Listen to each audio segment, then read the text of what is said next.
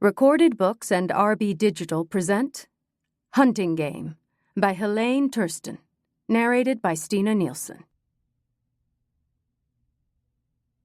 Chapter 1. After 9 rock-hard rounds, the sweat was dripping from both combatants, and their movements were noticeably slower.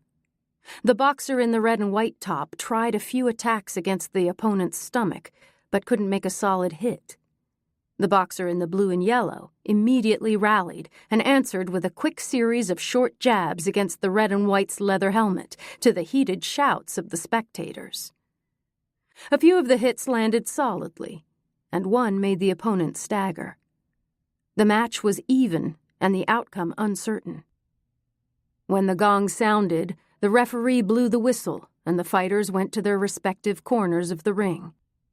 They spit out mouth protectors, and the trainers gave them dry towels to wipe themselves with. Both drank some water, but poured most of it over their faces to revive themselves.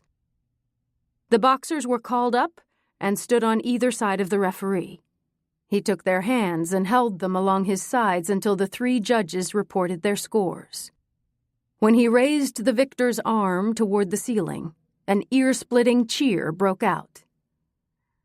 "Embla Nyström is the new Nordic light welterweight champion," a voice announced, barely audible over the audience's ovations. All the new gold medalist heard as she raised her arms toward the ceiling was the acclaim of the crowd. In the rush of victory, she felt neither fatigue or pain. Smiling happily, she stood in the middle of the ring and let the cheers wash over her. After a glance at her face, the trainer started carefully guiding Embla in the direction of the locker room. She was bleeding above one eye and had to wipe blood away several times with the towel. It didn't bother her in the least. She was radiantly happy.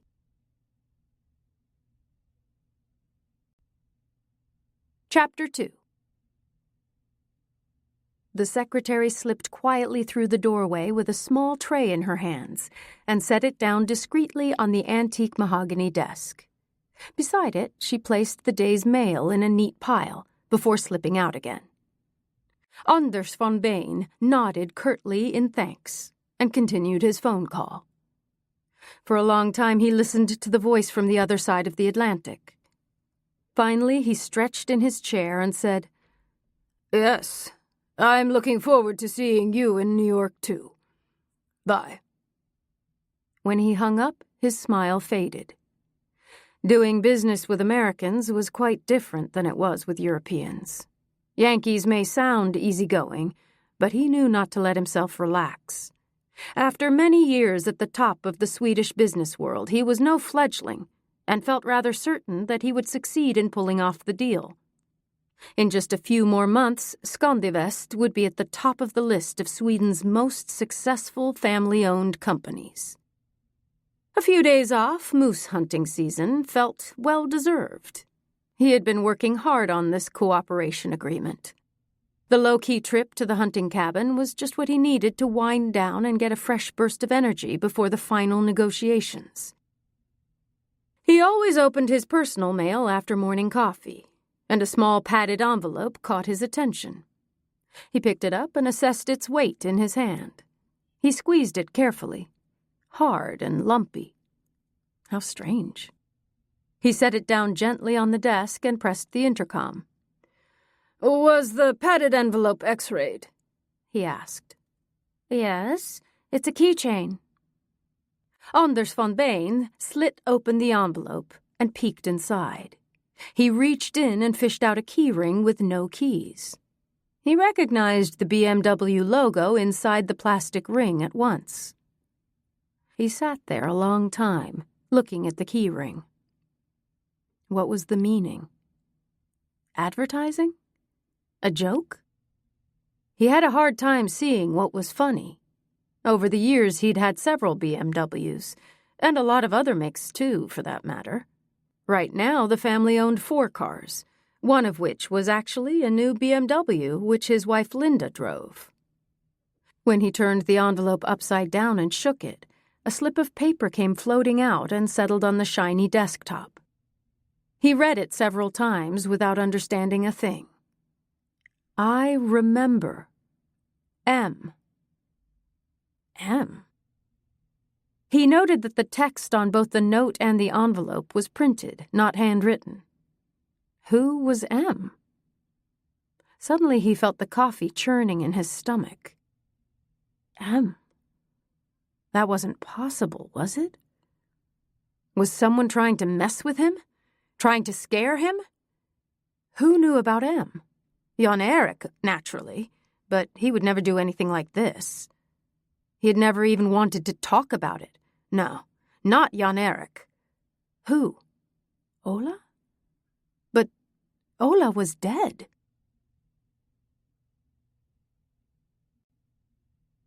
Chapter 3. The automatic gates slowly closed behind the heavy motorcycle.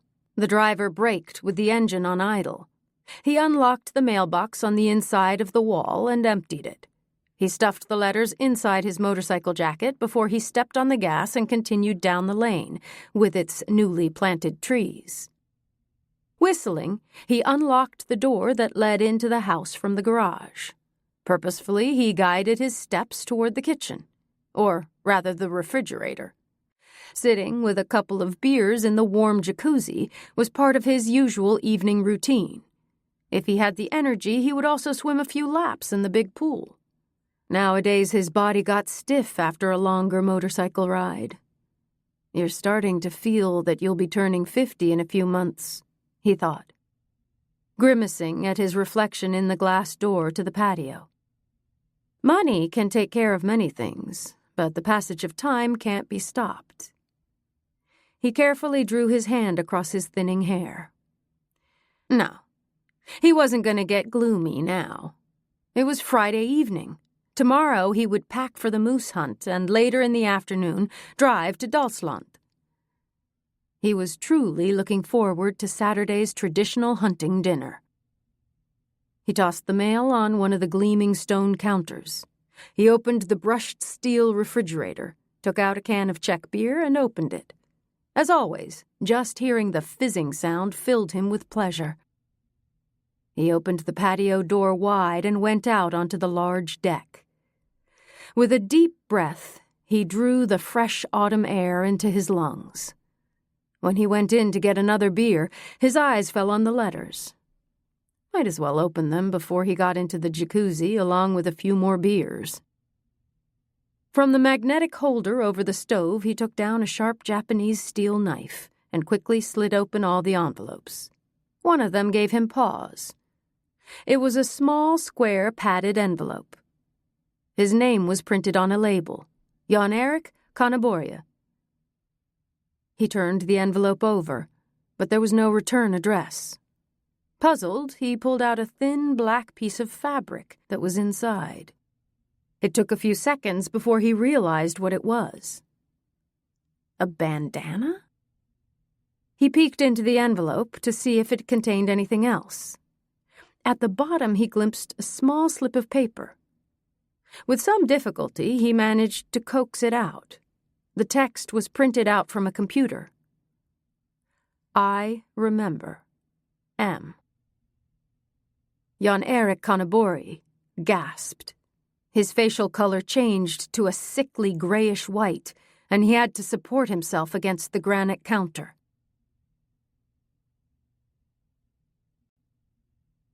Chapter 4. Sunset turned the white facade of Dulsness Manor a shade of pink. A clear, sunny autumn day was coming to an end. Anders von Bain looked at the weather forecast for the next 3 days. Temperatures below freezing were predicted at night, with some chance of sun during the days, but no warmth. 3 degrees above freezing max. Cold, but promising. It was important that the hunt be successful, especially since Volker Heinz was coming. Heinz was the owner of DEIGI, one of Germany's largest investment companies, and Scandivest's most important European partner. Besides that, he was a key player in the negotiations with the U.S., because he had been landing deals with the Americans for a long time. Von Bain had also invited Skandivest's lead attorney, Lennart Folkesson. He was a smart strategist, and together they could probably handle the good Heinz. Within half an hour, 3 new luxury cars were gleaming on the well-raked gravel roundabout in front of the manor. A short distance away was a Hummer H3 Alpha. The big car was von Bain's pride. He had imported it directly from the U.S. The Hummer was extended, classified as a limousine, and could take 8 passengers with no problem. The back seats could be laid flat when you needed extra room for your baggage. As he liked to say, the engine drank gas as if someone had fired a hail of large-bore buckshot into the fuel tank. But the heavy car could go anywhere and was built like a small tank, which was a prerequisite for navigating the roads up to their destination. The hunting castle, as they had taken to calling it. The Hummer was used only for transport during the hunt. Otherwise, it was parked in the garage at Dulsnes. Now, his new Jaguar XJR was parked there instead. It would have been nice to have it out on the yard, too, simply to show off its beauty. But it would have been a bit cramped. Last of all, Gregor Liljon skidded in front of the steps with his new Maserati. The young man, who was recently appointed as CEO of one of Skandivest's smallest companies, was hanging on a slender thread. Gregor was surely aware of his standing, but von Bain intended to speak with him about it after the hunt. The most recent quarterly reports had been catastrophic. Actually, it was Gregor who was the catastrophe. Incompetent, von Bain thought, but he didn't let his face betray his thoughts. With a warm hug, he welcomed his nephew.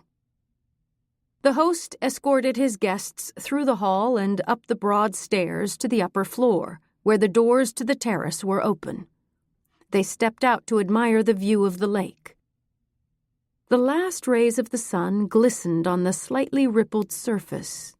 Here and there a bright red maple blazed among the deciduous trees, ringing the lake. As beautiful as an ad, von Bain thought contentedly. Smiling, he handed a glass of champagne to each of the guests. Once everyone was holding a glass, he said in impeccable English, "Dear friends, welcome to Dulsnes. Cheers to a good moose hunt." He raised the champagne flute, and the sun's last streak of light reflected in the cut crystal. The others followed his example, nodded to each other, and toasted. When everyone had taken a sip, von Bain cleared his throat. "Last year, the 3 musketeers were on the scene. We've stayed together for more than 40 years. Jan Erik, Ola, and me. This year, Ola is no longer with us." He turned to Folker. "To fill you in, he died in a car accident as he was driving home to Oslo after last year's moose hunt, here at Dulsnes. Our friend leaves behind a big hole that is impossible to fill. I want to make a toast to the memory of our friend and comrade, Ola Forsnes. To the memory of Ola." Everyone raised their glasses again, this time with serious expressions. They sipped the champagne, and the conversation was subdued for a few minutes. Folker Heinz was the only one of the men on the terrace who had never met Ola Forsnes. Obviously, he too was moved by the emotional speech, but after a while he started talking with the others about things more near at hand, like the impending hunt. His enthusiasm and hopes were contagious, and an expectant mood spread on the terrace. When the last drop of champagne was swallowed and the sun had long since disappeared behind the hills, they went in and sat down to dinner. After dinner, the gentlemen moved to the library.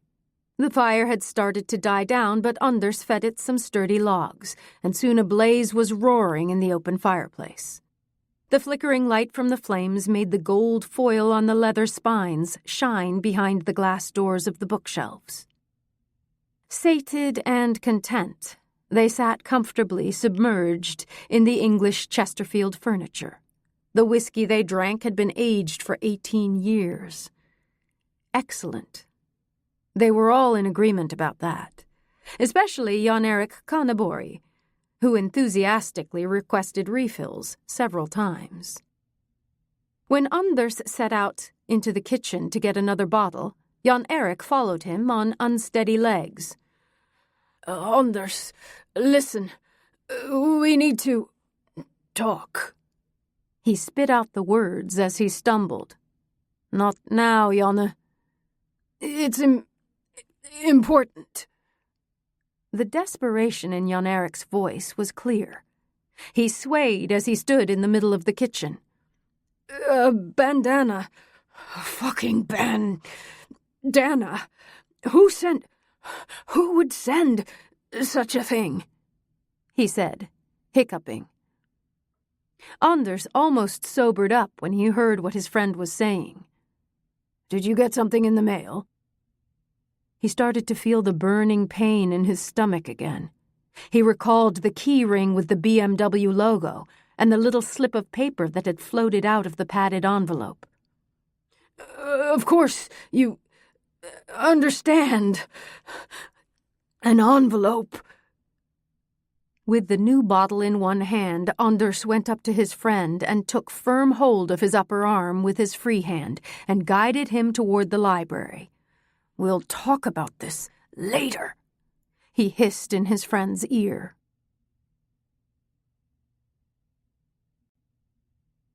Chapter 5.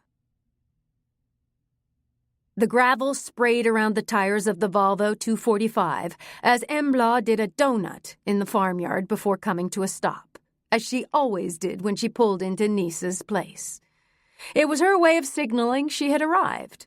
The move always made her uncle chuckle with delight, saying, "Here comes Hot Rod Girl," as she barged into his otherwise peaceful existence. The first time he had said that, Embla had been 15 and had borrowed her brother's moped and driven all the way from Gothenburg. En route, she had spent the night with a cousin and his family outside Vänersborg. She never would have made it otherwise. The soreness in her rear padding had persisted for several days. When she was going home again, her uncle had lowered the back seat in his Volvo 245, loaded the moped into the cargo space, and driven her home to Gothenburg. 3 years later, he had given Embla that car when she got her driver's license. She'd had the car for 10 years, and at this point, it had almost 300,000 kilometers on it. Even though the car was starting to show a few signs of old age, Embla loved it. The most serious complaints were that the speedometer was unreliable and the fuel gauge didn't work. After running out of gas a few times in the middle of nowhere, she always had a full can of gas with her when she drove long distances. As Embla got out of the car, she heard Seppo's loud barking coming from the back of the house. Because he couldn't come rushing around the corner, she figured the Swedish elk hound must be in the dog run. The front door opened wide, and Nisa came out on the steps with a broad smile and outstretched arms. "Hey there, Hot Rod Girl!" He gave her a bear hug. She drilled her nose into his blue checked flannel shirt and took in the scent of barn and sweat. The smell of Nisa, her beloved uncle, who was made of the same robust stuff as her mother Sonja and herself. Like his sister, he'd had a red curly mop of hair in his youth. Nowadays, only Embla and the youngest of her 3 brothers retained the family's striking hair color. Sonja's and Nisa's hair had turned gray, and as far as her uncle was concerned, there was almost nothing left on the top of his head. It hardly bothered him because he kept it cut short with his electric razor. It suited him and gave him a tough look. "And the veteran keeps on chugging," he said, giving the car a tender pat on the hood. "You bet. Runs like a clock." That wasn't quite true, but Embla knew that was what her uncle wanted to hear. The Volvo was the apple of his eye. He was also the one who had christened the car. At first she thought it sounded silly, but now she referred to it as the Veteran, too. "Settle in while I take a shower and tidy up. As usual, we're going to see Karin and Bjorn," he said. Karin was the only one of her cousins who was still living in the village. She is Nisa and Sonja's older sister's daughter. Her aunt and uncle had lived in Uddevalla for almost 20 years now. There they had worked in their one son's retail nursery. But now they were both retired. They felt at home on the coast and intended to stay there. Even though Karin was 5 years older than Embla, the two cousins had spent quite a bit of time together on summer vacations. Karin also had older brothers, though only 2, so over the years they each became the sister the other had always wished for. Nisa had been a widower for 3 years. He and Anne-Sophie had been happily married, but they never had any children, which had been a source of grief. During summer vacations, Embla and her 3 brothers compensated for that properly. The boys got tired of rural life in their teens, but she loved it. Maybe to some degree it was because she got to escape her brothers, but mostly it was because she felt at home with life in the countryside and on the farm. For a while she had seriously considered becoming a farmer, but hesitated because she knew what drudgery the job entailed. The farm could not even support Nisa and Anne-Sophie. He worked at the sawmill, and she delivered newspapers. It was Nisa who suggested that Embla start boxing. He himself had been district champion in his weight class before he got married and took over the farm. Perhaps he had seen that she needed an outlet for all the anxiety she harbored as a teenager, though she hadn't brought it up or told him where the racing thoughts came from. She had never told anyone about Lolo. It was also her uncle who had sparked her interest in hunting the summer she turned 15. He had asked her if she wanted to go still hunting. A group planned to shoot some of the mangy foxes that had been seen in the area. Of course, Embla thought that sounded really exciting and said yes at once. But it wasn't nearly as thrilling as she had hoped. Sometimes they all stood motionless before someone would suddenly start sneaking carefully in a direction where he thought he saw a movement or heard some rustling. They never saw a trace of any fox, with or without mange. Despite that uneventful introduction, Embla had become interested, and for the next 3 years she took part in the drive during the moose hunt. When she turned 18, she took the hunting test. Since then, she and Nisa had hunted together several times a year. Mostly they hunted in the fall, starting in early August when deer and wild boar were in season. Embla unpacked and hung up her clothes in the minimal wardrobe. There was a shower enclosure in the guest bathroom, but she had showered before she left Gothenburg. A few dabs of deodorant, a couple sprays of perfume, and a nice-looking sweater would have to do. Mascara and lip gloss was more than enough makeup. She would only be meeting with the hunting party. Nisa was waiting down the hall, dressed in a fresh white shirt, light blue knit sweater, light gray chinos, and new light gray leather shoes. He looked like he could be on the cover of GQ. Around him was a light air of the aftershave she had given him as a Christmas present the year before. "How stylish you are! What's her name?" Embla asked, happily. His weathered face took on a shade of polished copper. "Oh, or Ingela," he stammered. "How nice. Ingela Franzén?" "The pastor's widow? Are you crazy? No! Ingela Gustafsson, at the ICA store. You know who she is, don't you?" It took a moment for Embla to place her. "Light, rather short, a bit younger than you?" "Yes, she is, although people talk. You know how it is." Here stood her retired uncle, hemming and hawing like a shy teenager, trying to talk about his first serious infatuation. It was a bit moving, but not that strange, considering that he and Anne-Sophie had been together since they were confirmed. She gave him a big hug. "That's so great." Smiling, she handed him one of the wine boxes she had brought with her. "Now let's go to the party and charge up before the hunt. Yee-haw!" They put on their jackets and went out to the stable. There were Nisa's and Anne-Sophie's old bicycles, shining clean and ready to ride. Nisa always got the bicycles in order before the dinner that kicked off the year's moose hunt. He didn't want to have anything to do with drunk driving. Not in a car, anyway. But the equivalent on something with handlebars he could overlook.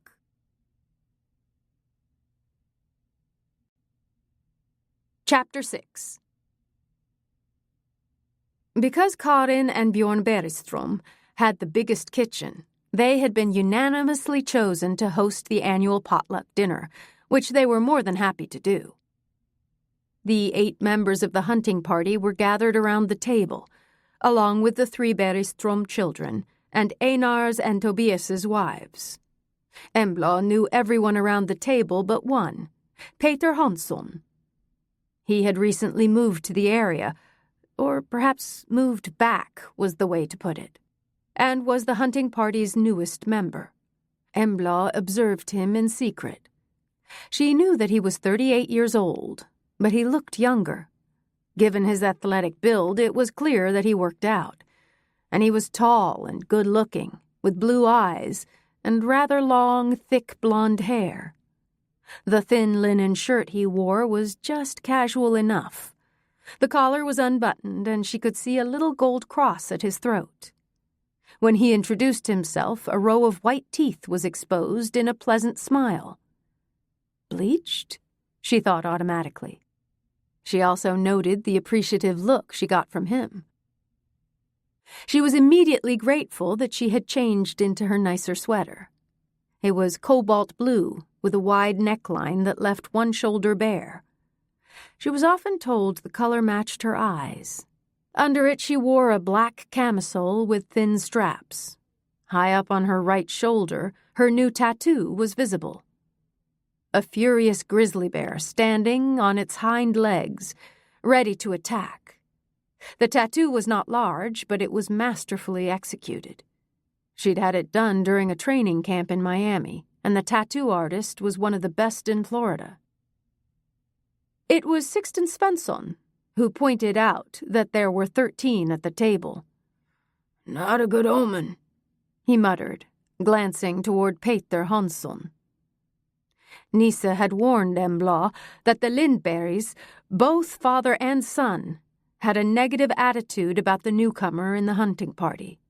Evidently, Einar Lindberg had been a prospective buyer of Hansgarten on his son Tobias's behalf. It was a major, unexpected obstacle that Peter didn't want to sell and chose to move back in when his dad died. He was just as pig-headed as his father, the Lindbergs thought. They apparently had a sympathizer in Sixten Svensson. He was the leader of the hunt and had rented Peter's dad's hunting ground for many years because his own land holdings were rather modest. It was generally known that he had really wanted to buy the land. When Peter had taken the hunting test and decided to exploit his hunting rights, Sixten's hunting quota became considerably smaller. As usual, the buffet was plentiful and delicious. Karin had made chanterelle quiche, cheese, fresh-baked bread, warm smoked salmon, Dalsland sausage, grilled herb-marinated filet of pork, tomato salad, and garlic au gratin potatoes. For dessert, a crunchy apple cake with vanilla sauce was served. Embla contributed some boxes of wine that had been recommended in Aftonbladet's latest best-of feature. Peter Hansson had brought 2 cases of strong beer and a whole bottle of O.P. Andersson Aquavit, which made the attitude toward him soften a bit. Embla sat next to Peter when she saw that no one else did, and began to chat with him. "And what do you do?" she asked after introducing herself. "I own an IT company in Gothenburg. We work with security issues. All companies have problems with security on the internet," he said. "How do you manage to live out here? Don't you have to be in the city? I mean, for the customers and personnel?" "I drive down a few times a week, but most of it I can manage from here." The mood had been lightened by the good food and drink. Everyone was talking and laughing. No one seemed to care about what she and Peter were talking about. With some hesitation, she asked the question that the majority around the table was wondering. "But why did you move back here again?" Perhaps he would think she was being nosy. In that case, she could blame it on the fact that she was a police officer and had a habit, or bad habit, of interrogating people. He took his time before answering, and it showed that he carefully weighed what he would say. "My mom died of cancer. My partner and I separated. My grandparents died rather close together. And then Dad's death. It was too much. I felt like I had to change my life. Start over," he said quietly. For once, Embla didn't really know what to say. Nisa had mentioned that Peter's sister had run away when she was in her teens, but he didn't know what had happened to her. Before she stopped to think, the question slipped out. "And what about your sister?" He started, and for a moment something flashed in his eyes. It quickly disappeared, but she had time to register it. Perhaps it was just irritation at her intrusive questions. "We haven't had any contact in a long time." It was clear this was not something he wanted to discuss. Embla stayed silent and considered her next move. "Although I'm not all alone on the farm," Peter continued. "I have 4 bulls that will soon go to slaughter, and some chickens, and 2 cats." "You like animals?" "Yes. Next year I'm going to invest in a good hunting dog, and 4 new bulls." Their glasses were refilled and they sang along with a drinking song, had more food and continued chatting with each other and the others around the table. Peter asked a few questions about her and she answered frankly. After a while the question came that all new acquaintances asked. "Where does the name Embla come from? It's a little unusual." She gave her standard response. "If I say that my older brother's names are Atle, Frey, and Kolbjorn, perhaps you'll understand." "So your parents worshipped the Old Norse gods, then?" The question was asked with a wry smile, but she could hear the underlying seriousness. "No, more like old hippies. But they wanted distinctive names for their kids and absolutely not biblical ones. Embla is the Old Norse counterpart to Eve." The answer came without her having to think about it. She had recited that litany many times over the years. She never shared how much she hated her name when she was younger. She had gone by Åsa, her middle name, until she started her career as a police officer. Before long, some colleague discovered that her given name was Embla and started calling her that. After a while, none of her colleagues called her Åsa. These days, she thought the name was pretty cool. It had even become popular in recent years, though she hadn't met any other Emblas when she was little. "Hippies, huh? What do they do?" Peter asked. "Dad is a retired journalist. He wrote about culture. Mom is an actress. That was how they met. He was going to interview her. Atle is a doctor, Frey is an actor, and Kolbjorn is a sculptor. He makes butt-ugly things in concrete that he sells for astronomical prices." "Did you say Kolbjorn?" "Yes. Kolbjorn Nyström is very well known, and his brother Frey is too. Though he works in Stockholm, right?" My goodness, a little culture vulture, Embla thought.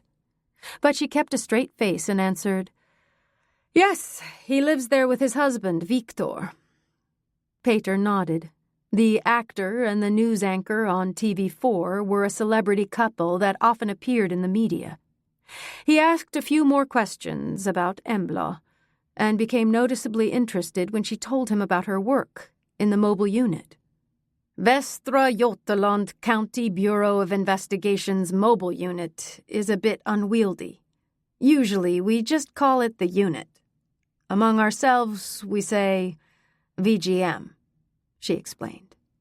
So, you and two old guys drive around the countryside all over the region and provide support when the local police don't have sufficient resources? Like super cops?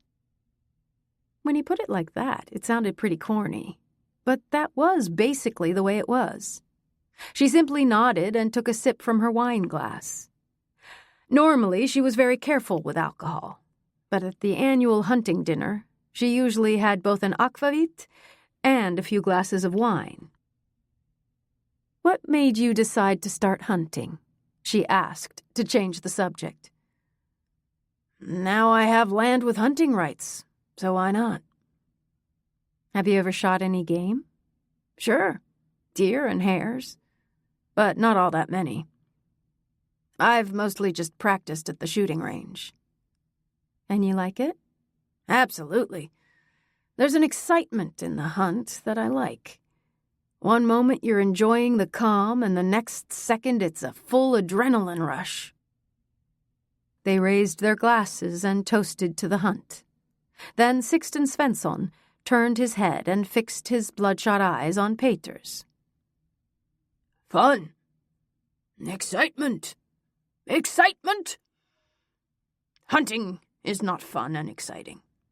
It puts food on the table, and damn it, it's been that way since the Stone Age. Now, all of a sudden, city people come out and want to shoot because it's fun. They're dangerous, can't shoot, wound the animals, and cause trouble," he hissed. Embla saw a faint redness spread from Peter's neck and creep upward as he met Sixten Svensson's gaze. Sixten narrowed his eyes and leered at Peter as he drew his thin lips into a mean smile. "Speaking of hunting, I don't give a damn that you're just as lousy a hunter as your father. Stick to hunting ladies." The others around the table started squirming. It was obvious that Sixten was picking a quarrel. Without looking at Sixten, Peter got up from the table and thanked everyone for a pleasant evening. With an extra thanks to the hosts, he disappeared through the door.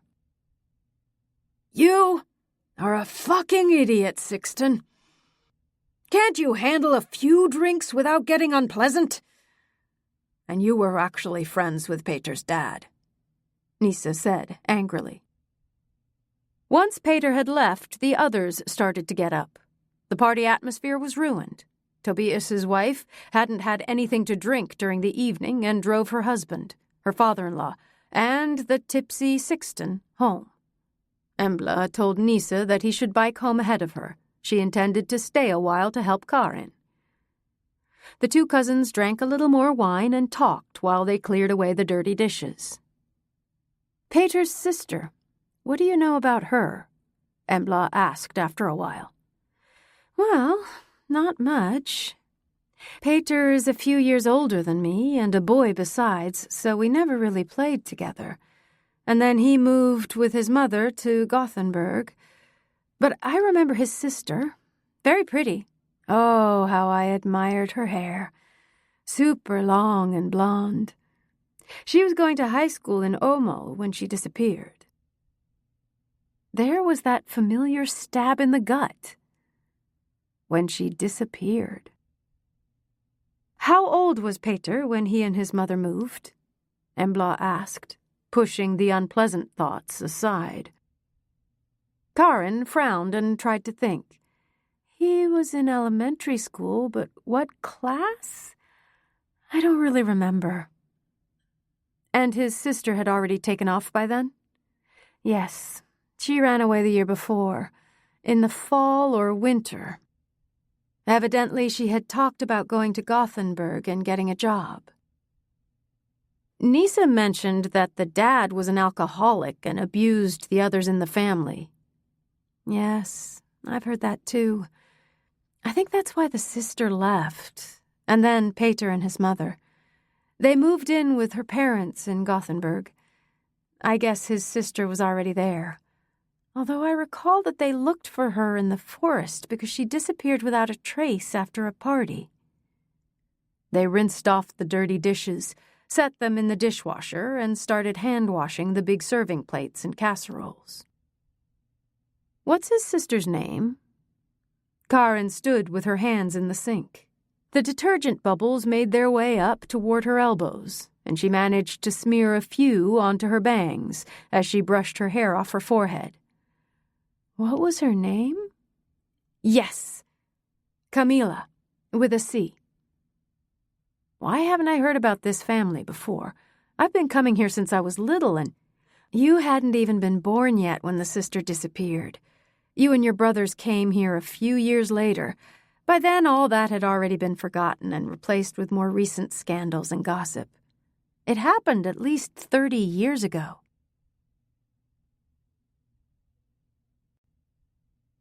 Chapter 7. Embla was the last guest to leave Karin and Bjorn's farm. It was almost 1 o'clock, but the night was clear with a radiant full moon and an amazing starry sky. It was cold, just below freezing. Fortunately, she had remembered to bring both a stocking cap and mittens with her. She started pedaling slowly toward Nisa's farm. Nature was bathing in the magical light from the moon and stars, and she enjoyed the silence. A faint breeze blew through the few remaining leaves on the trees, making them rustle. The night air was full of saturated odors of earth, mushrooms, and rotting plants. Autumn smells. The hoo, hoo, hoo, hoo, hoo, hoo of a tawny owl cut through the silence. It was an eerie cry. Nisa had taught her to imitate the call by cupping her hands and blowing through slightly separated thumbs. Out on the fields, big bales of silage, wrapped in white plastic, shimmered. She could see black shadows in the field by the side of the road. Some of them were lying down on the ground and looked like big stones. Nisa's Highland cattle. They looked sweet with their long, golden-brown coats, but their horns invited caution and respect. On the opposite side of the road, the birch forest had not thinned out, and the brush was dense. The glow of the bike lamp was faint, and Embla biked out into the moonlight to better see potholes and bumps in the road. Suddenly a flash of light danced in the corner of her eye, and some movement caught her attention. Something white was fluttering among the tree trunks. She braked hard and turned her head, but only managed to catch a glimpse of a white garment and long, light hair. The moonlight made the hair and dress glisten. It looked as if the apparition was hovering slightly above the ground before it disappeared in the trees. When the initial surprise passed, Embla set the bicycle down by the side of the road and quickly jumped across the ditch. She started working her way through the brush toward the place where the white figure had disappeared. Even though she was used to moving in rough terrain, it was difficult. Dense thickets let her through only reluctantly, and slippery stones and roots tried to make her fall. With the trees blocking the moonlight, it was almost impossible to see anything ahead of her. She cursed herself for having left her flashlight in the car instead of keeping it in her jacket pocket as usual. When she came up to the spot where she had last seen the mysterious apparition, she found herself on a low knoll. It was the slight elevation that had given her the sense that the figure was hovering. The figure had disappeared into a cluster of straight birch trees on top of the hill. She held her breath and listened. It was quiet, apart from the dry rustling of the leaves. The tawny owl let out another screech in the distance. It was pointless to try to look for tracks. It would be better to return in daylight. When she walked back toward the road, she perceived faint sounds behind her. Someone was moving carefully between the birches on the hillock. She felt like she was being watched. She jumped on the bicycle and quickly pedaled away.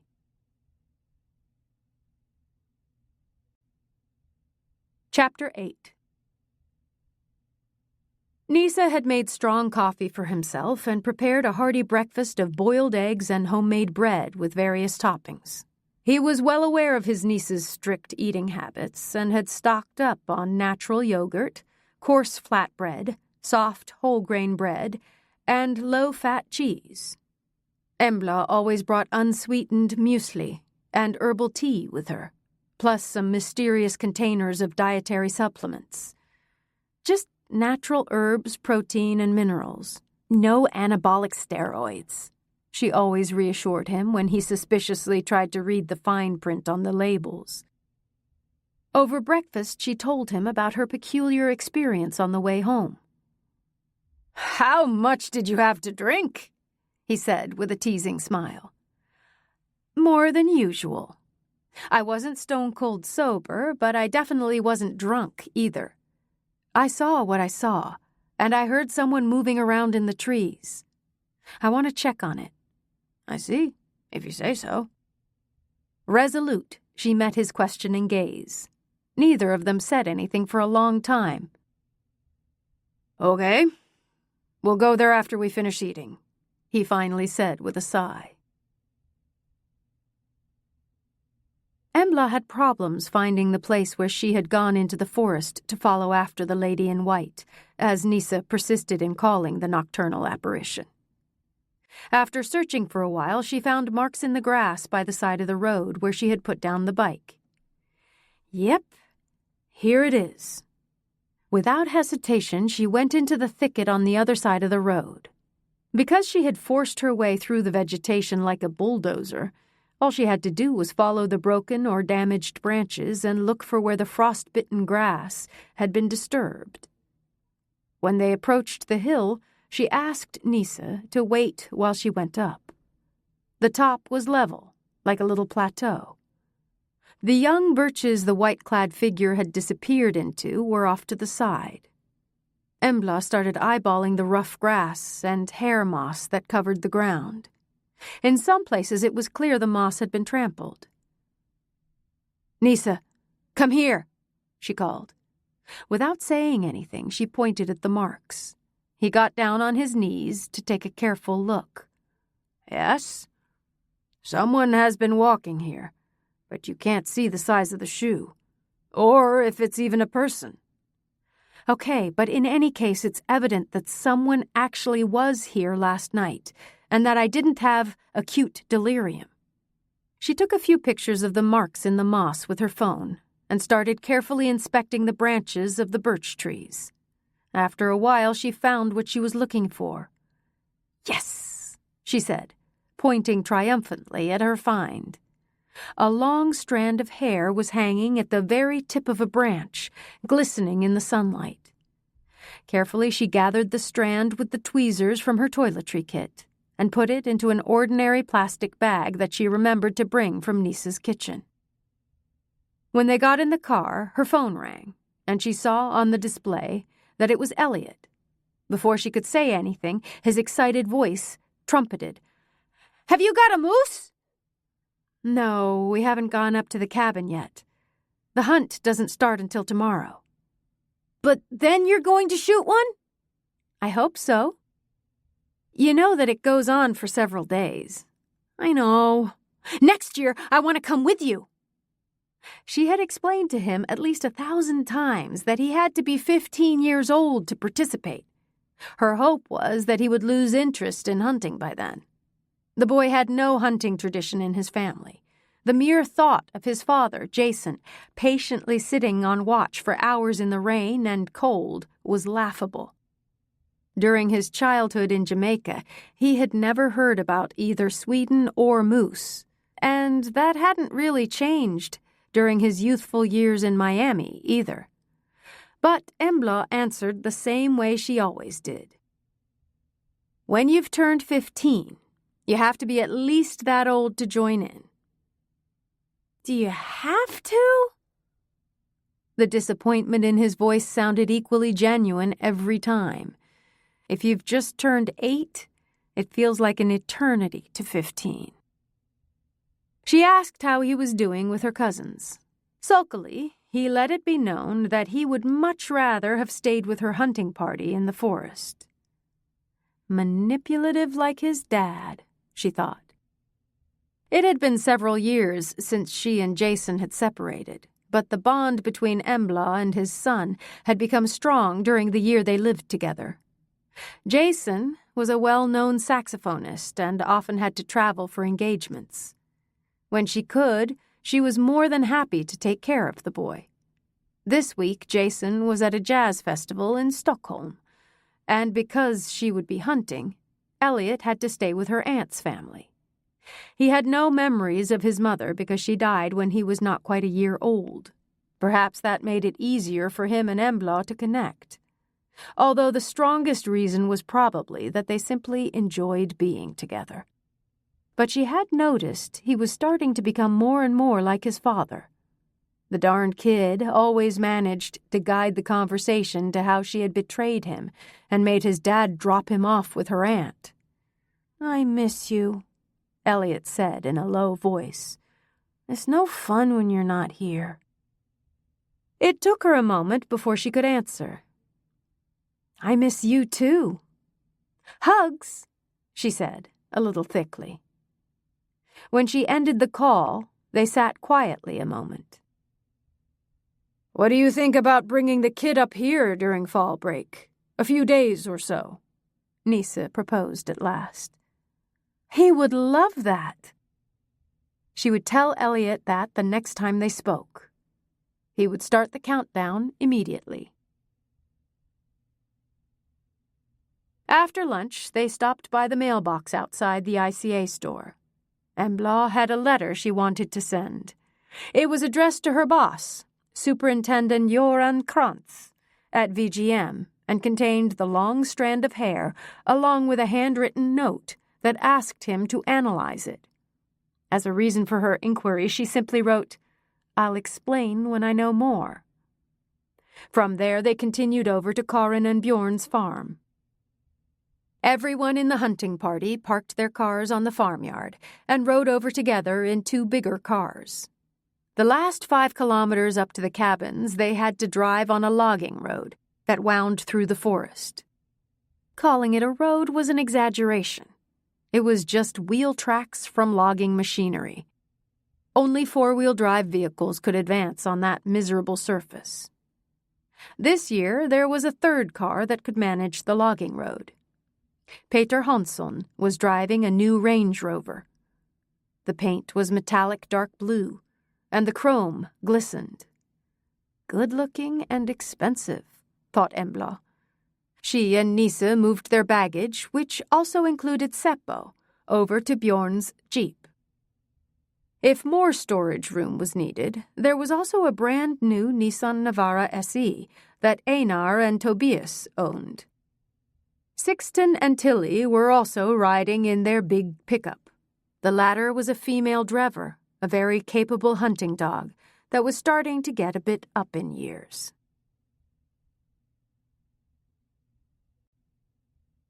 Chapter 9. The men at Dalsness Manor were also getting ready to depart. The estate manager, Stig Ekstrom, was driving a late-model red king cab, and his Hamilton foxhound was along for the ride. According to his fine pedigree, his name was Freval's Diamond's Pathfinder, but no one cared about that. He answered to the name of Frippe. Anders von Bain owned the dog, but it was the Ekstroms who took care of it between hunts and attended to training and practice sessions.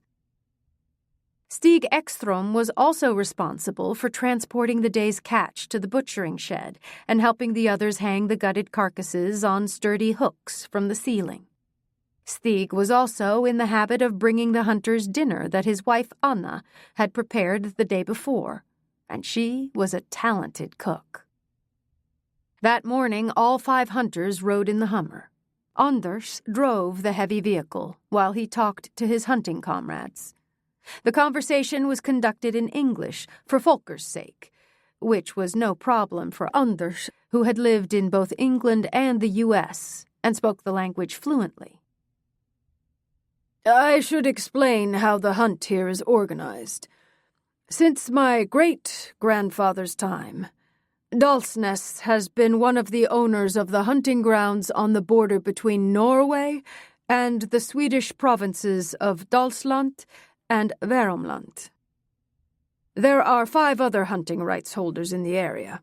The ancestors of these farmers and landowners got the forest land as payment for a big gravel pit and a peat bog. At that time, the forest was considered rather worthless. Much later, my great-grandfather managed to buy up 7,000 acres of forest, but unfortunately it was from different landowners, which is why our hunting ground today is not clearly demarcated or even contiguous. The other landowners' combined acreage is almost exactly the same size as the portion I inherited. So, for practical reasons, we've run the hunt together since my great-grandfather's time. So, we're talking somewhere in the late 1800s.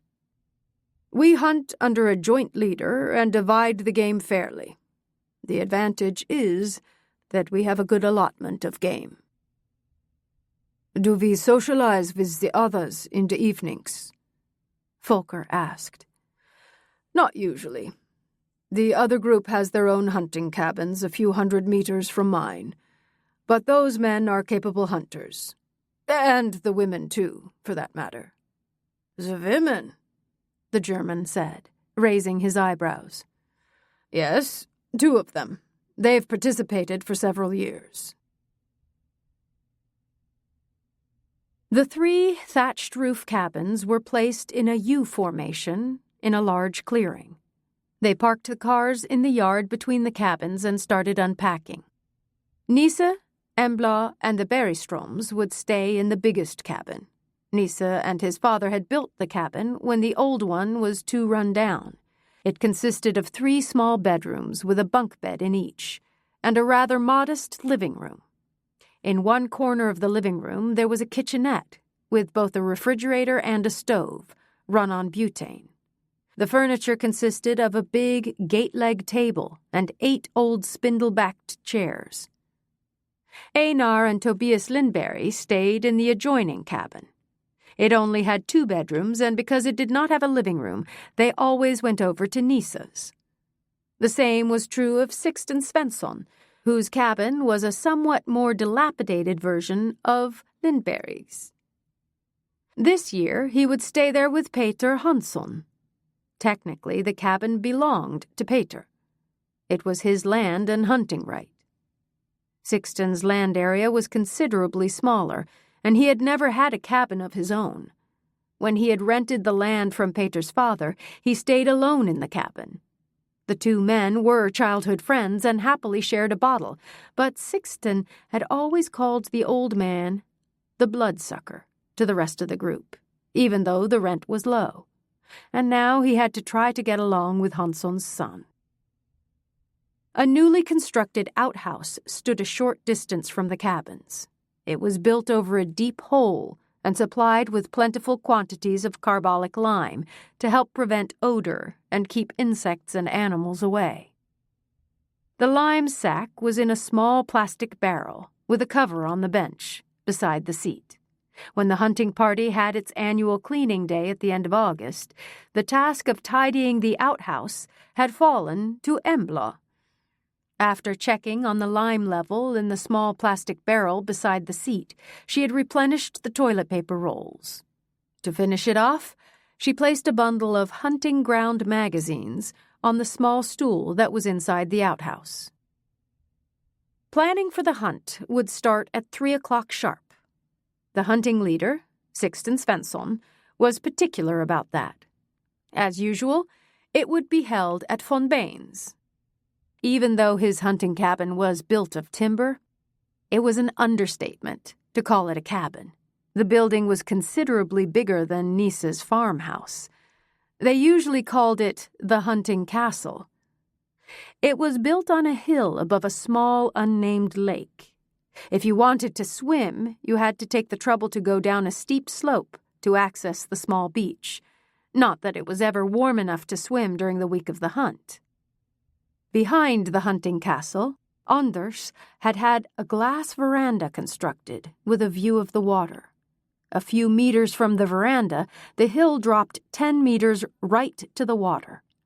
Given the gentlemen's habit of relieving their bladders after a few beers over the edge of the drop, it was called, a bit irreverently, the Pissipus.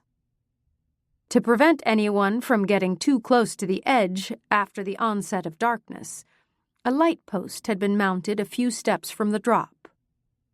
In the early 1960s, Anders von Bain's father had already made sure to have electricity brought in, which had cost a tidy sum. The house also had running water from a separately drilled well, but no toilet because that would require a tank for the drainage. But there were facilities for both laundry and showering, as well as a good-sized sauna. Every year when Embla came into the big room, she had a feeling that she had been transported 100 years back in time. The house was built early in the previous century, and the furnishings in the main room had been untouched since then. The big open fireplace was made of granite blocks.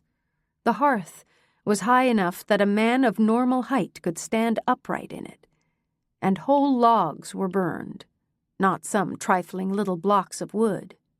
Several stately moose horns hung on the chimney. The walls had high wainscoting. Above them, an artist had depicted the Norse gods and other motifs from ancient Nordic mythology, but strikingly, a number of the figures were bare-breasted Valkyries and athletic Vikings, drinking mead out of large horns. Even though the colors had faded over the years, the paintings were still impressive. In the hall, there were 2 long tables with enough chairs that everyone could have a seat. By tradition, Anders treated everyone to coffee and cinnamon rolls. Because they had a foreign guest, Anders translated the hunting leader's instructions. For Folker's and Peter Hansson's sakes, Sixten Svensson started by explaining where all the game crossings and paths went. Like the conscientious hunting leader he was, he had marked on a map where the stands were, and he had also numbered them all. The stands would be cleaned out during the afternoon, so they would have clear fields of fire. It was just a matter of taking a brush cutter and mowing down the shit, as Sixten had said. With a gloomy expression, he reported that the year's hunting quota had been reduced by 1 adult moose and a calf. But that was probably to be expected with all the wolf lovers in Stockholm who make the decisions. For that reason, we only get to shoot 14 adults and 15 calves this year, he said bitterly. Sixten pointed out the stands on the map, while he informed the participants what number they had. For the most part, they kept the same numbers year after year, but sometimes someone wanted to change, which was no problem since there were several extra stands. He showed which firing directions were prohibited and told the group he had marked them with red plastic markers. "And don't forget the red band on your hat." With that final remark, he thanked them for their attention and asked if anyone had any questions. Peter raised his hand. "I'd like a different stand," he said. Sixten swallowed hard several times, and his Adam's apple bobbed up and down on his skinny neck. Peter did not look away. "The one on the backside of the hill is available, and it's on my land," he said. Sixten swallowed several more times before he managed to force out, I see. Well, then, you can have it. Peter hadn't sounded perturbed, but Embla saw how his eyes had narrowed as he was speaking. Those two truly despise each other, she thought. How had Peter known that he'd gotten a bad stand? What Sixten had allotted him was on the edge of a bog, and everyone in the hunting party knew animals seldom passed there. Peter must have inspected his land and his cabin, which made some sense since he was a new landowner and hunting rights holder. During the run-through, Sixten had not said anything about which stand he himself intended to claim, and could therefore pretend he hadn't been aiming for what Peter wanted. He pointed at the map. I'll take number 14. That was one of two stands that did not have complete backstop in all directions. But those who had been on previous hunts knew that it was a good spot where game often passed by. And because I'll be sitting there, I will naturally be extra careful about checking the markers, Sixten continued, managing to purse his lips into a strained smile. Everyone chuckled at the joke, and the slightly tense atmosphere loosened up. They stood up and thanked Anders for the coffee. Now it was a matter of clearing up the stands and the stand lines, while there was still daylight. As darkness fell, the preparations began for the first dinner of the hunting days. In keeping with tradition, they had a rich moose stew the evening before the hunt. As usual, Karin made the stew, with a lot of mushrooms, onions, thyme, red wine, and cream. Nisa and Embla provided the meat. They always saved at least 2 kilos of last year's stew pieces in his big freezer. Einar and Tobias relaxed. They were responsible for the next day's grilling. As expected, Sixten contributed a case of strong beer. There was also wine for anyone who preferred that, and Karin had remembered to bring along the leftover wine box from the potluck. To Embla's irritation, Peter pulled out a fresh bottle of Upe Andersson, and he had remembered to bring small plastic drinking glasses to go with it. The good food, beer, and aquavit lightened up the atmosphere around the table. Embla observed their new hunting companion in secret. Peter did not say very much, but he smiled amiably and poured shots for whoever wanted some. He looked just as handsome in the red checked flannel shirt as he had in the white linen. A small gold cross glistened at his throat. From what she could see, he did not have more than 1 shot of aquavit himself. Handsome and pleasant, but wants to stay in control, she thought. And after Sixten's attack over dinner, not to mention the peevish air between them during the hunt meeting that afternoon, she could understand why. The two of them would also be sharing a cabin. Another reason to maintain a clear head.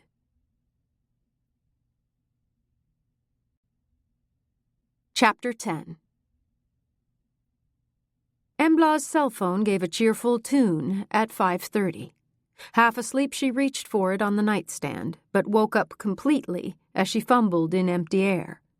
She realized that she was in the hunting cabin and that the phone was on the floor. Yawning, she leaned down to turn off the alarm, stretched, and then got out of the narrow bed, deftly managing to avoid hitting her head on the top bunk. She quickly got dressed, found the flashlight, and went out to the privy. It was still dark. The full moon was hidden behind thick clouds. A faint breeze passed through the treetops, and she felt the cold lightly scratching against her cheeks and biting the end of her nose. When she came in again, the aroma of coffee filled the cabin. Nisa was making coffee for everyone in the hunting party, in a big aluminum pot. Embla and Karin helped set the table. Due to the early morning hour, they did not exchange many words. Once they had a little breakfast in them, they usually got more talkative. Each person in the party had to make their own sandwiches to take into the forest. Likewise, everyone filled their thermoses. It was important to stay warm all day. Einar and Tobias came in with a tired, stiff Tilly. The dog collapsed on the floor next to the stove and fell back asleep at once. She would perk up as soon as they were out in the woods. The next moment, Peter stepped through the door with a friendly good morning. Sixten arrived last and grunted as usual at everyone and no one in particular. It was chilly in the cabin, but because they had their hunting clothes on, no one felt cold.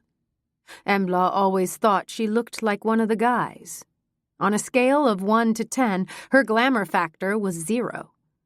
She had put on a light gray wool sweater with a short zipper in the high collar, and under that she wore a long-sleeved flannel shirt layered on top of a t-shirt. Her jacket and pants were of a flexible water- and windproof material.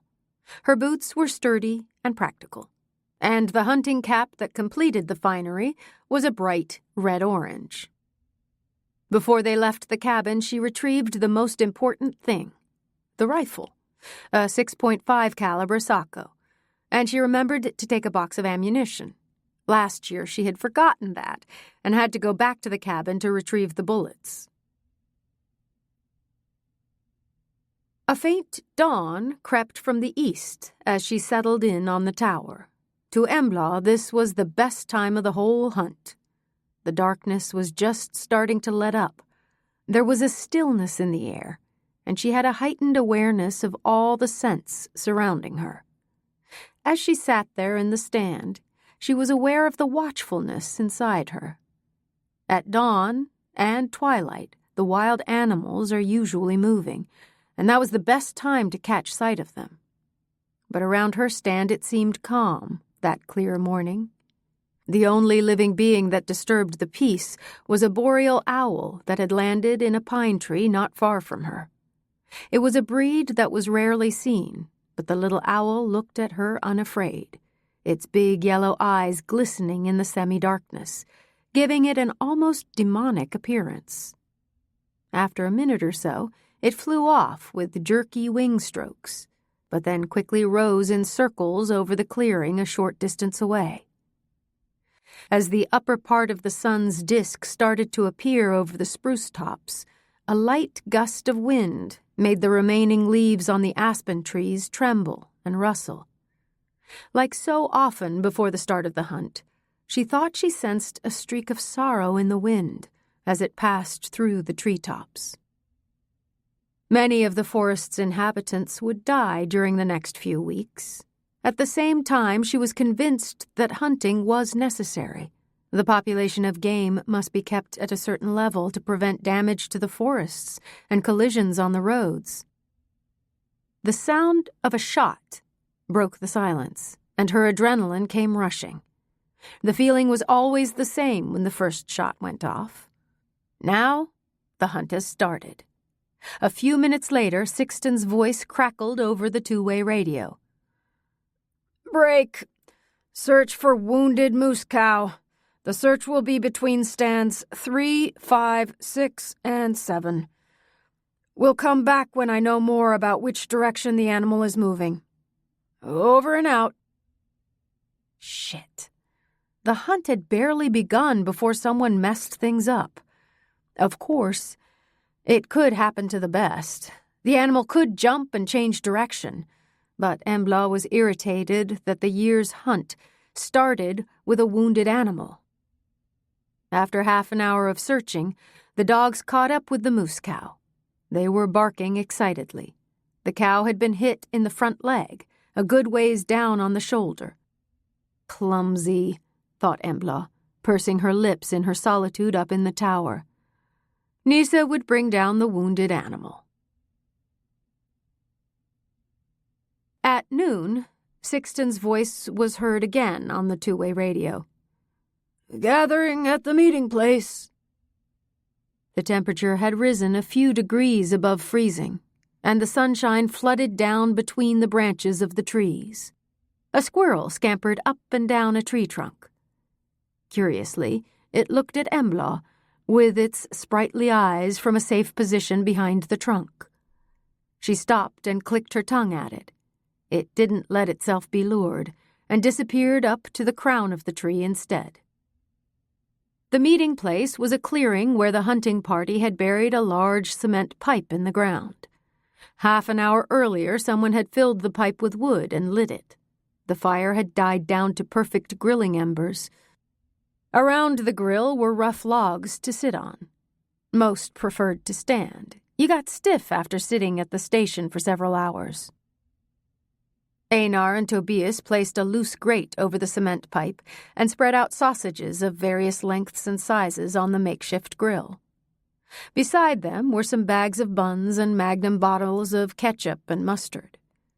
The aroma from the sausages made Embla's stomach contract with hunger. She went over and set her cleared rifle with the others' guns.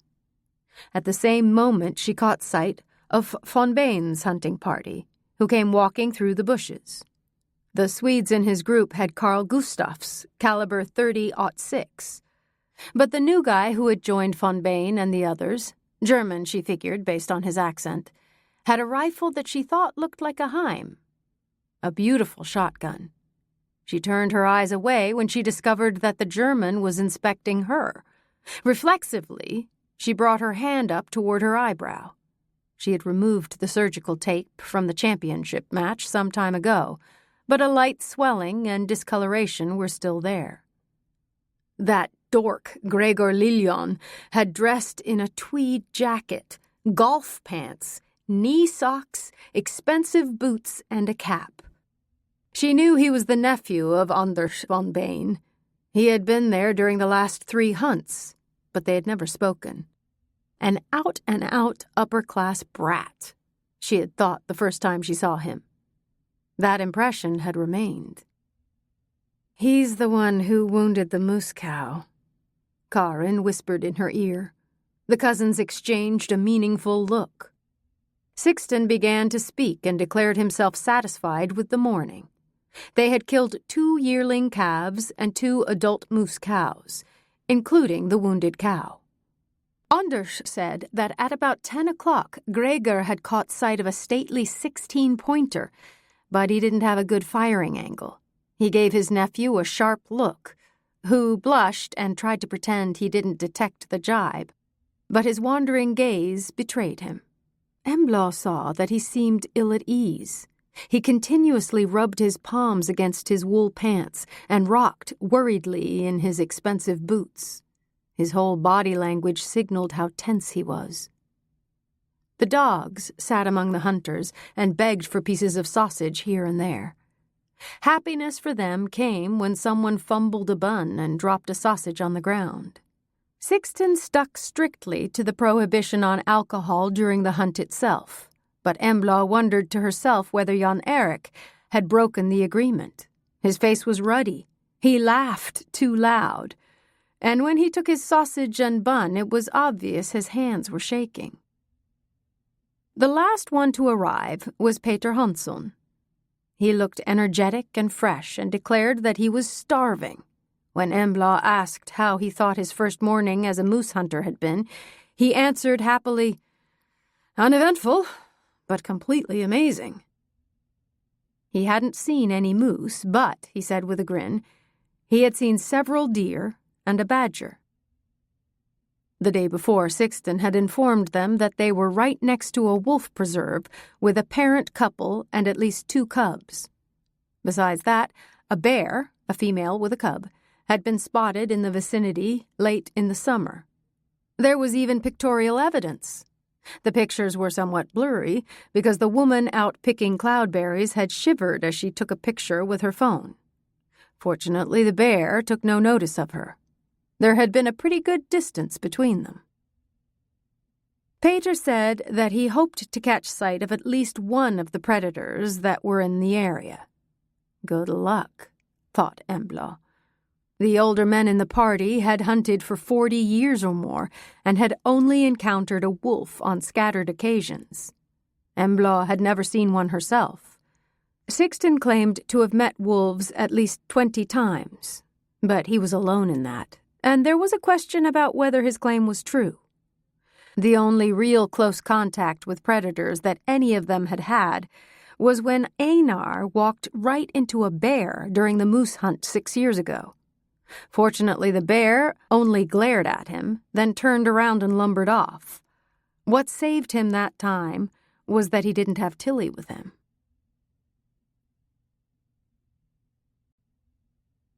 Chapter 11. 3 adult animals and 5 yearling calves. That was a good result for the first day's hunt. Sixten summarized contentedly. It had taken time to prepare the animals and hang the carcasses up in the shed. It was almost 8 o'clock before everyone was gathered around the table in the bigger cabin. On the yard outside, Tobias and Einar were grilling grouse. So, according to Sixten, it stank like a fucking crematorium. But the Lindberries were true grill masters and had brought a bottle of their homemade secret recipe oil with them up to the cabins. Sixten, Einar, and Tobias had shot the grouse during a few days of hunting at the end of August. The birds had been carefully prepared, boiled and frozen ahead of the moose hunt. Powdered béarnaise sauce would have to do, which Nisa whipped up in a saucepan on the stove. Karin conjured up a large bowl of potato salad, and with the last tomatoes from Bjorn's greenhouse at home on the farm, it was a real feast. With the food, they had water, beer, or wine. Once again, Peter hauled out a bottle of U.P. Andersson and new small plastic shot glasses. Why must he treat to akvavit every evening? Embla thought. The others could usually stop after 1 or 2 shots, but Sixten drank until the bottle was empty.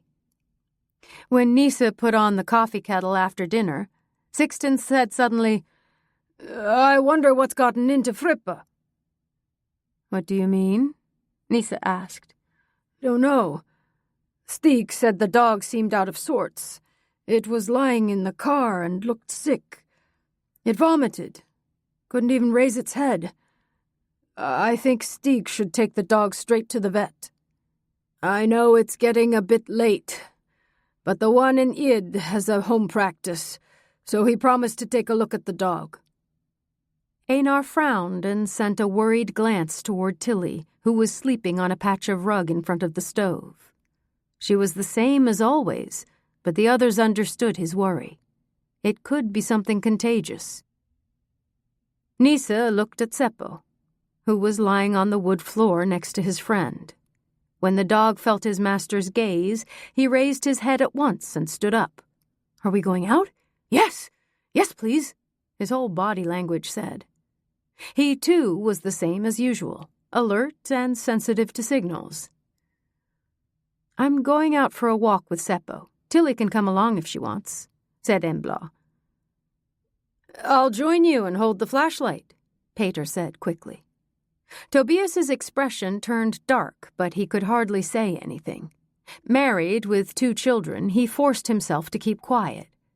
The summer vacation when they were 14, he and Embla had had a summer flirtation, and it was as if he had never completely let it go. "Embla, watch out if he asks you to hold the flashlight. You may get something else altogether in your hand," he threw out after them. "All the same, just so it shines," she responded. It was nice to get out. The air inside the cabin got heavy after a while. Thick clouds concealed the moon, and the darkness was impenetrable. She was grateful that Peter had offered to go along. It would have been hard to manage the 2 dogs on leashes while holding a flashlight, and she didn't dare let them run around on their own. There were predators in the vicinity. The butchering offal that was left behind in the woods after the day's hunt lured them out. Peter turned on the flashlight and they started walking across the yard. After a short silence, he asked, "Does von Bane have another dog?" "No. His dad always had several, but Anders only has 1. "Then the gang in the hunting castle won't have a dog tomorrow." "No. It's a shame because Frippe is really good. But there are these two dogs, too. She was forced to stop to untangle the leashes, which had gotten twisted up during Seppo's meandering. I can take one of them, Peter offered. Thanks. They walked a bit in silence. The beam of light played across the ground, revealing branches and hollows that could treacherously fell a hiker. Now or never, she thought. Listen, I have to ask you something. Yes? Why do you always treat everyone to akvavit? What do you mean? I thought that was part of it. The surprise in his voice sounded genuine. Maybe in the past, but we're trying to skip strong alcohol during the hunt for Sixton's sake. You know, he gets worked up once he starts drinking. Sure, I know, but I actually brought the bottles with him in mind. To be honest, I was hoping it would make him like me better. Is the fuss about the rent? He sighed audibly. Yes. He wanted to buy Dad's land, obviously at a low price. When I didn't agree to that, he proposed renting it all. But I said no because I wanted to start hunting myself. He got really upset. He's a little special. Yes, I've realized that. I said that, of course, he could keep a room in the cabin, but I don't know if that made things any better. Feuds between neighbors over land can get terribly contentious. She knew from her time in the mobile unit. Land was the only resource there can never be more of. The earth that exists is all that we have, and that's what we have to fight about, as Nisa liked to say. They walked a while without speaking. There was rustling from small animals in the undergrowth. A bird suddenly shrieked shrilly very close by. Both of them started, and the dogs barked. That sounded like a soul in distress, she said, to dismiss her fear. Peter did not answer, but quickened his pace. When he realized that she had a hard time seeing where to put her feet, he stopped and waited. She noticed that his breathing sounded a bit fast. Presumably, he was still not used to all the sounds of the forest and had gotten scared. Side by side, they walked in the direction of the outhouse. The path could only faintly be made out in the light. At last, he broke the silence. How long are you and Nisa staying up here? Until Thursday evening. It's usually just Nisa, me, and Sixton by the time Thursday rolls around. The others work and leave on Wednesday. But they'll come up here again over the weekend, and we will too. Then we hunt all day Saturday and half of Sunday. On Sunday afternoon, we start cutting up what we've killed during these first 3 hunting days. Peter was silent for a long time. And Von Bain's group, do they stay? He asked at last. Just Anders and Jan Erik. They always go home on Sunday. Ola Forsnes did too, but as you know, he was killed in a car accident after the last moose hunt. So this year it might just be Anders and Jan Erik. The others will probably go home on Wednesday. They continued up to the outhouse in silence. When they were there, Peter cleared his throat. If you want to go in, I can hold the dogs. I don't need to. Karin and I usually go right before bedtime. It can feel a little eerie to walk alone in the dark with the wolves and other predators around. She couldn't see his face, but sensed that he smiled in the darkness. If you have time, you can come and visit and see what things are like at the farm, he said. His comment had come completely by surprise, and she didn't know how to respond. Was it an invitation for something more? She thought, before rejecting the idea. No, he was probably just being friendly, and he may be a little lonely. Embla was aware that she was feeling more and more interested in the man who was walking beside her. She knew that she always fell for the wrong guys, the slightly unreliable and dangerous ones, The ones who didn't need her, and that she definitely didn't need. But Peter didn't fit into her usual pattern. He gave signals that he was available, and he seemed rather harmless with his computers, the farm, and the animals. And he looked good, a real hottie, as her friend Mia always said.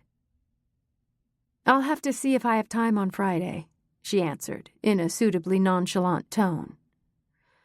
"Well, then I have to drive down to Gothenburg. I have a new major customer in the works, and we're going out for dinner afterward. But I'll try to come back up here on Saturday, so maybe next week or the following weekend?" "Maybe. I have vacation then, too." To her own surprise, she felt disappointed. Friday would have suited her just fine, but he did have a company to run. In silence, they walked back toward the cabin. The others were just getting up from the table. Tobias gave them a searching look but didn't say anything. "Shall we?" Karin whispered in her ear. "We shall." They took a flashlight and went out in the darkness. A dozen meters from the cabin, they stopped and went behind some juniper bushes, where they crouched and peed. They did that sometimes in the evenings when they didn't feel like going all the way over to the outhouse. When Embla sank down on her hard bed, she set the alarm on her phone for 5:30. Carefully, she placed her iPhone on the floor. Like so many times before, she thought she ought to arrange a stool or a chair beside the bed, but was too lazy to get up and do it.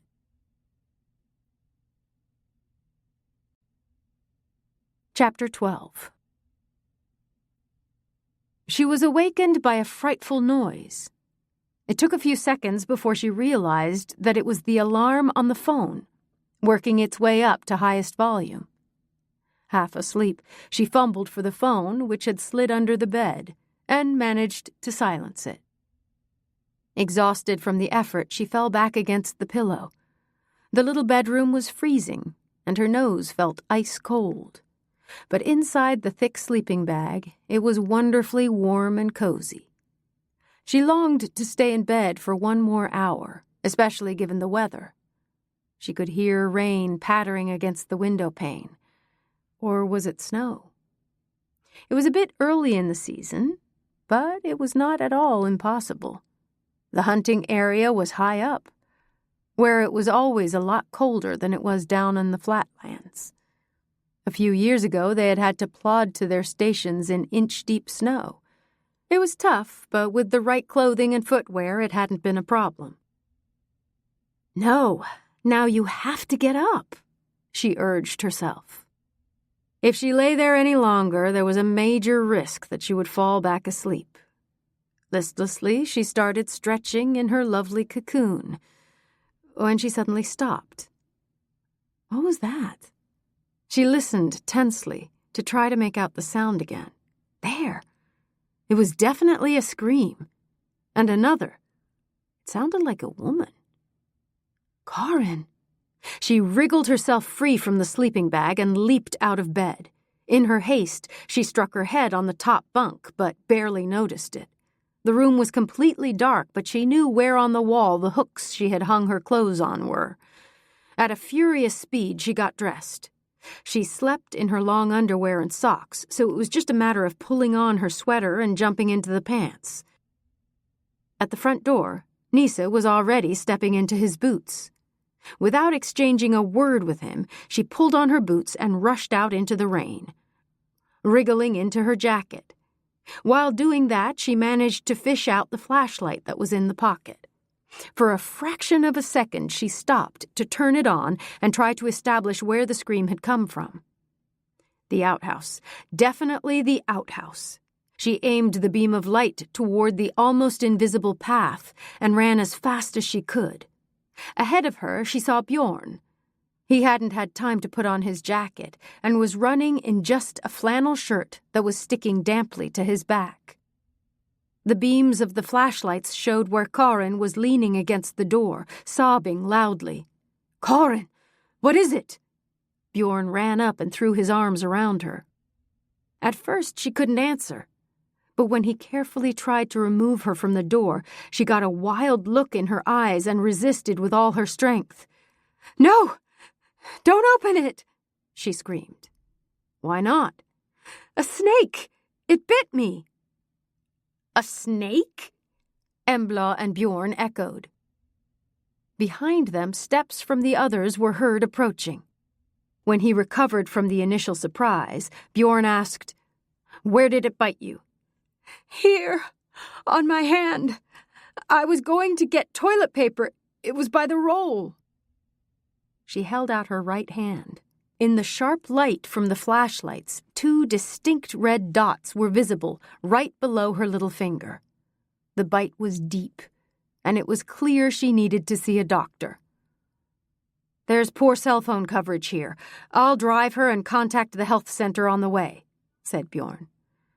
"I can drive you both in my car if you'd like," Peter offered. "No thanks. It's just as well we take the Jeep. You have 2 cars left here so you can get home. It's best that you continue the hunt. I'll be in touch." He put his arm around Karin to support her. In silence, the others in the hunting party watched as the light from their flashlights got weaker and weaker as Karin and Bjorn headed back toward the cabins. "And what do we do with the snake?" Tobias said in the darkness. "I have a spade in the car," his father said sternly. "Vipers are protected," Peter added carefully. "Not here," Einar cut him short. They cracked open the door of the outhouse, and the flashlights lit up the small space. The black snake was coiled up on the stool above the pile of magazines. Its head was raised a few centimeters, and its tongue played out and in. Its movements were slow because of the cold, but it did not look amiably inclined. It hissed at them through its open jaws. "A female. They're bigger than the males, and the rump is rounder," Sixten informed them. "So it's not a grass snake?" Peter asked. "No. It doesn't have spots on the side of its head, although they don't always have those." With long steps, Einar came walking through the rain. In one hand, he was holding the spade. Without further ado, he opened the door completely, raised the spade, and chopped down with the sharp edge against the snake. There was such force in the blow that the creature's head bounced away and landed right by the door. And the first few magazines in the pile were split down the middle. They helped to get Karin's and Bjorn's things in the car. It was unclear whether they would be able to come back up for the weekend. While they were packing up, the swelling on Karin's hand and fingers had increased. It hurt, she admitted, but she seemed to have recovered from the initial shock. Being bitten by a viper in the middle of October was unusual.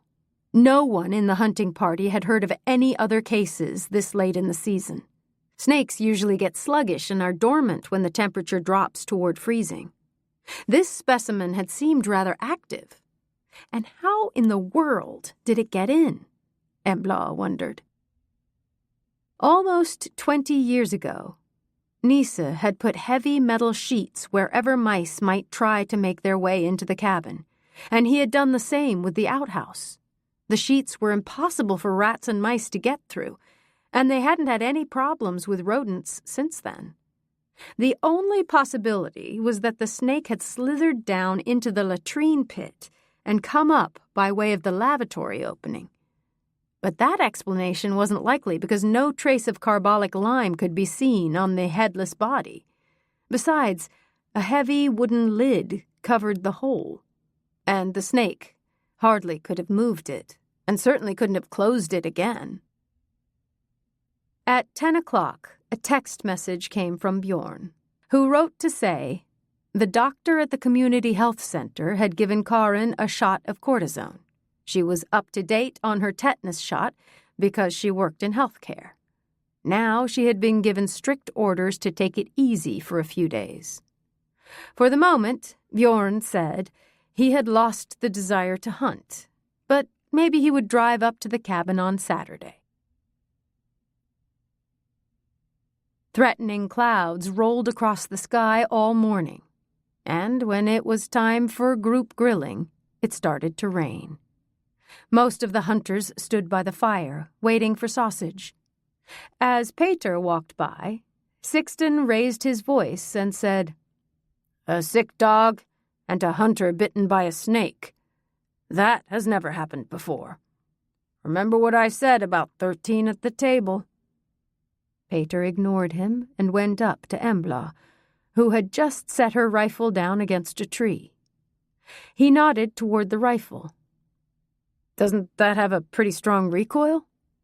he asked.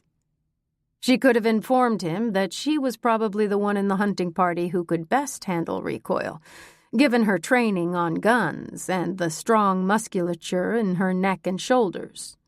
But she didn't. "Yeah, but you acquire the technique. Although, to start with, I had a lighter rifle that's suitable for a moving hunt.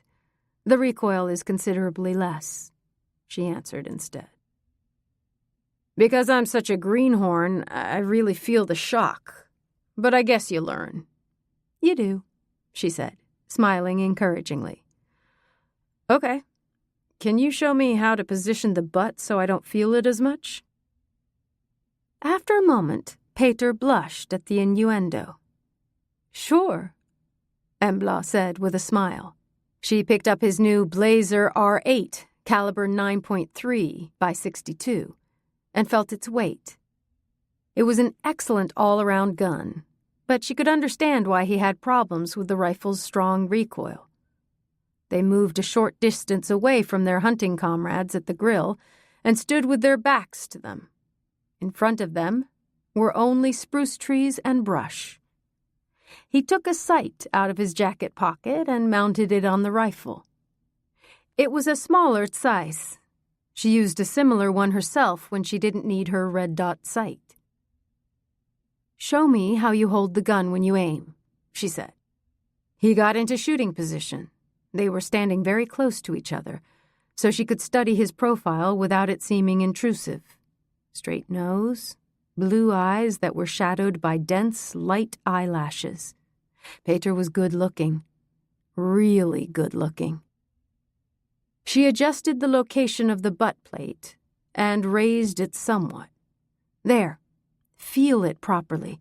That's the best position to resist the recoil," she said. "Like this? Yeah?" She watched as he got a feel for the position. "And there you are, necking." The voice behind them made them both jump. Peter turned around, still with the rifle in shooting position. It happened to be aimed at a point right above the bridge of Tobias's nose.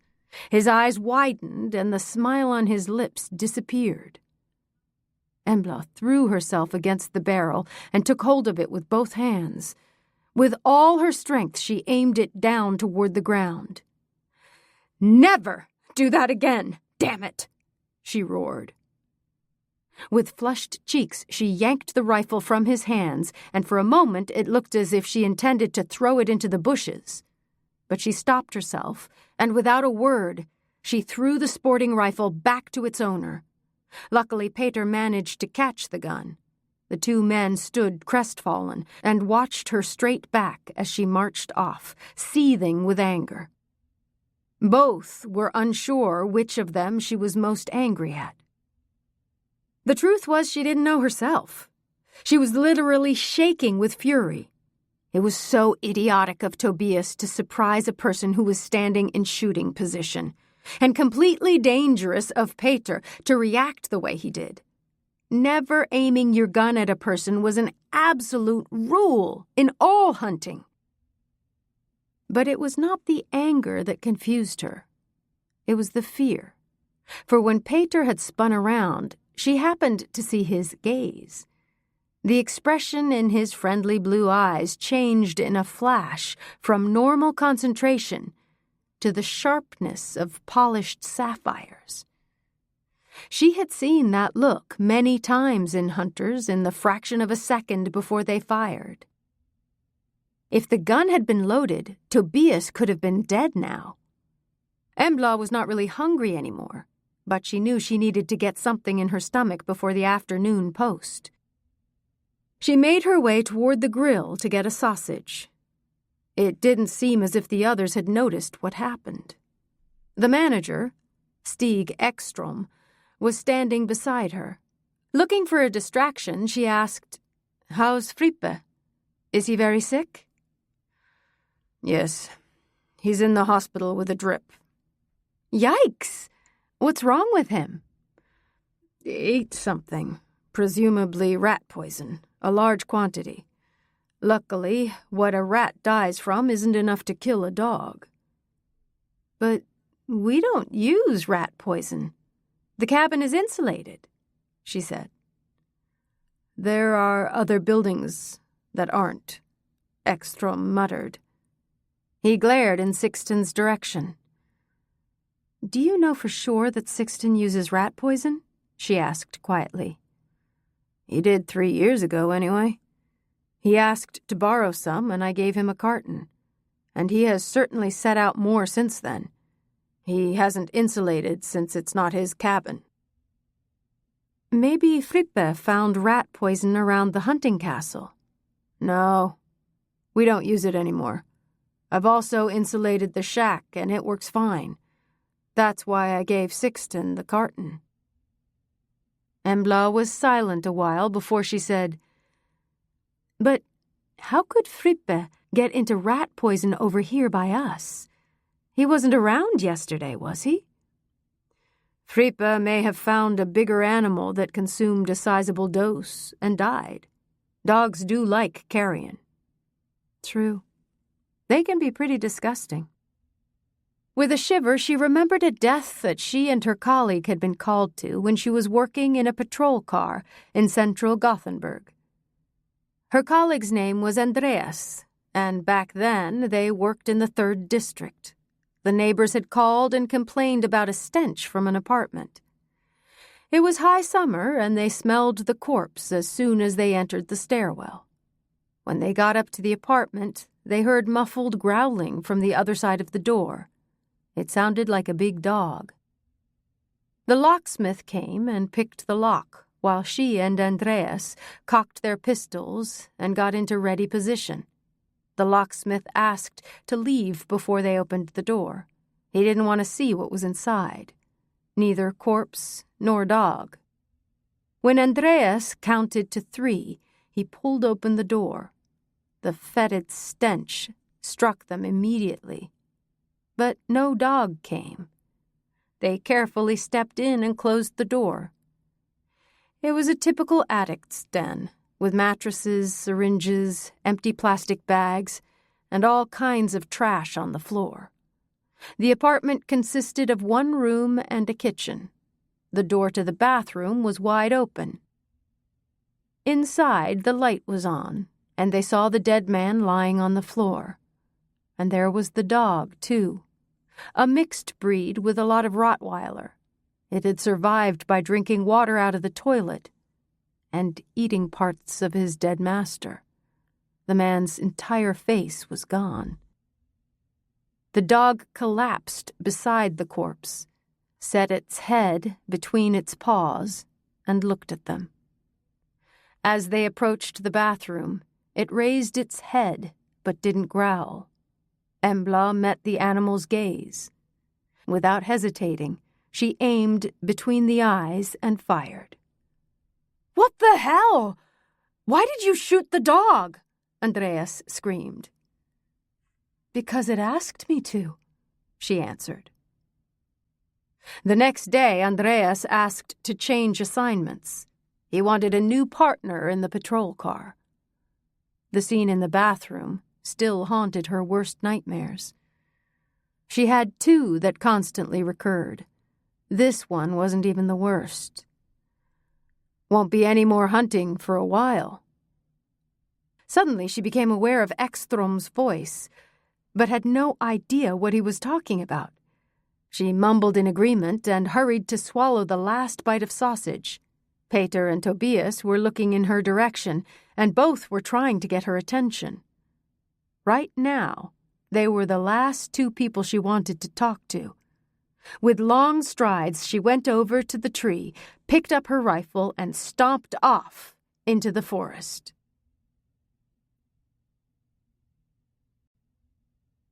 Chapter 13.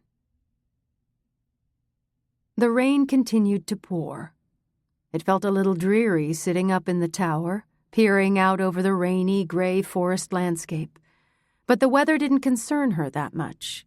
She had hunted in worse conditions. Her anger had started to dissipate, albeit slowly. Damn Tobias. And damn Peter, too. Peter, yes. Maybe his behavior could be explained by the fact that he lacked experience. But that was not an acceptable excuse. He had recently taken the hunting test and should have the safety rules fresh in his mind. How could he have been so careless as to break the most important rule? A barely audible cracking sound made her return to the damp reality in the hunting tower. She stayed stock still and listened. The sound came from a dense thicket of tall junipers. Carefully, so her clothing wouldn't rustle, she turned herself and the rifle in the direction the sound came from. She supported the rifle against the frame of the tower and twisted the telescopic sight to the largest magnification. At first, she didn't see anything, but after a few seconds, something moved behind the bushes, and a stately bull moose stepped forward. The dewlap was unusually large, and its body seemed colossal. In the sight, she could see the raindrops on the animal's dense coat. She had never seen such a fine bull. Her mouth got dry, and the familiar feeling of cold spread in her body. Stay calm. You've done this many times before, she reminded herself. With her right thumb, she pushed up the safety.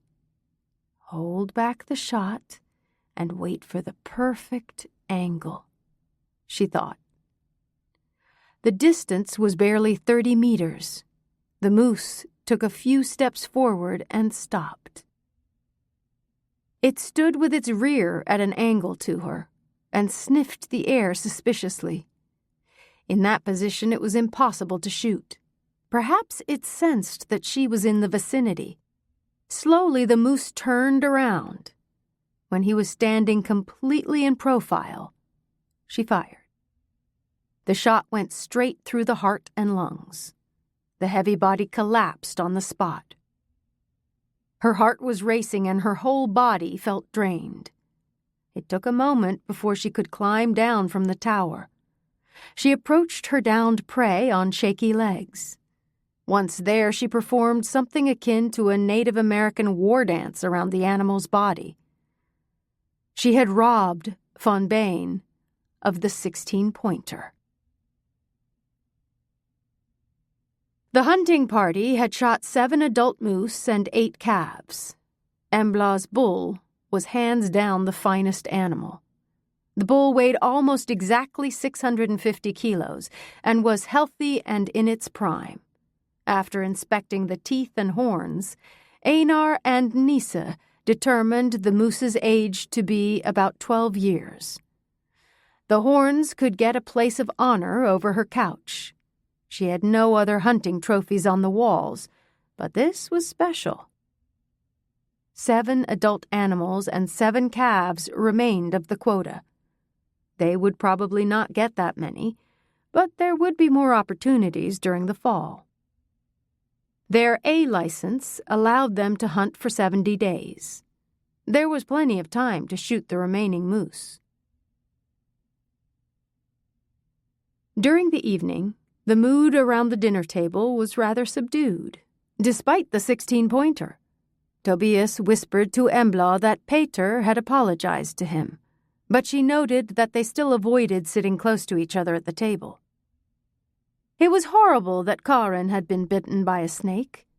Everyone had a hard time letting go of the question of how the snake managed to get into the outhouse. They discussed the mystery, but did not come to any likely solution.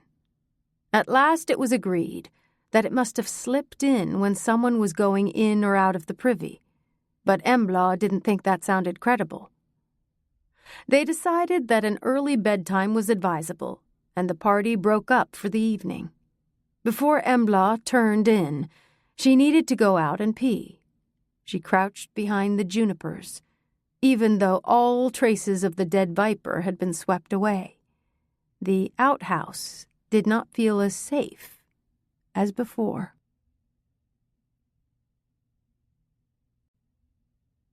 Chapter 14. The following morning was cold and clear. Embla felt the mood rise several degrees. The atmosphere around the breakfast table was markedly lighter. It was still dark when she took off toward her station, with the flashlight in one hand and the rifle hanging from its strap over her shoulder. Even in the beam of the flashlight, the path was hardly visible, but she knew the way well, as she had been sitting in the same tower the last 4 hunts.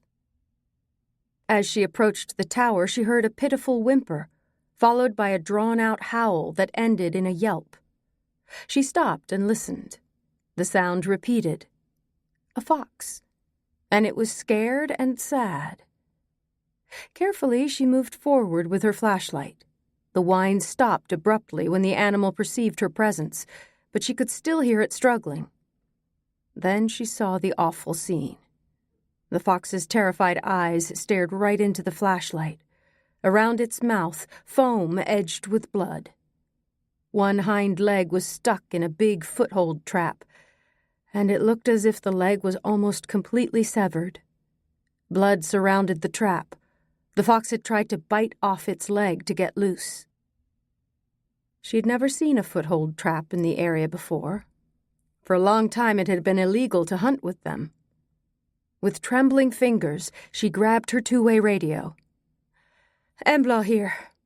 Below my tower there's a fox stuck in a big foothold trap. It's severely injured. I'm going to kill it. Over and out." There were a few moments of silence. "A foothold trap? Are you sure?" she heard Sixten say. "Absolutely." "Okay then. Shoot. But Nisa and I are coming over to you to see what the hell is going on. The rest of you wait till I return. Over and out." After 15 minutes, the two men were there. In silence, they stood and looked at the dead fox. Seppo was tied to a tree and made it clear that she would also really like to take a closer look. "My God, not even my old man used foothold traps. They're terrible," Sixten exclaimed. "I agree. This is an old trap, rather large, but certainly intended for foxes or beavers." "But how did the trap end up here?" said Nisa. They looked at each other in the faint light of dawn. It would be a beautiful morning, but neither of them were able to appreciate it at the moment. "It wasn't here yesterday. I would have seen it, because it's lying right on the path," said Embla. Nisa's knee creaked as he crouched and examined the trap and the ground around it. He looked very serious when he stood up again. "It was well hidden, under moss and leaves." "Who does something so fucking dangerous?" Sixten looked around combatively, as if he hoped to catch sight of the guilty party somewhere among the spruce trees. "Someone who wants to sabotage or injure. And I wonder...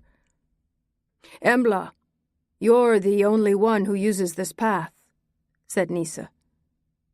She swallowed a few times before she could answer. "I'll take a few pictures with my phone. This is a hunting violation," she said, trying to sound unperturbed. "Yes. It could just as well have been you who stepped right on the trap. Even if your leg hadn't been severed, you still would have been injured." "Do you think I should report it?" she asked. "Absolutely," Nisa said, grimly. Sixten summoned the hunters to the grilling area. He recounted what had happened and showed them the foothold trap. It was a rather clumsy trap, made of rusty iron and a sturdy chain. At the end of it was an iron rod that anchors the trap to the ground so the prey can't run away with the jaws of the trap on its foot. The mechanism was in good shape. It was well lubricated and closed with a powerful snap when Sixten pressed on the pan with the thick branch. Wood chips flew as it snapped shut. Most of the hunters had never seen a foothold trap, much less owned one. None of them had noticed anything suspicious, either the night before or that morning. "We won't get anywhere with this right now. Let's go back to our stations. But keep an eye out for any more traps, everyone. This one's going to be investigated," Sixten said. It turned out to be a fine day for hunting, even if they only shot one calf. They gathered at the hunting castle where Sixten thanked the two parties for a successful hunt. Tobias and Einar crammed into Peter's car so that the ones who were staying another day could borrow their pickup. They needed it to transport the animals that were shot to the shed for butchering. Peter's new car didn't have a towing hook, but he promised to remedy that for the following year. The members of von Bain's hunting party were already done packing. Stig Ekstrom would drive them in the Hummer to Dalsnes, where their cars were. On Thursday, he would have the day off and wouldn't return in the Hummer until Friday morning. The King cab would stay behind at von Bain's cabin, in case Anders and Jan Erik needed a vehicle.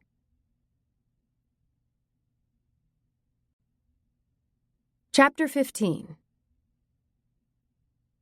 On Wednesday evening, only Embla, Nyström, and Sixten were sitting in the main room having dinner together. Sixten brought out a couple of strong beers that he maintained he had reserved for that night. The other two were a bit surprised.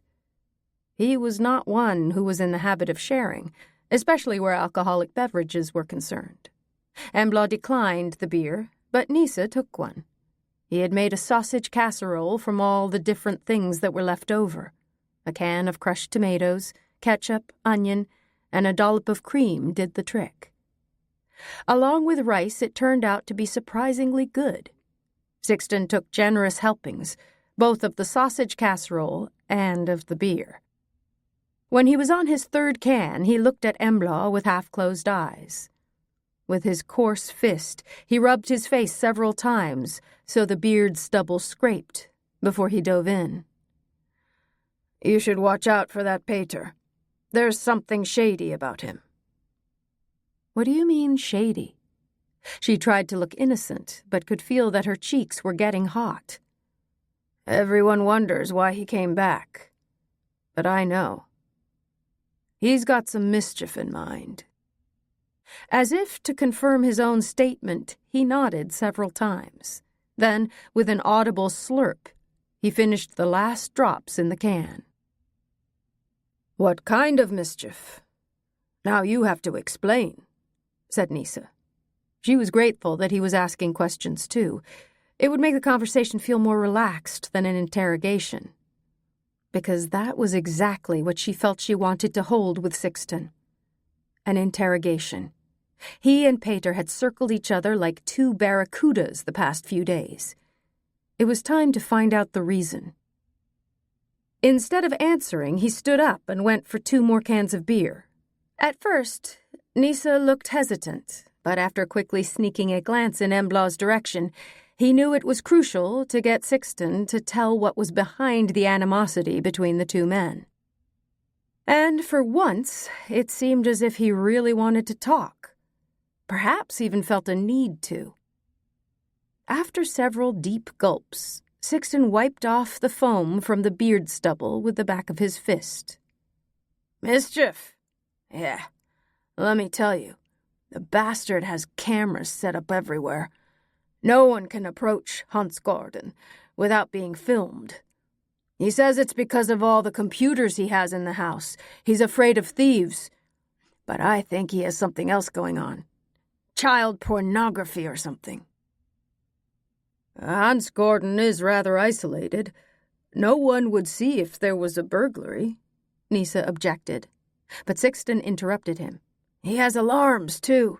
Not just in the house, but in the surrounding buildings and the stable." No one else in the area had burglar alarms, not even in their houses. There was no point. Before the closest security company would arrive, the house would be emptied. You have to rely on neighborly cooperation, which wasn't always so simple. Often the distance between farms was so great that they were not within sight of each other. "How do you know all this?" Nisa asked. Sixten struck his knuckles against his chest and belched audibly before he replied, "Alarm Justa in Bengtsfors, who installed everything, told me." Embla could not keep from smiling. In the countryside there were no secrets. She jumped in again. "But Peter works a lot from home. The computers and all the other equipment must be expensive." In response, Sixten glared at her but did not reply. It was obvious that he didn't buy that argument. "Explain that business with the room, then." A crafty smile slipped across his thin lips, and he screwed up one eye. "The room?" Embla and Nisa said in unison. Sixten grinned contentedly at the effect and lowered his voice. "The carpenters who did the renovation weren't allowed to go into one of the rooms. Now that's shady." Embla exchanged a quick glance with her uncle but didn't say anything. After a moment's silence, Nisa asked, "How do you know they weren't allowed to?" "Mattsson's construction had the contract. Patrick Mattsson said that it was so damn strange. He spent money on everything else in the house, only the best and most expensive, but one room was always locked. No one could go in there." Embla tried to sound disinterested as she asked, "Where in the house is that locked room? The basement or what?" Sixten's bushy eyebrows were knit together, and his forehead had deep folds. He was truly trying to think. "Don't know. I didn't ask," he said at last.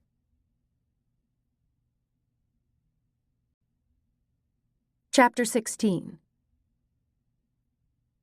Thursday dawned as clear as the day before. After consultation, the 5 remaining hunters decided to devote the day to deer hunting.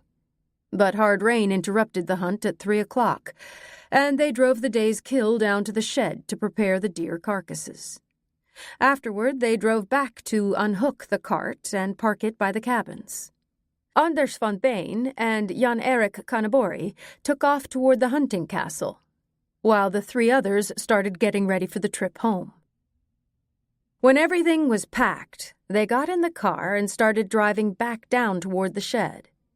Deep ruts in the forest road from the last few days of driving slowed their progress. After a few heavy autumn rains, the road would become almost unpassable. That was the main reason the new shed had been placed down by the gravel road, whereas the old shed had been much closer to the hunting cabins. The transports to the new shed may take longer, but at least they weren't as difficult to navigate when the rains set in. Embla thought it was fun to drive the big pickup. Compared to her old Volvo, there was a completely different kind of comfort. The truck could make its way anywhere. Neither she nor Nisa talked. They didn't want to disturb Sixten, who was in the back seat, sound asleep. He had turned 70 in January. He didn't have a party because his only living relative was an older sister in a home for the elderly in Stockholm. Neither of them had any children, so there was no one to inherit his farm. Embla pulled into the yard in front of Karin and Bjorn's house, and both of them came out on the stoop. Her cousin looked tired, and Embla asked how she was feeling. "Not too bad. Better. But it still feels stiff and tender." Karin showed them her hand. The 2 points were still visible, but the swelling had started to go down. When she heard about the foothold trap that had been hidden on the path, she turned pale. "Has anyone figured out how the snake got into the outhouse?" she asked after a while. "No. It's strange. It's insulated everywhere." Something glistened in Karin's gaze, and she leaned forward to whisper to Embla. "Someone put it there. It fits in with the foothold trap. There's a lunatic running around up there." Embla frowned. Why would someone— No idea. A foolish joke, perhaps? No, that didn't make sense. All the men in the hunting party were relatives and friends. The thought that someone in von Bain's group would be amused by that kind of practical joke was not likely either. No one would do something that stupid and dangerous. When everything had been unloaded from the truck, Embla went up to the shower room on the top floor and undressed. She let the clothes fall in a heap on the floor and then stepped into the shower. As she shampooed her hair, the smell of sweat, earth, and smoke was released. The smell of hunting. It made her long for the forest. In a day and a half, they would be back in the cabin. She was already looking forward to it. Her clean clothes were on the bed. It was a nice feeling to put them on. She took the pile of dirty laundry down to the laundry room and stuffed everything into the washing machine. It would have to go non-stop all evening. Out in the kitchen, Nisa was preparing dinner. Without turning around, he said, "Because this is Thursday, you'll get pea soup and pancakes with my homemade raspberry jam." "Good. I can mind the soup." On the counter beside the stove, she saw 2 plastic bags of prepared pea soup. She could certainly manage to cut open the plastic, squeeze the soup out into a saucepan, add a little water, and heat it. And as the dot over the I, she would add lots of homegrown thyme from a pot on the windowsill. The kitchen had been renovated in the late 1970s. It was all in pine, with rustic cupboard doors and drawers. They had replaced the stove, dishwasher, and refrigerator a year or so ago. Embla had tried to convince him to put in a completely new kitchen, but Nisa didn't want to. He was comfortable in his pine kitchen. The only thing he agreed to do something about was the floor, which he had sanded and stained. They made conversation about everything imaginable while they cooked. At last, they inevitably came to what they both were wondering about. It was Nisa who brought it up. "What do you think Peter Hansson is up to?" "He works in IT. The insurance company probably requires alarms." "Don't play dumb. The secret room," he said with a snort. He knew her much too well. That damn room had been swirling around in her head ever since Sixten had told about it. Why does someone have a locked room that no one can go into? Obviously, because you don't want anyone to see what you have going on. It could be as simple as he handled confidential and sensitive information on behalf of his clients and needed to protect it. But in purely practical terms, wouldn't that room, too, have been in need of renovation before it was put into use? Why couldn't the tradesman go into it? Perhaps he had constructed a gigantic train set over the whole floor where he ran Märklin trains and didn't want that to be gossiped about in the village. But he didn't really seem to be the type. But what type was he? "Do you think I should take a closer look at Peter and that room?" Nisa did not reply immediately. He was completely focused on turning a golden brown pancake. Embla watched as he tossed it with an elegant flip of the wrist, up in the air, and caught it in the frying pan again. When the pancake landed safely and started sizzling in the butter, he turned around and looked at her thoughtfully. "You haven't taken a shine to him, have you?" She felt a slight double stroke in the heart region. Had she? Peter was good-looking and attractive, while at the same time a bit inaccessible and contradictory. "I admit that I may feel a bit interested. He's good-looking and... but there's something else. He's... interesting." Interesting. Do you mean the cop in you is curious, perhaps?" Nisa turned around again and raised the finished pancake with the spatula, placing it on top of the stack. With his fingers, he carefully scraped the batter together in the bowl to make one last pancake. Well, yes. People with secrets are always interesting, don't you think? She said. She couldn't stop brooding about what Peter was doing in the secret room. If there even was such a room. Maybe it was just loose talk. She was so submerged in her thoughts that she forgot to stir the soup. At the last moment, Nisa noticed it and pulled the saucepan off the burner. Oh, is it still edible? Of course. We don't need to eat what's on the bottom. After dinner, they sat, bloated and content, in front of the TV. It was 7:30, time for the news. Normally, Embla tried to keep up with the current events, but her thoughts were much too distracted by a locked secret room. Finally, she turned toward Nisa. Will you help out if I check out Peter and his mysterious room later tonight? Try to stop me, he said, with a smile.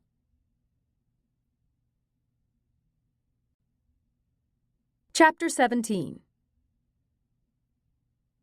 Hansgården was almost 5 kilometers from Nisa's farm, and Embla's plan was based on the fact that it was that far away. To help her, she had Nisa, Seppo, and her old Volvo. No preparations were needed other than removing the gas can that was always kept filled in the luggage compartment of the veteran. As the time approached 8, they were ready to get going. She sprayed on a little perfume and brushed some layers of mascara onto her eyelashes. For protection from the cold, she put on a knit cardigan over a black t-shirt with a deep neckline that she had changed into. By the time she walked to the car, it was pitch black outside, and rain was hanging in the air. She tossed her thick jacket, mittens, and cap into the back seat. Under the passenger seat, she hid a pair of binoculars. There, they would be easily accessible but not visible if someone were to look into the car. She put her cell phone in the pocket of her jacket. Carefully, she went through the plan with Nisa. He was attentive and understood exactly. If she hadn't seen the expression in Peter's eyes when he aimed the rifle at Tobias, she probably wouldn't have agreed to the plan. The experience had been upsetting, and she never wanted to be part of anything like it again. And if she was now more than just interested in him, it was important to find out what he was hiding. Computers that spit out the most disgusting kinds of pornography? Orchid cultivation? Marijuana plants? Model train tracks? She had to find out. 1/2 kilometer from Hansgården, Embla slowed down and parked the car far out on the edge of the road. When she peered through the binoculars, she saw that there were lights on behind the lowered blinds in one of the windows on the top floor. Otherwise, the house was dark. The area around the 3 buildings on the farm was brightly lit up by several floodlights. It would be impossible to sneak up toward any of the buildings under the cover of darkness. After taking a deep breath, she got out of the car and took out 2 warning triangles from the luggage compartment. One she placed a little ways in front of the car, the other a little behind. With purposeful steps, she walked toward Hansgården. She didn't detect any movement behind the blinds on the top floor. Right before she stepped into the light that fell across the yard, she took out her phone and called Nisa. As agreed, he did not answer. With an oath, she put the phone away again. It was important to look believable, in case Peter was watching her from behind one of the dark windows. As she came closer, her pulse increased. She was nervous. It didn't get better when she suddenly felt something moving by her lower leg. With a suppressed cry, she started. Relieved, she saw that it was a red-striped cat that had brushed against her. It slipped past her and disappeared behind the corner of the house. The freshly painted blue front door was equipped with a digital lock and a sturdy cast-iron door knocker. Firmly, she knocked the clapper 3 times against the plate. Behind the door, everything was quiet. When she had waited quite some time, she rapped on the door again. Ta-ta-ta-ta-ta-ta-ta, echoed from inside the house. After another minute or so, she took her phone out of her jacket pocket. In the corner of her eye, she noticed a camera hanging over the door, but she pretended she hadn't seen it. Instead, she called Nisa's cell phone again. After a few ringtones, he answered. "This is Nisa." "Hi, it's me. I've run out of gas, and of course I forgot the gas can. It's still in the garage. Now I'm standing outside the door to Hansgarten. It doesn't look like Peter is at home, and I haven't seen the dog."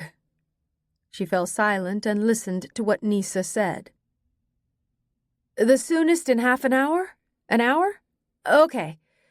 So they've seen Seppo? Oh, that's great! Then maybe you'll get a hold of him.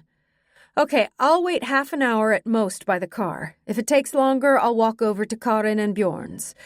So you can go there with the can and pick me up." "Yeah, that's fine." She clicked off the call and raised her hand to the cast-iron ring. She clicked off the call and raised her hand to the cast-iron ring for a third and final time.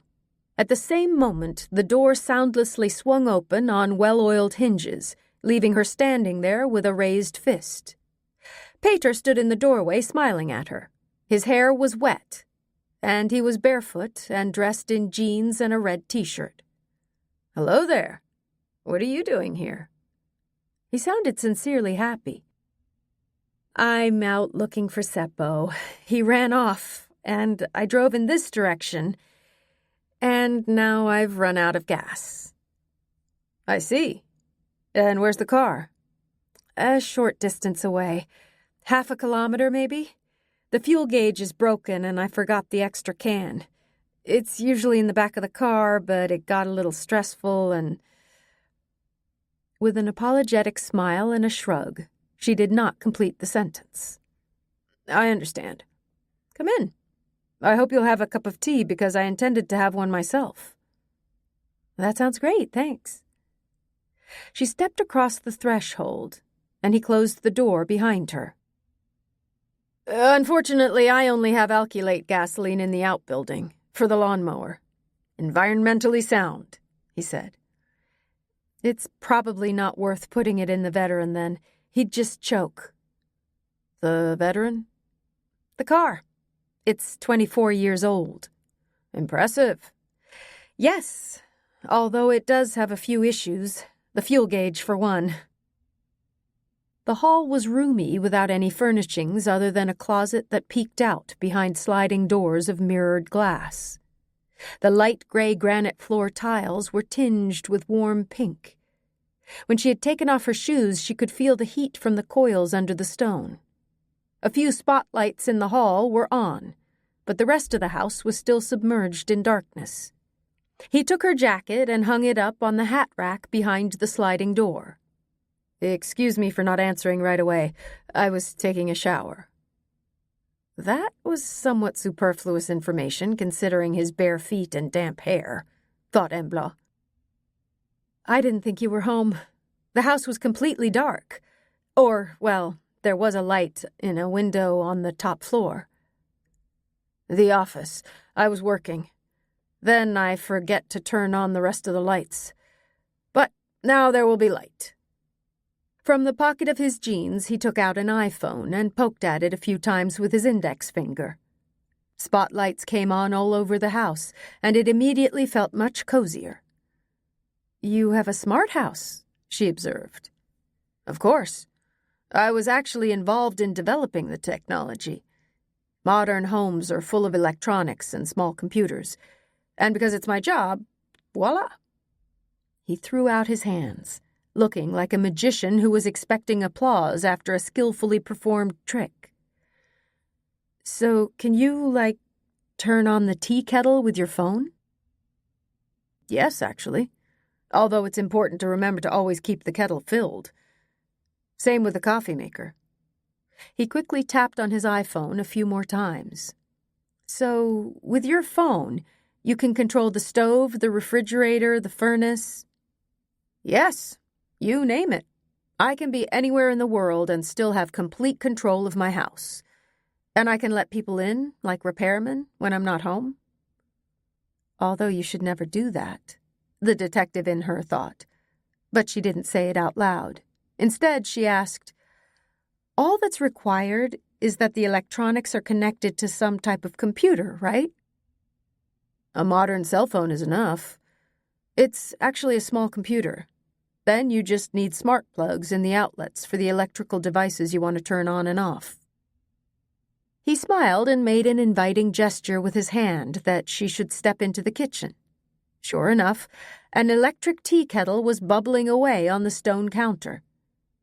He took out a teapot from a cupboard and placed it beside the kettle. He grabbed a metal filter and measured out tea from a lovely tin that looked old. "I only have Earl Grey," he said. "That's fine." "So you don't just drink herbal tea?" "No, although I don't like green tea." While they talked, she took the opportunity to discreetly look around the kitchen. The lower cabinets had smooth, glossy white doors, while the upper ones were equipped with glass doors. Spotlights inside the cabinets made the glass and porcelain glisten. The appliances were stainless steel. Everything was new and of modern design. The floor was the same kind of granite tile as in the hall. It seemed as if the stone floor covered the entire downstairs. Nice. He has good taste, she thought. She herself would never have come up with such well-thought-out decor. She didn't have the time, interest, or money, for that matter. "Unfortunately, I only have some frozen store-bought rolls to offer. Or would you like a cheese sandwich?" "No, thanks. We had a late dinner." "Dinner? That reminds me. I forgot about that. Then it will have to be a sandwich for me." He pointed toward a wide doorway and said, "Please, go and have a seat, and I'll join you shortly." Probably not enough time to have a look around, Embla thought, and she followed his instructions. On her way toward the big room, she passed the glassed-in veranda. It was a decent size. Presumably it had been expanded during the renovation. The dining room was there, with a substantial table of oiled oak and 6 matching leather-clad chairs. Above the table, a small chandelier sparkled with holders for candles. The L-shaped living room was impressive. She had a strong feeling that this room, too, had been expanded. A large soapstone stove towered in the inside corner of the L. In front of it were 2 dark gray leather swivel armchairs and a small, round, smoke-colored coffee table. At the far end of the room, she saw an elegant sofa upholstered in light gray linen fabric, and a second coffee table, this time oval, with a wrought-iron frame and sturdy top of dark gray marble. Over the table, a large wrought-iron chandelier was hanging, with glass candle holders. Almost the entire wall above the sofa was covered by a gigantic oil painting in various shades of blue and green, with patches of white.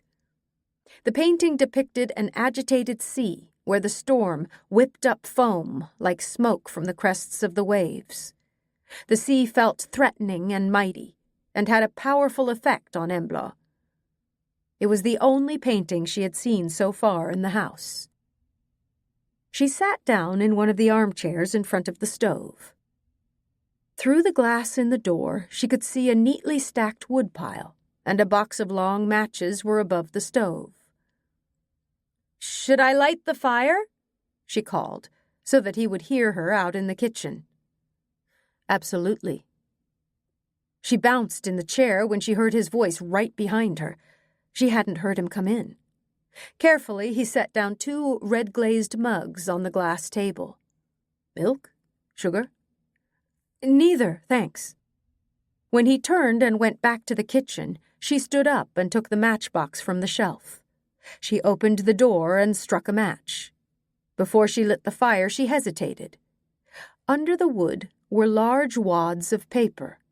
She took a quick look at them. Financial pages from a newspaper. Nothing interesting. She lit the papers and returned to her seat. This time she was more on her guard and heard his steps approach. Quickly she arranged her face into a friendly smile before she turned around. "What a great stove." "Yes. Efficient. Finish. The soapstone retains the heat for a very long time. It gets so warm you can cook food on it. Practical in case of a power outage. You've thought of everything. He gave her a contented look and smiled, but did not reply. He set down a small pitcher of milk and a tray with a large open-faced cheese sandwich on the glass table. On top of the cheese were 2 rings of red pepper, 2 tomato wedges, and some cucumber slices. To top it off, he had set a sprig of parsley. This guy is too heavily trained, was the thought that passed through her mind. And he's a mind reader, too. She didn't share either thought. You've done such a nice job with the house, she said, mostly to change the subject. But she meant it. Yes, it turned out well, if I do say so myself. Greedily, he sank his teeth into the sandwich. When you have a space like this, I can see why you prefer to work from home, she continued. That was the idea with this renovation. Create an environment that was just mine. It's great. Really great. Thanks. They sat quietly for a while and watched the fire crackle and jump behind the glass door. Once Peter had finished his sandwich, he leaned back in the chair and inspected her. Does Seppo run away often? It was a question she was prepared for. According to Nisa, it's happened a time or 2 before. For the same reason. Ladies. He'll be 3 years old soon. Now he knows what's going on when his lady friends start smelling irresistible. Personally, I was probably a few years older. Their eyes met, and she felt that she was starting to blush. She seldom did that, and she felt a little confused. At the same moment, her phone rang, and she was relieved to have somewhere else to direct her attention. Sorry, it's Nisa. One moment, she said to Peter, as she slid the button on her phone to accept the call. Hi, Nisa. That's great. Then you just have to retrieve him. Okay. With a satisfied expression, she clicked off the phone. Damn, how quickly the time had passed. She hadn't even been in the vicinity of the top floor, or anything resembling a locked room. Nisa has a lead on Seppo. Karin called and said he's in their neighbor's garden and refuses to move. They have a fat old female dachshund who is apparently in heat. There was no risk that Peter would see through the lie, because there really was an old dachshund at Karin and Bjorn's neighbor's house. The elderly couple who owned the dachshund usually let her out in the yard to do her business. What the dog got up to then, no one could say for certain. A meeting with a considerably younger admirer was completely possible. Ah, well, you know what they say, love is blind, said Peter. True, but Nisa said he's coming with the gas can in around 20 minutes. Then you have time for another cup. No, thanks. But I do need to use the restroom. Sure, come, let me show you. He got up and went ahead of her toward the hall. She had already seen the bathroom door when she came in, but she also remembered a door somewhat farther away. To catch up with Peter, she hurried her pace and started talking. Will you be able to come up to hunt on Saturday? I will. I'm getting home late tomorrow night, but that's no problem. No, not that one. The last comment had a sharp edge to it. With a few quick steps, she had crossed the hall and gone up to the door she had seen earlier. Quickly, she pulled down the handle, simply to confirm that it was locked. Beside the door frame was yet another digital lock. She giggled and said with surprise, Oh, have you locked the bathroom door? No, that's the door to the bathroom over there. With a blank expression, he pointed toward the door in the hall. With some embarrassed apologies, she went into the bathroom. To be on the safe side, she pulled down her jeans and sat down on the seat. She had to play her role well, down to the slightest detail. With some effort, she managed to squeeze out a squirt.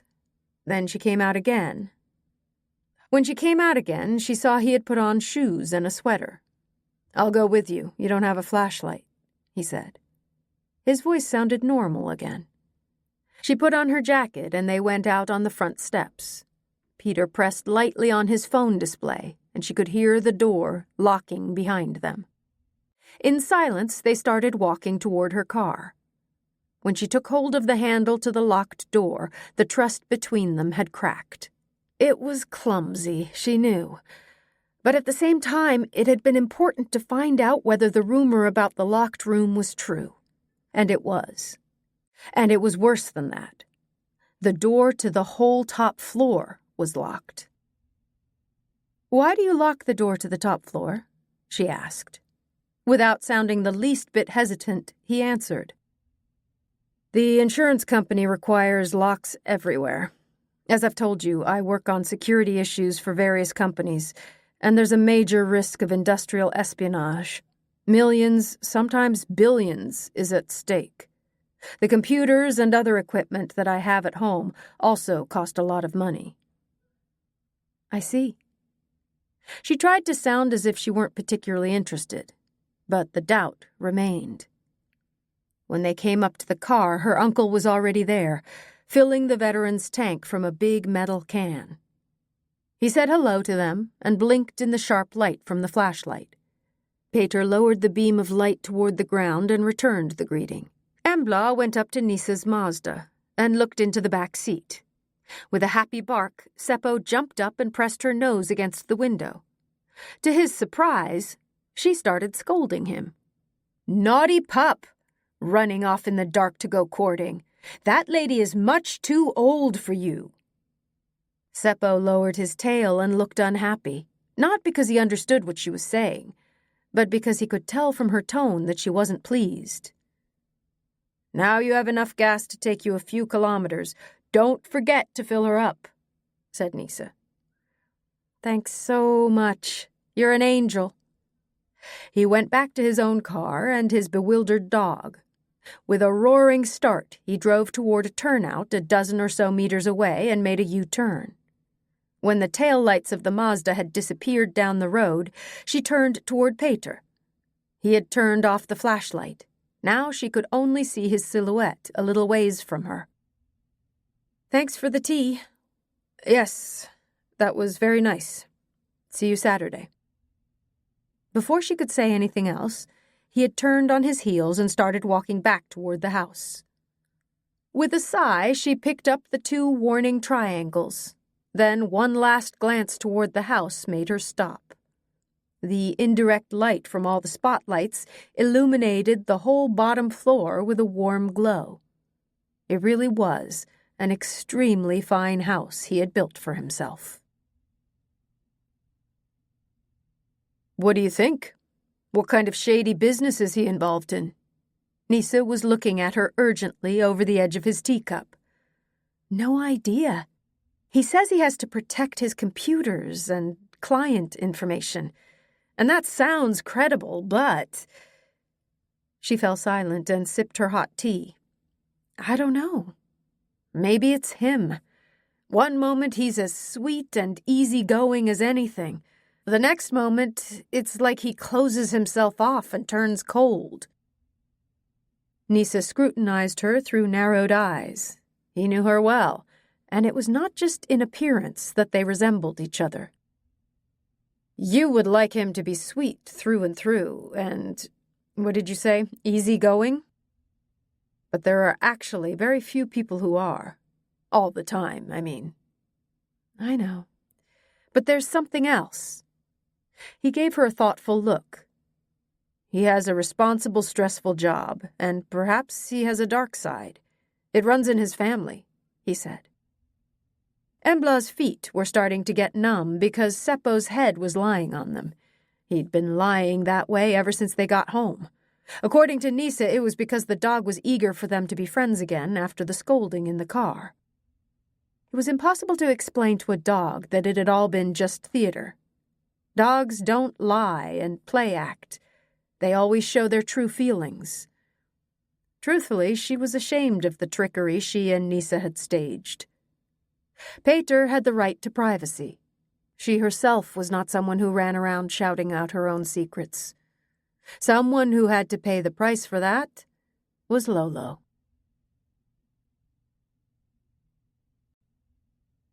Chapter 18. At long last, there was peace and quiet in the house. Jan Erik had fallen asleep after dinner, but would soon wake up again and insist on some sandwiches, accompanied by aquavit and beer. And obviously, they would continue to discuss the questions they had dwelled on over the past 24 hours. Who was M? It couldn't be... No, absolutely not. So who was it? And what were the sender's intentions? Probably blackmail. They were in agreement on that.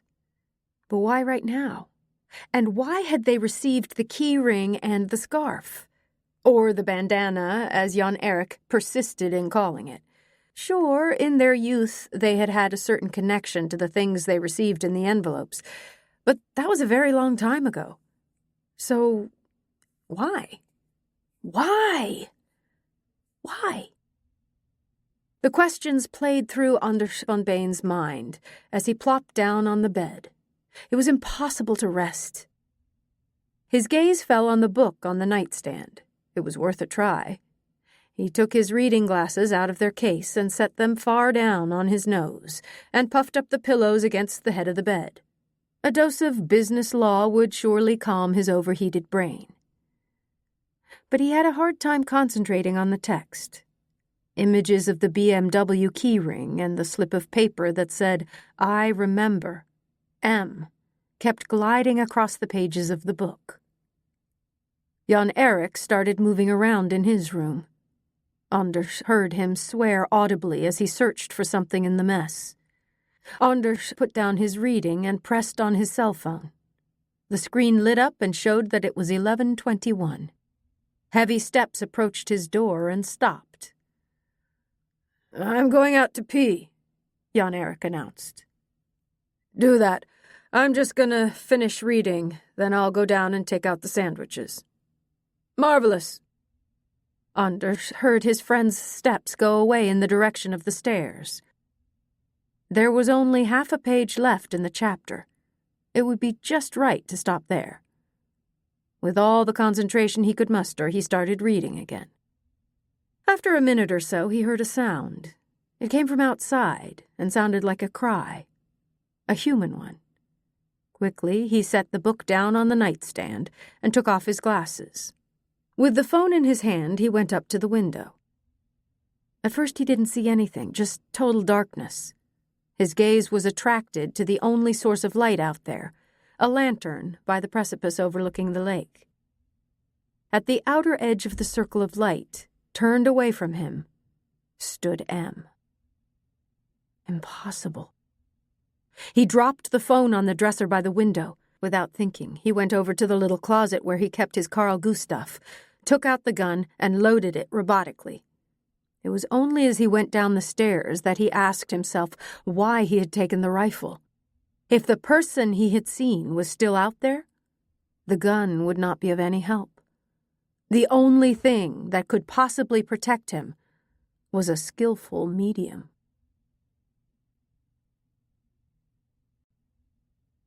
Chapter 19. After a night's restless sleep, Embla got up right before 7 and pulled on her running clothes, cap, and mittens. It was a cold, clear morning, with the thermometer showing 2 degrees below freezing. The rain that had fallen the night before had frozen, so she had to watch out for ice on the puddles.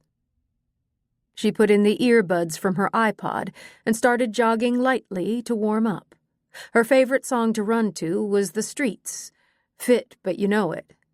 Kolbjörn had tipped her off about the band almost 10 years ago, and since then she preferred to run to their music. In recent years, their rap and hip-hop had a bit of a harder edge, and the music gave her energy. When she realized that she was on her way toward Hansgarten, she was a little embarrassed at first. It was obvious that she was drawn toward the farm, or perhaps its owner. But she continued in that direction. She decided to turn when Hansgarten started to be visible. She definitely did not want Peter to see her, and the 5 kilometers there and back was a more than adequate distance to run. Before she turned back, she stopped to catch her breath for a few seconds. As she was about to start running again, she glanced toward the farm. A yellow sports car turned out of the farmyard and came right toward her at high speed. It was extremely souped up and seemed like it was lapping up the road. It must be Peter's other car. Naturally, he didn't drive the Range Rover when he was going to meet clients in Gothenburg. A Ferrari made a completely different impression. As he approached, he slowed down and stopped completely when he was even with her. The window glided down. "Hi, did you run out of gas again?" "No, just running." She was intensely aware of the sweat sticking under the running clothes and cap. Peter looked like an advertisement for some exclusive menswear store. There was also a light whiff of a pleasing masculine aroma coming through the open window. "Listen, we have something to clear up." "Jump in," he said. He leaned across the passenger seat and opened the door. "But jump in." Decisively, she rounded the car and crouched down to slide in. To hide her embarrassment, she laughed. "Good thing I'm flexible." He simply hummed. Quickly, he backed up toward the turnout and made a U-turn as Nisa had done the night before, although in the opposite direction. At high speed, he drove back toward Hansgarten. With squealing tires, he stopped the car abruptly at the front steps. Without a word, he got out of the car and went up the steps. The red cat slipped after him and started strutting around his legs. Impatiently, he chased it away while he entered the code and opened the door. Only then did he turn around to look at her. She had just managed to get out of the car, but remained standing by it and gave him a puzzled look. "Come on," he said, nodding toward the house. Hesitantly, she started walking up the steps. When she came into the hall, he had already opened the door that she had tugged on the night before. With an exaggerated gesture, he waved toward the steps behind it. "Please, step in." It was impossible to miss the sarcasm. "Such an honor," she said in the same tone of voice. She felt a light burning pain in her stomach, but wasn't sure if it was because she hadn't had any breakfast or if it could be traced to something else. Courteously, he let her go up the steps first. She was intensely aware of the odor of sweat she left behind her. When they came up to a bright hallway, she turned toward him and said, "Why did you take me here?" "Because this is where you wanted to go yesterday. There's not a chance that you mistook the bathroom door for this one. And the questions you asked, you wanted to see what was up here, and now you'll get to." He went up to a door that was equipped with a digital lock. The lock buzzed before he opened it.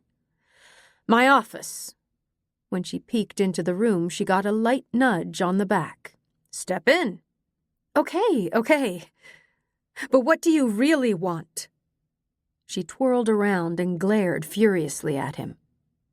The look he gave her was contemptuous, as was the tone in his voice when he answered, "I want you to see what's in here, so the bullshit stops." It felt like a slap, but he was right. Gossip and rumors were the reason for her performance the night before. Instead of saying anything, she looked around the large room. It was painted completely white, even the floorboards. The beams in the ceiling were exposed to make it feel more spacious. In the middle of the room, there were 2 desks facing each other, with various computers, monitors, printers, and even some speakers. One wall was taken up by an enormous screen. A gigantic speaker system covered the floor below it. Besides the lights over the desks and 2 black leather office chairs, the room was otherwise completely empty. Not even a post-it note was visible by the computers or on the walls. "You don't have any bookcases," she noted. "No, why should I? I download what I want to read on my iPad or phone. There isn't a paper book in the whole house." "So this is where you sit and work all day long?" "Exactly. When I'm not in Gothenburg or meeting clients abroad somewhere." There was nothing that seemed shady. On the contrary, the room looked quite sterile. But who knew what was on those computers? "Of course, I can't show you what I have on the computers. Everything is confidential." Once again, she got the feeling that he could read her thoughts. "I knocked out a wall between 2 bedrooms to make the room large enough. Otherwise, there's just my bedroom, a small guest room, and a bathroom up here." "Yes, you have plenty of space." He nodded and inquisitively raised his eyebrows. "Are you satisfied with what you've seen in here?" he said. "Yes, thanks." The whole situation felt unpleasant and strange, but she kept a straight face. He walked across the polished floor of the hall and opened another door, which also was equipped with a digital lock. "The bedroom," he said, again making an exaggerated gesture toward the room. Why did he need a lock on the bedroom door? Hesitantly, she stepped across the threshold. The morning light shone in through the balcony windows and flooded across a wide bed. It was neatly made with a light gray quilt and some dark violet silk pillows that matched a thick, fluffy bedside rug. It was the first rug she'd seen in the house. On the high headboard was a 2-armed bed lamp. One wall was covered by black, opaque glass sliding doors that presumably concealed closets. Such a nice room. Yes? She went up to the balcony doors and looked out the windows. The autumn colors dominated the peaceful landscape, which was lit up by the crooked rays of the morning sun. It looked like it was going to be a really fine day. The aroma of Peter's aftershave got stronger, and his voice was suddenly right behind her. "And as you surely know, I also have alarms on the barn and the outbuilding. Do you want to inspect them, too?" His tone dripped with sarcasm. She felt anger rising inside her. She turned around and gave him a hard look. "What makes you think you're so damn interesting that everyone is talking about you? Sure, I took the opportunity to look around the house last night. I'm a cop. It's a hard habit to shake. But it was for my own curiosity. I wasn't snooping on behalf of the whole village. Sorry if my presence upset you, but I can promise that it won't be repeated." Angrily, she marched out of the room. "Then I assume you don't care to inspect the guest room?" she heard him say behind her back. She could still hear the sarcasm in his voice. Anger flared up as she ran down the steep stairs. Her face was flushed and she needed to get out in the fresh air. With a jerk, she got the front door open and stepped out. For a moment she stopped and took a few deep breaths, which made her heart rate decrease and her thoughts clear somewhat. Forcing herself to be calm, she started jogging back the way she had come. The anger started to give way to the insight that she hadn't handled the situation very professionally. As usual, her anxiety had taken over when she started to feel foolish. She should have kept a cool head, and yesterday's stunt when she had run out of gas was not exactly a high point where her acting talents were concerned. The only important result was that she had gotten to see some of Peter's less appealing traits. As Nisa had pointed out, we all have our dark sides. Peter's was evidently that he lacked the ability to let people get close to him. He distrusted them, that was apparent, and he seemed almost a little paranoid. And here she had imagined the two of them were trying to get to know each other, that they both wanted... What had she imagined, actually? The guy must be completely out of his mind, isolating himself on a farm in the middle of nowhere and pumping a fortune into the renovation of the buildings, cars that cost several years' income for a normal farmer here in the area, and locked rooms and, well, what? People didn't know that much more about him. Sure, he looks good. Damn. The sound of the spinning engine of the Ferrari cut into her thoughts as it approached from behind. She continued running at the same pace. The sports car passed without slowing down. The gravel sprayed around the tires, and she was forced to stop. It took a while before the coughing subsided, and her eyes stopped tearing up.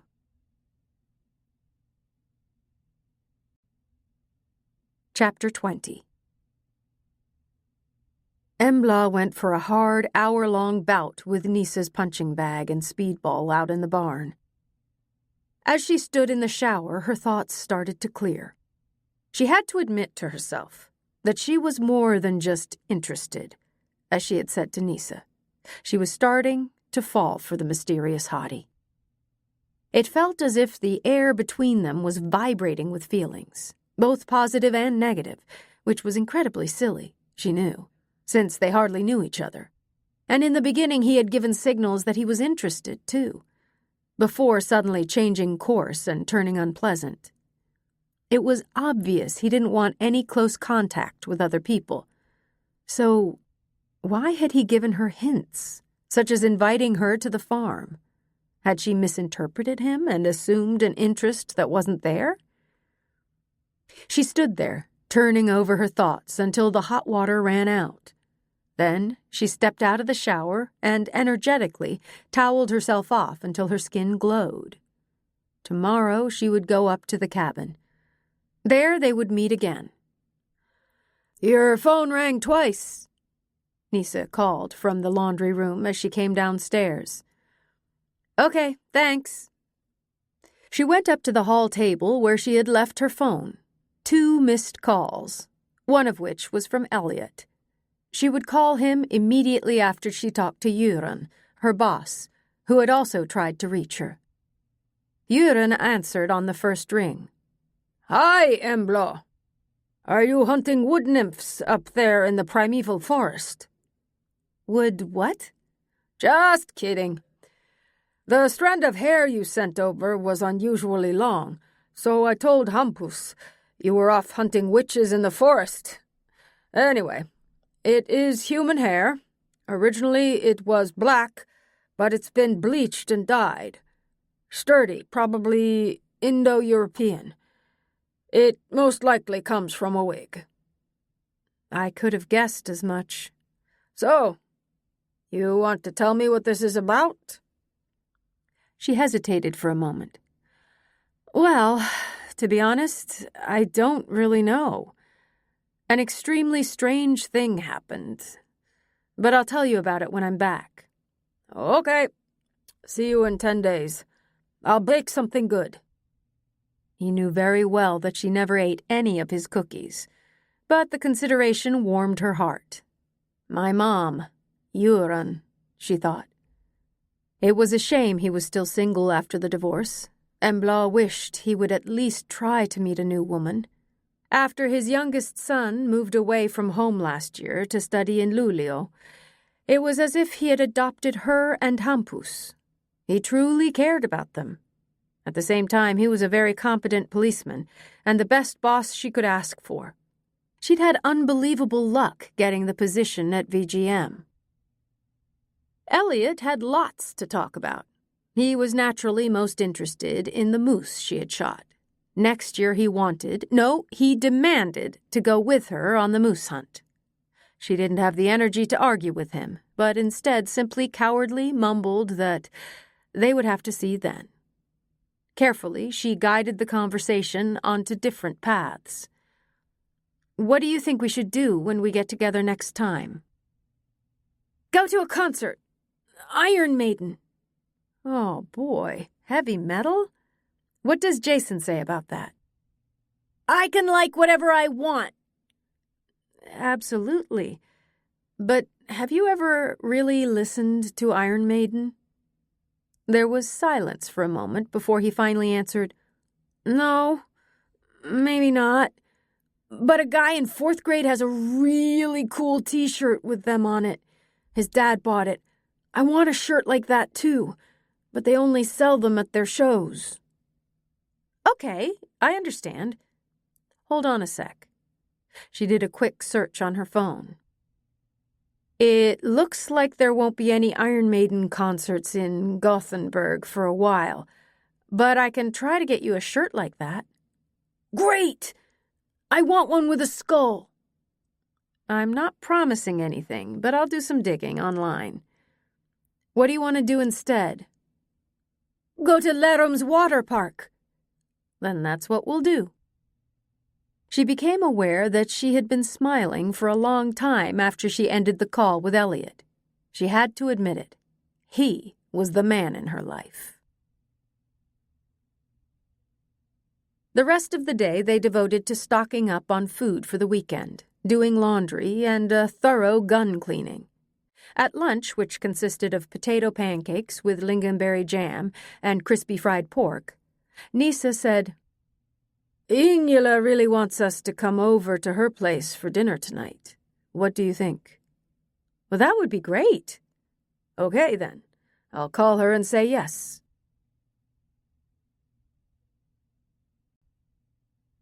Chapter 21. Before they left for Ingela Gustafsson's, Embla picked a big bouquet of red and blue fall asters from Nisa's garden.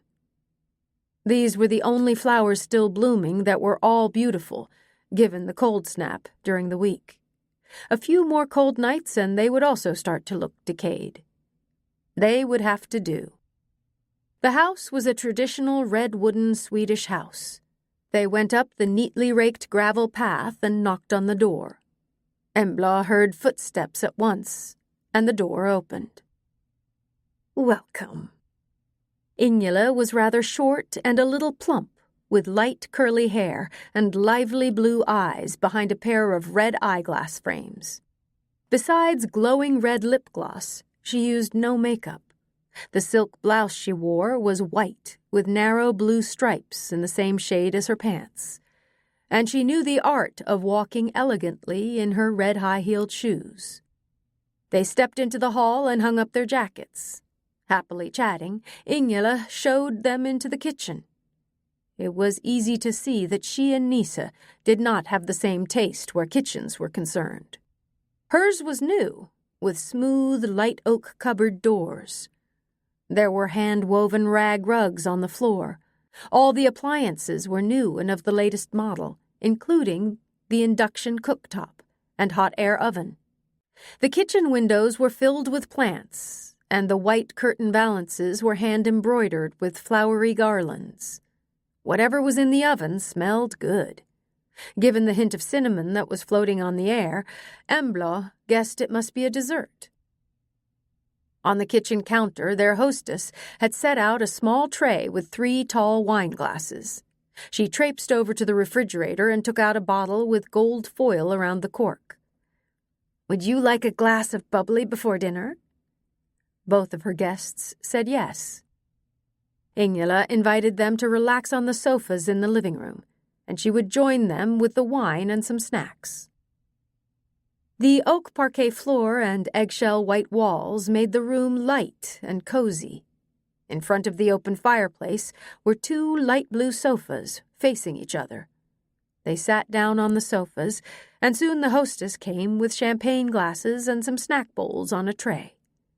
Ingela's toast was a little solemn, but the mood quickly brightened, and they talked happily about all kinds of things. Ingela was especially interested in Embla's job in the mobile unit and asked lots of questions. After a while, they brought up this year's moose hunt, and once again, Embla had an opportunity to talk about the moment she felled her magnificent animal. They also talked about how the others had done, and gossiped a little about the members of Anders von Bain's hunting party. Ingela thought Embla's description of Gregor Liljon's English hunting outfit was particularly amusing. She laughed heartily for a long time. While she dried the tears from her eyes, she asked how things had gone for Peter. Embla was completely caught off guard and became tongue-tied. Fortunately, Nisa answered without showing the slightest surprise. It went fine. He shot a yearling. Really nice shot.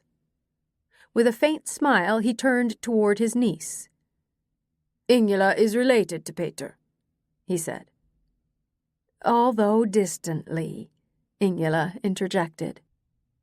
If she had noticed Embla's reaction, she did not show it in any way. What are you, second cousins? Nisa asked. No. My grandmother and Peter's grandfather were cousins, so I guess we're third cousins. Darned Nisa hadn't warned her in advance. But on the bright side, this was a golden opportunity to finally get more information about Peter and his family, although Embla knew it was critical not to appear too curious. So, did you know Peter's father? She asked in her best neutral tone. No, not that well.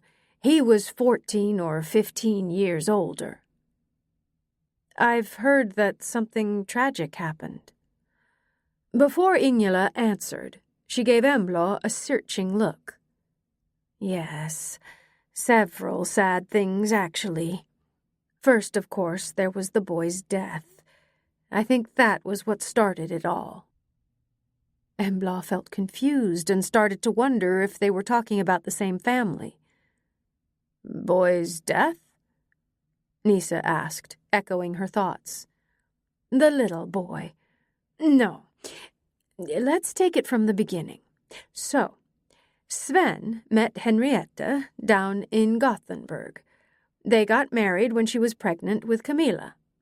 3 years later, a little boy was born, but it turned out that he had a severe heart defect. He only lived a few days. After that, it started. A timer rang out in the kitchen, and Ingela excused herself and stood up. Why didn't you say anything? Embla whispered. I wanted to see if it was possible to start talking about Peter and his family in a natural way. And then she started to ask about him, and I got stuck. He stopped talking when Ingela came into the room again. You can come to the table now, she said. The table was beautifully set with a white linen tablecloth and folded blue napkins. She had put the fall asters in a large cut crystal vase. They had fried perch fillet with pureed garlic potatoes and warm salmon roe sauce. Ingela also served lightly steamed sugar peas that she had grown herself in her garden. Dessert was a crisp apple cake with ice-cold vanilla sauce. It was as if they had a silent agreement not to pick up the conversation about the Hansson family during the meal. They had coffee out on the blue sofas. Nisa made a new fire on the stove. Soon the fire was crackling again. When she filled the cups and passed around pralines, Ingela sat quietly for a moment before she started speaking again. Peter is very much like his father. Sven was also very stylish when he was young. That he would become such a drunkard, probably no one could have imagined. She heaved a long sigh and sipped a little of the hot coffee before she continued. After the boy died, Henrietta suffered from postpartum depression. Sven started drinking even more, but after a year or so, he got help from the company health service. He got some kind of medicine and stopped drinking alcohol, and it seemed as if Henrietta had gotten better too. A few years passed before Peter was born. Outwardly, everything seemed to be as it should.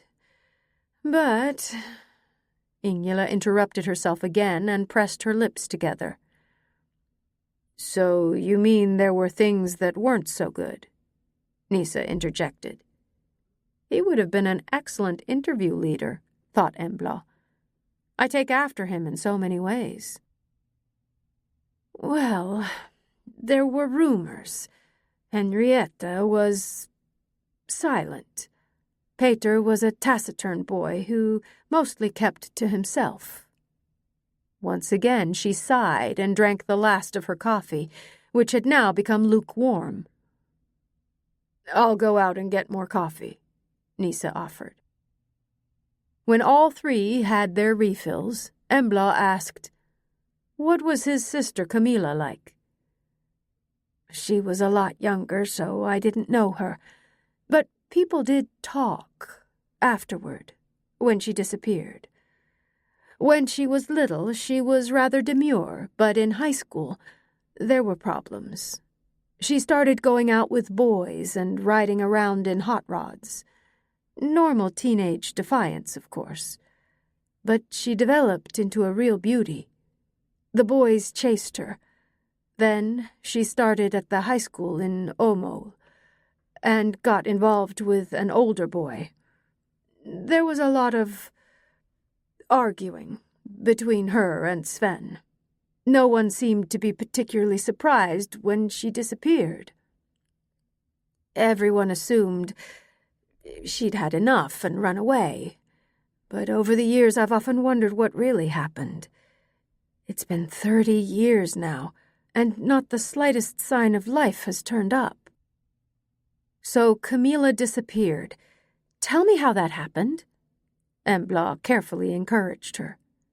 Ingela watched the flames dance behind the sooty glass cover of the wood stove for a few moments before she continued her story. "Camilla and her boyfriend were at a party with one of his friends, who lived about 20 kilometers from here. She had strict orders to be home before 1 a.m. But when it was time to go home, her boyfriend was dead drunk and couldn't drive. They started arguing. Because Camilla had the Hansson temperament, she pulled on her jacket and stormed out of the house. That was the last time anyone saw her." There was silence for a while. The fire crackled cozily and spread a lovely warmth in the room, but Embla was shivering. Peter had a number of heavy things in his baggage. "I assume there was a search for her," Embla said. "Of course. Lots of tips came in, but nothing that led to anything. It was an awful time, especially for the family. It divided them. There were many pieces in Ingela's story that fell into place on the complicated puzzle around Peter. Embla had to ask the question that constantly came up. Why do you think that Peter came back here? To be honest, I've wondered that myself, but I have no idea. It's odd. He doesn't really know anyone here, and he doesn't seem to be doing anything to change that. He keeps to himself for the most part. The fire started to die down, and the shadows in the corners deepened. Ingela got up from the sofa and went up to the stove to add more wood to the fire. Then she turned around and remained standing with her back to the stove. Because Camilla was never found, dead or alive, most people thought she managed to get a lift with some people to Gothenburg. That's what I heard. Over the years, the story faded into obscurity, and nothing happened. Until Sven died and Peter returned. When Ingela returned to the sofa, she looked a bit mournful. They left the subject of the Hansson family's tragic history and talked about other things for another hour or so before Embla said it was time to go.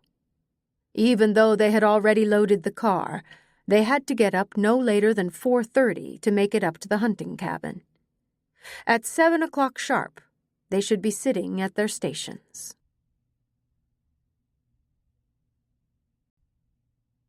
Chapter 22. On the way to the hunt the next morning, Sixten and Nisse were napping in the back seat of the jeep. Between them lay Seppo, who was snoring the loudest. Embla and Bjorn sat in the front seat, but didn't say much so as not to disturb the old men. As the jeep turned onto the yard in front of the cabins, the headlights swept over Tobias and Einar. They were standing next to their big vehicle, talking to a man who was also dressed in hunting clothes. When they got closer, Embla saw that it was the manager, Stig Ekström. "Hello there. Up already?" Bjorn called heartily as he got out of the jeep. None of the men said anything or flashed a smile. All three looked dead serious. "Has something happened?" Nisse asked. All of his previous tiredness suddenly disappeared, and his voice sounded clear and sharp. "Don't know. Stig just arrived. Tell them," said Einar. Nisse looked urgently at the manager. Stig Ekström was a rather taciturn person who kept a low profile. Now he stood, squirming self-consciously. "I can't find them," he said quietly. "Who?" Nisse asked. "Von Bain and Kanabori. They're gone." "They're not in the house?" "No, not outside either." There was a silence for a while as everyone wondered whether this was a problem or something that could have a completely reasonable explanation. Embla looked around. Peter wasn't there either, she noticed. But maybe he had decided he was done hunting for the week, especially considering the unsatisfactory way the two of them had left things. "When did you last see them?" she asked the group after a while. "On Wednesday evening. I was off on Thursday." "And you didn't come up here yesterday either?" "No. Before I left, Anders said they needed to take a day off, relax. They had enough food. I didn't need to come until today." The information was again followed by silence. "Damn, that's peculiar. They usually hunt every day they're here," Tobias pointed out. Stig Ekström shrugged his shoulders but did not reply. "Yes, I can't recall them ever taking a break during the hunt. They usually take advantage of the time," said Einar. The others mumbled in agreement. Embla thought of an important question. "Is the car still here?" "Yes, it hasn't been moved." "So, where the hell are they?" Sixten asked. Now he also seemed wide awake. "I guess we'll have to find that out," said Embla.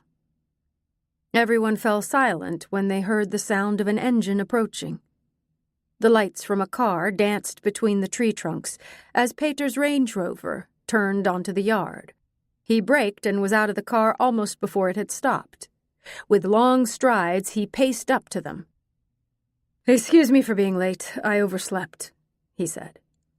He blinked toward the light from the flashlights that were aimed at him and stopped. His coarsely knit blue sweater matched his worn blue jeans and suited him perfectly. Fresh and sexy, thought Embla. Then she felt the surge in her abdomen. Damn, this was serious. "Tell him," she said, poking Nisse in the side with her elbow. The darkness was still dense as the group walked toward the hunting castle. Nisse let Seppo run around on the full extension of the retractable leash. The dog was still sleepy and only nosed around distractedly, dutifully peeing a few squirts from time to let the game in the forest know that he was back. He appeared to be comfortable with Tilly, who plodded along at Einar's side. The wind had picked up during the morning hours, and the air chapped their faces. At any moment, the rain could turn to ice, or sleet could start falling. If everything had been as usual, they would have been sitting indoors having a good breakfast. But that would have to wait. The highest priority was finding Anders von Bain and Jan-Erik Kanabori. Perched on the rise above the lake, the hunting castle was submerged in darkness. With only one outdoor light on a corner of the house turned on. A short distance away, they could see that the lantern by the precipice was also shining. It was almost 6:30, but the dense clouds were blocking any sign of dawn. Embla turned toward Stig Ekström. "Was the door to the hunting castle locked when you arrived?" she asked. The manager looked nervous. "It was open, but closed," he answered, confused. Unlocked, you mean? Was there a fire in the stove? She continued. No, it was cold in the house. And you've searched all through the place? The cellar, too? Everywhere. The cellar is just a little food cellar. There's nothing there. Did they have the guns with them? I didn't think to check, Ekström said. Then let's do that. Stig and I will go into the house. We'll check the outbuilding, too. Nisse and Seppo, you go around the lake. Sixten, Peter, and Bjorn will search in the other direction. Toby... Who put you in charge? Sixten interrupted her. He was evidently not pleased by the thought of stumbling around in the dark in the company of Peter, even if Bjorn was with them. Besides, he was the hunting leader and was used to being the one who told people where they should be and in whose company. His entire body language radiated that no little snip of a girl would come here and boss the guys around just like that. I've done this many times in my line of work, Embla cut him off. That silenced him for the moment. You can come with me if you want, Nisse offered. Sixten grunted something that was evidently supposed to represent a yes. Tobias and Einar bring Tilly with you and take a closer look at the old butchering shed, Embla continued. Is there anything left of it?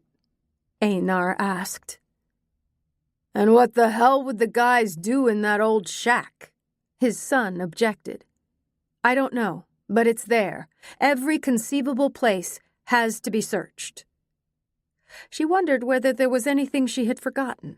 There probably was, but that would have to be sorted out during the organized search. Stig Ekström turned on the switch in the hall as they stepped inside. The air felt cold and raw. Apparently, there had been no fire in the big fireplace in the main room for a while. We'll start with the bedrooms, Embla decided. They went up the creaking stairs to the top floor, which she had never seen before. The air felt raw, and the small stoves in the bedrooms were also cold. The temperature was set to 10 degrees Celsius, and it was no more than that in the house. When they opened the door to Anders von Bain's bedroom, slightly warmer air streamed toward them. She checked the thermostat in the room and saw that it was set at 18 degrees. The dominant piece of furniture in the room was an extra-wide bed. The cover was wrinkled as if someone had been lying on top of it and hadn't smoothed it out afterward. Some pillows were set up against the headboard.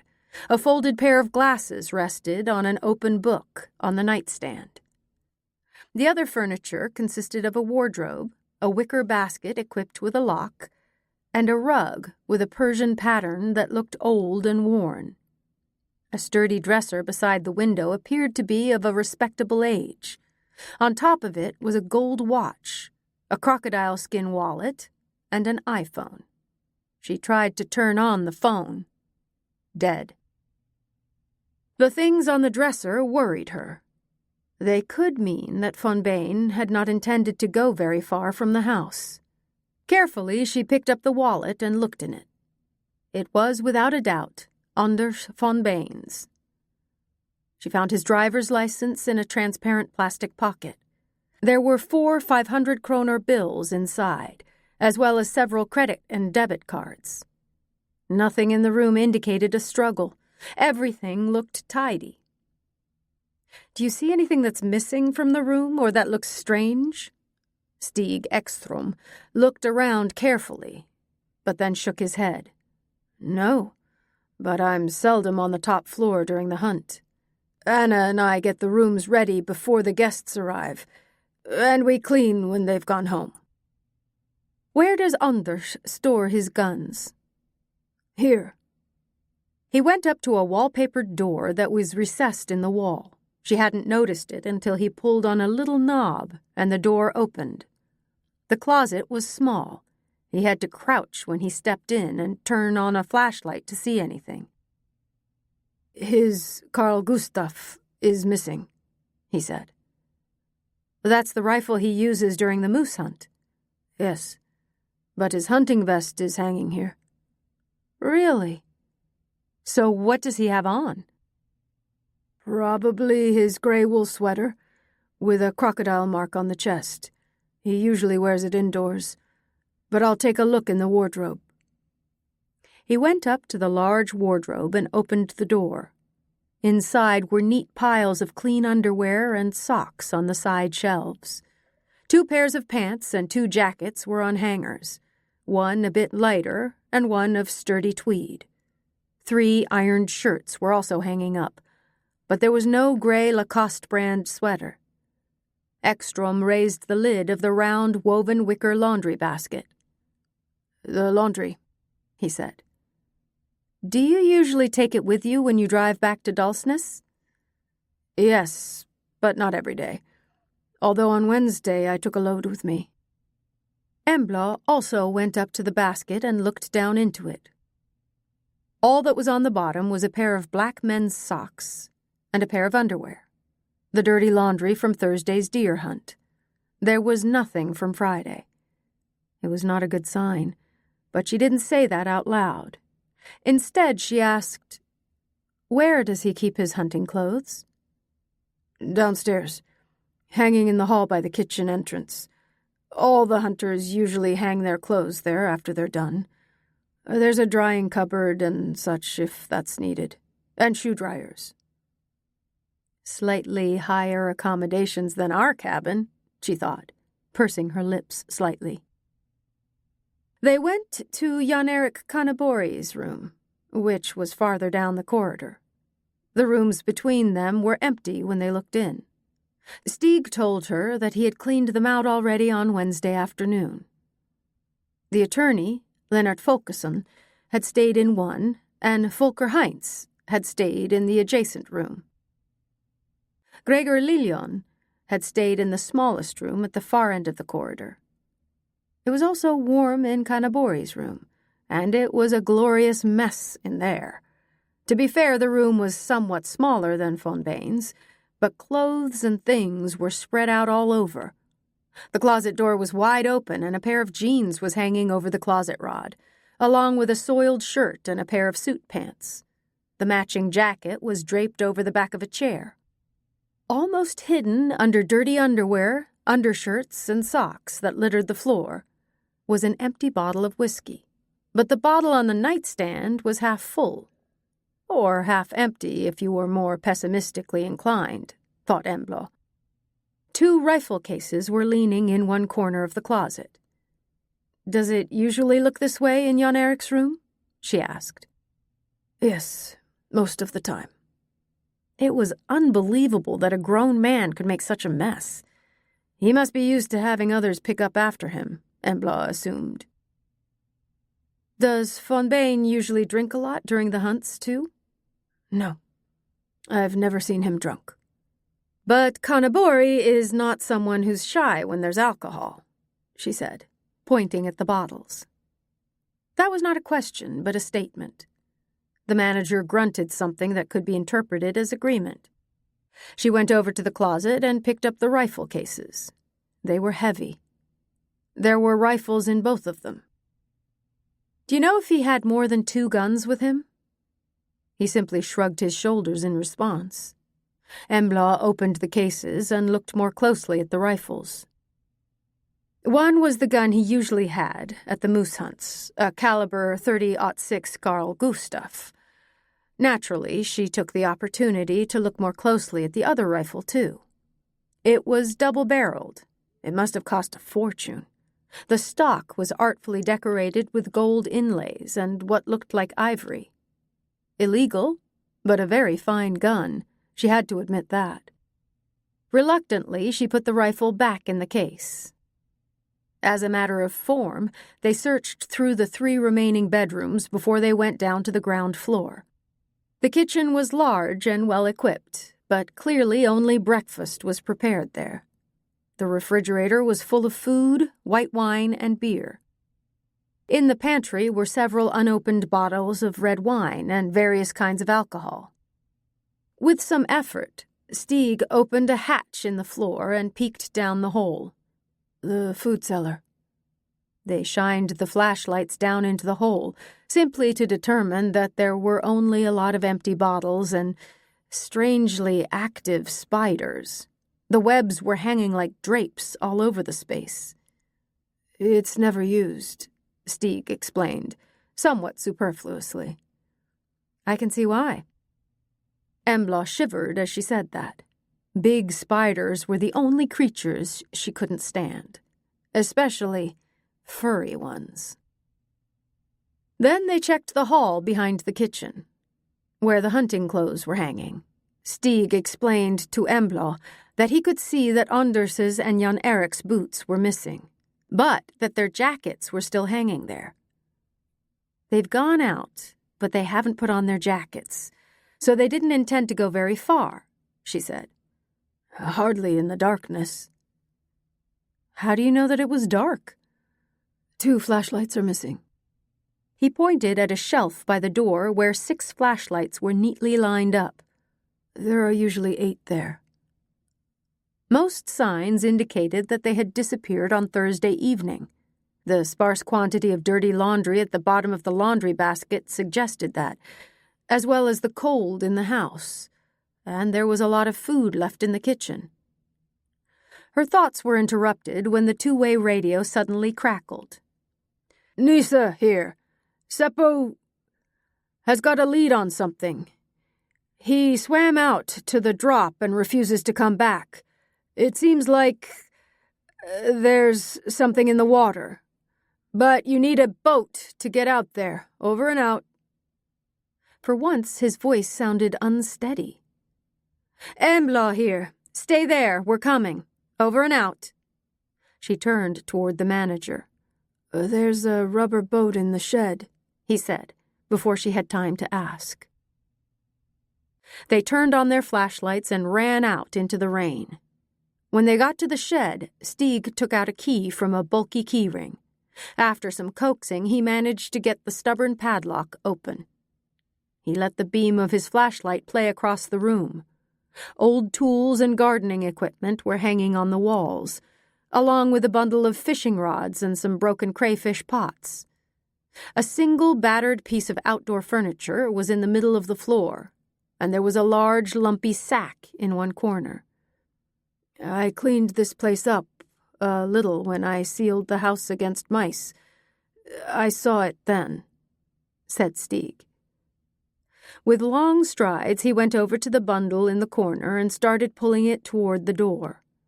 With combined forces, they managed to compress the nylon sack enough to squeeze it through the door. Stig stuck his head back in the doorway and shined around his flashlight. Anders and his buddies used the boat to catch crayfish. There should be an automatic gadget to inflate it, although I don't see it in here. They quickly searched through the outbuilding, but didn't see anything that resembled a pump. Working together, they managed to pull off the bag that surrounded the rubber boat. Both sighed with relief when the pump and 2 paddles tumbled to the ground. The grass was slippery with rain, and they fell a few times as they struggled to get the boat in the back of the car. Before they closed the hatch, Embla threw in a rope that she had taken down from a hook on the wall. A sickly yellow-gray light started to cut through the darkness. The worst remains, Ekstrom said with a sigh. What do you mean?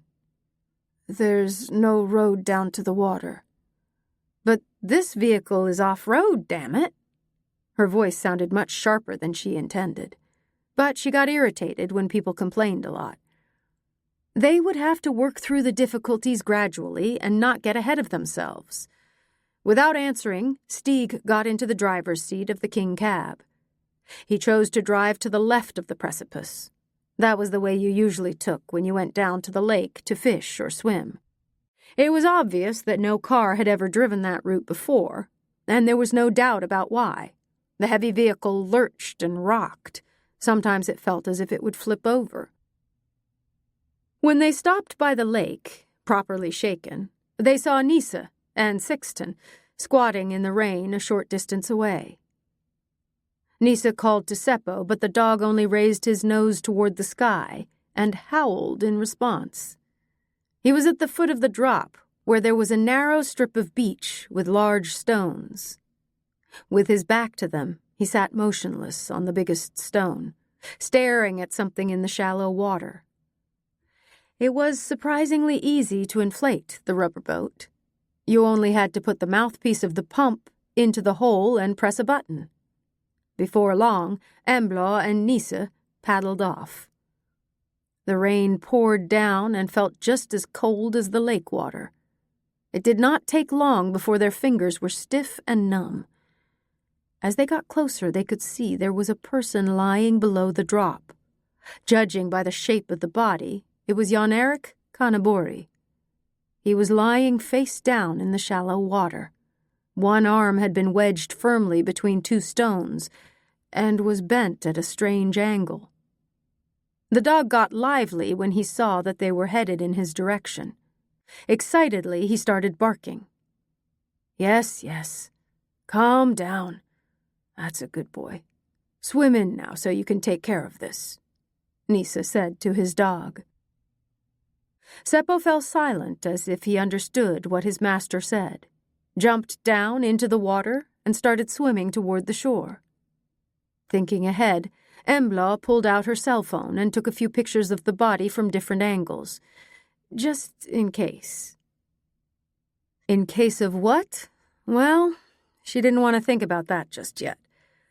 Just as the dog reached land, Peter and Bjorn came up to the lake, and a few minutes later Tobias and Einar arrived. Silently the men stood and watched as Nisa and Embla struggled to get Jan-Erik's arm loose. Once they succeeded, it was just a matter of piloting the body to shore. It was difficult to move in the unsteady craft, and the boat nearly capsized several times. But after a while they managed to throw the rope around the torso. Nisa tied the other end around his own waist, since there was nothing else in the rubber boat to attach it to. When that was done, they started slowly rowing to shore. When they were almost there, Sixten shouted, "Which one of them is it?" "Kanabori," Embla answered. "You saw no trace of the other one out there?" "No. We'll have to keep searching. But first I intend to call for reinforcements."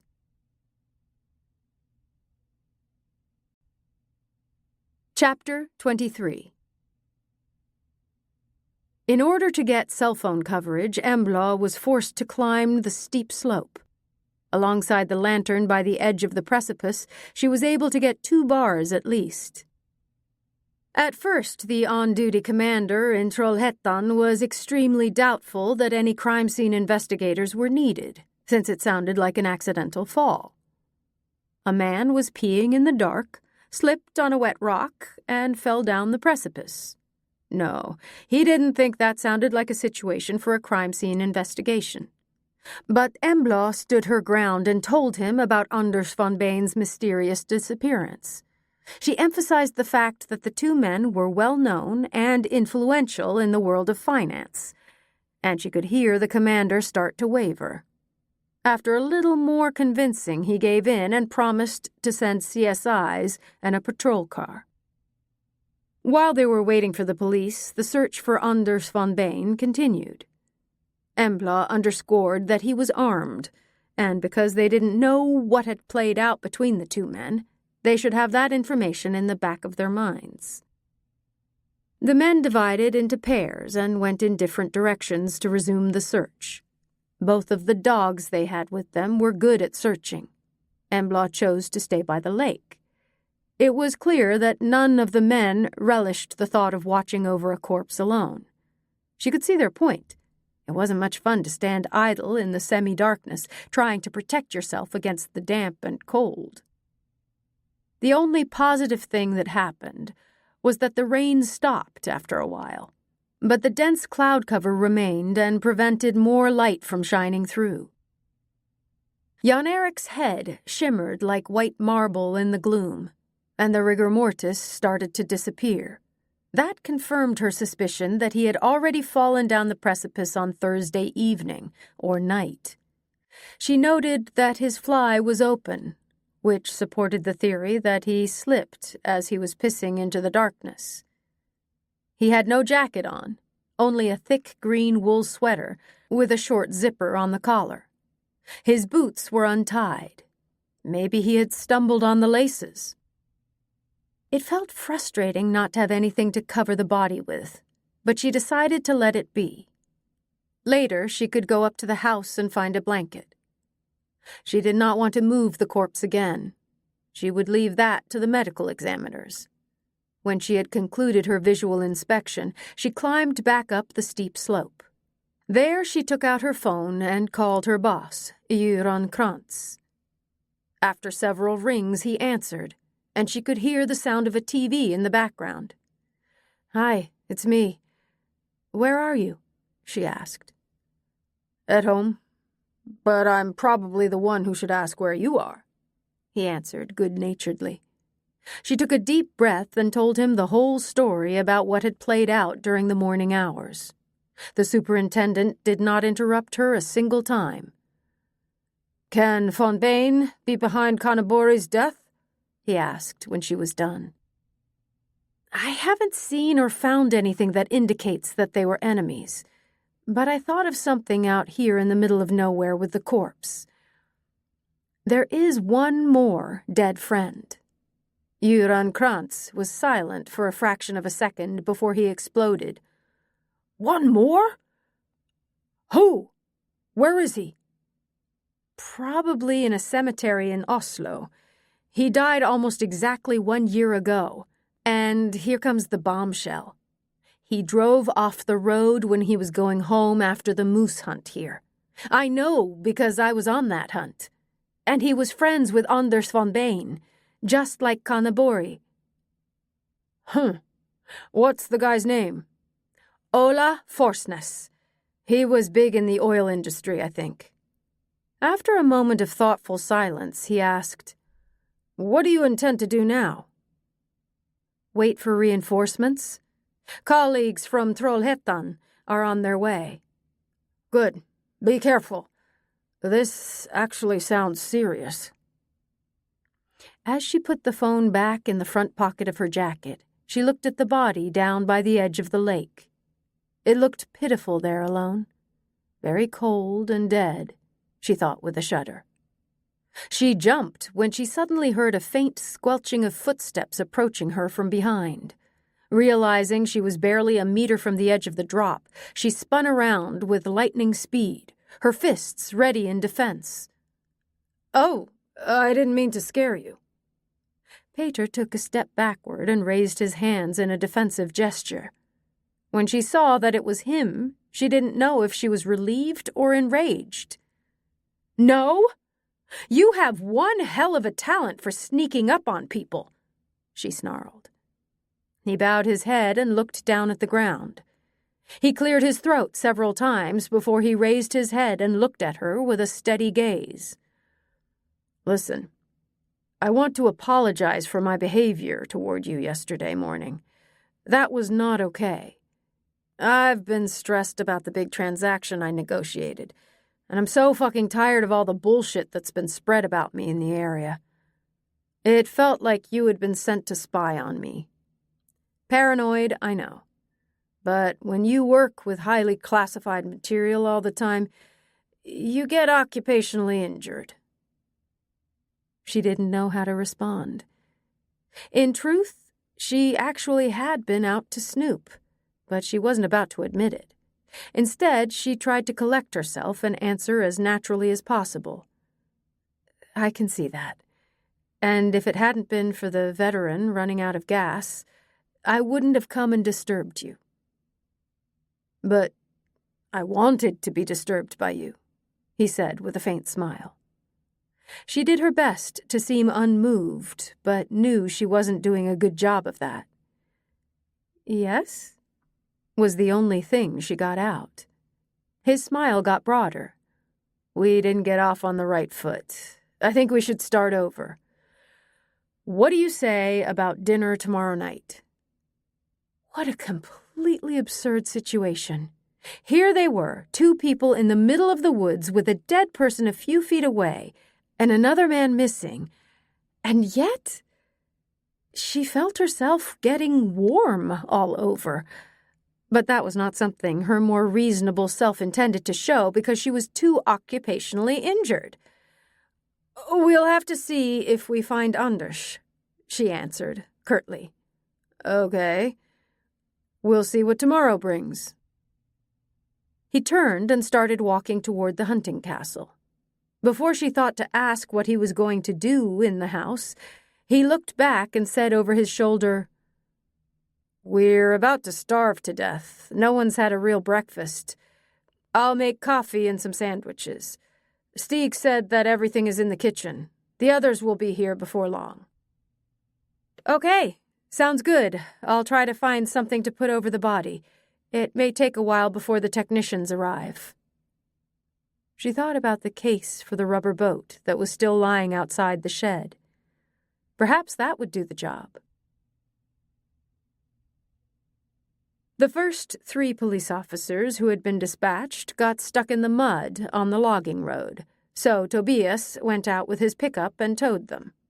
A few minutes later, 2 CSIs came in a Volvo cross-country, which could easily make it all the way. The police from Trollhättan joined the group of hunters inside the big hall of the hunting castle. Stig Ekström had lit a fire in the stove to try to warm up the house.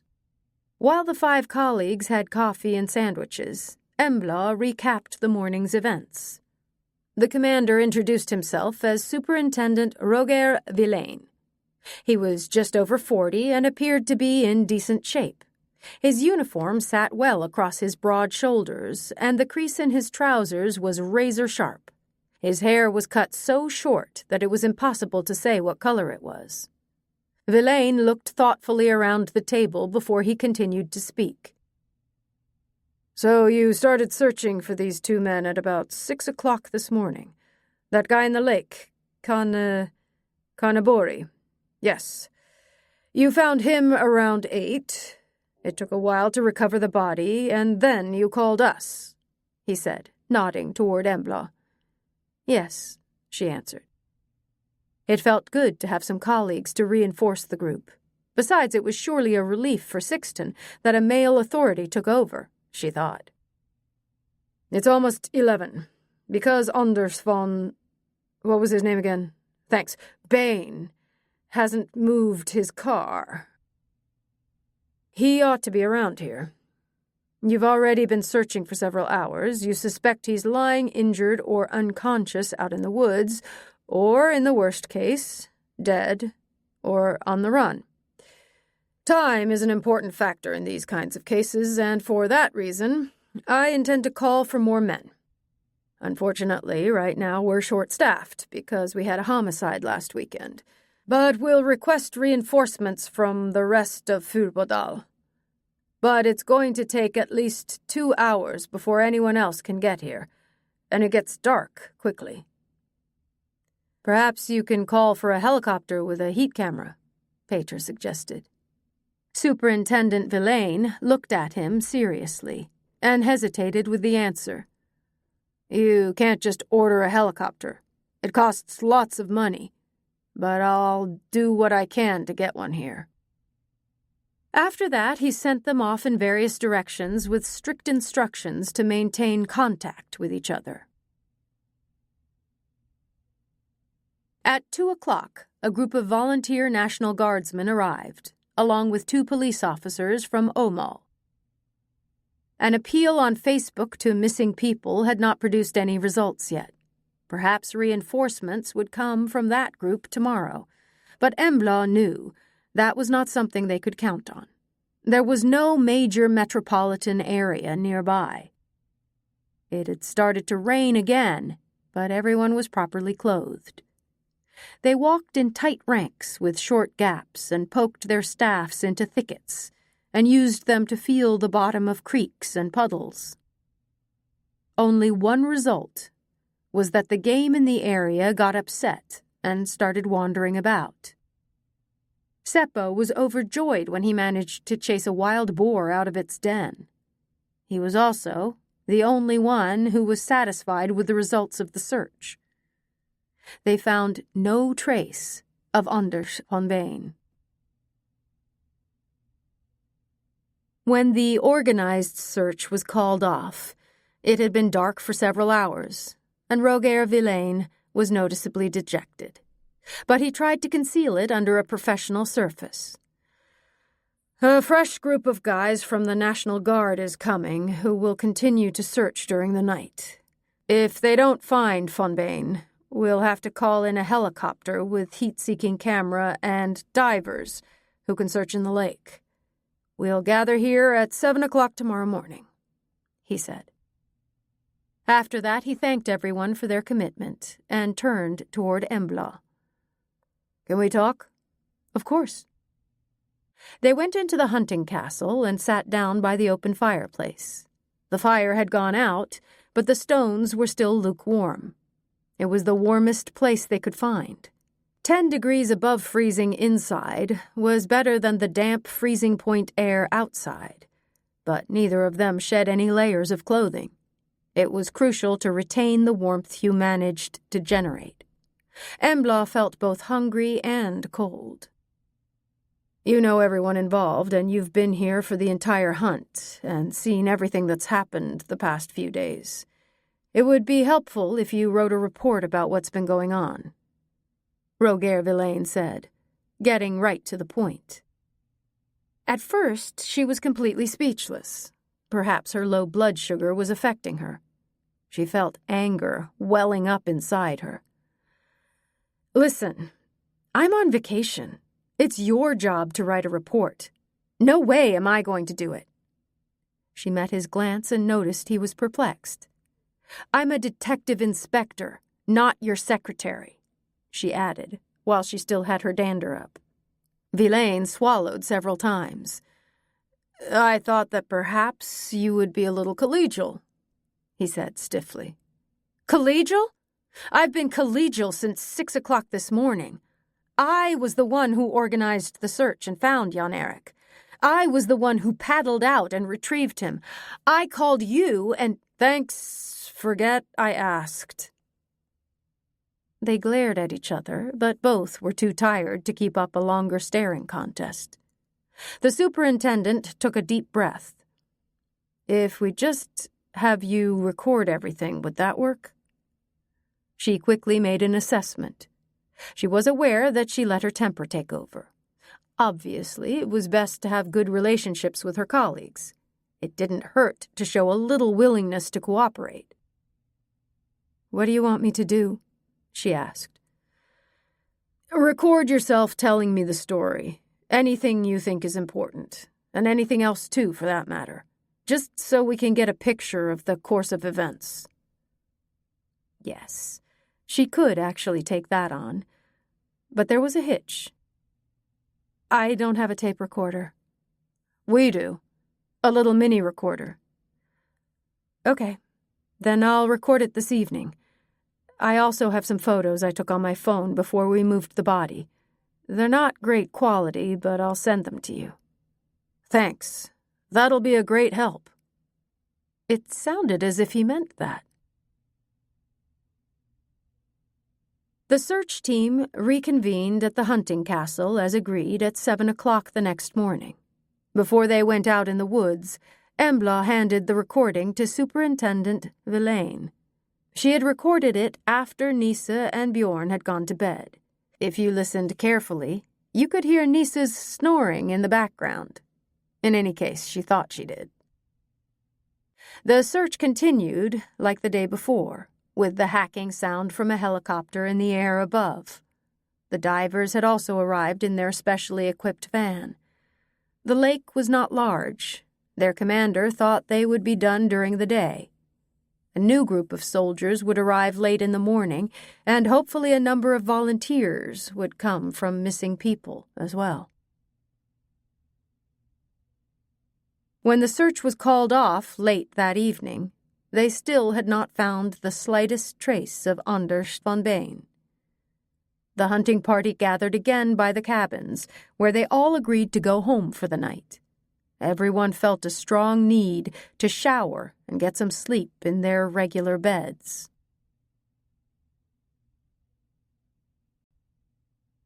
Chapter 24. Embla parked her old car in front of Huntsgården. The entire farmyard was bathed in light. The thought popped up again. Who is he afraid of? But maybe it was like he said, and the material he worked with would be very attractive to competing companies and criminals who dealt in industrial espionage. It was strange, though. Didn't the thefts of IT secrets usually happen, for obvious reasons, on the internet? She firmly dismissed all thoughts of crime in cyberspace and decided to try to relax and have a pleasant evening.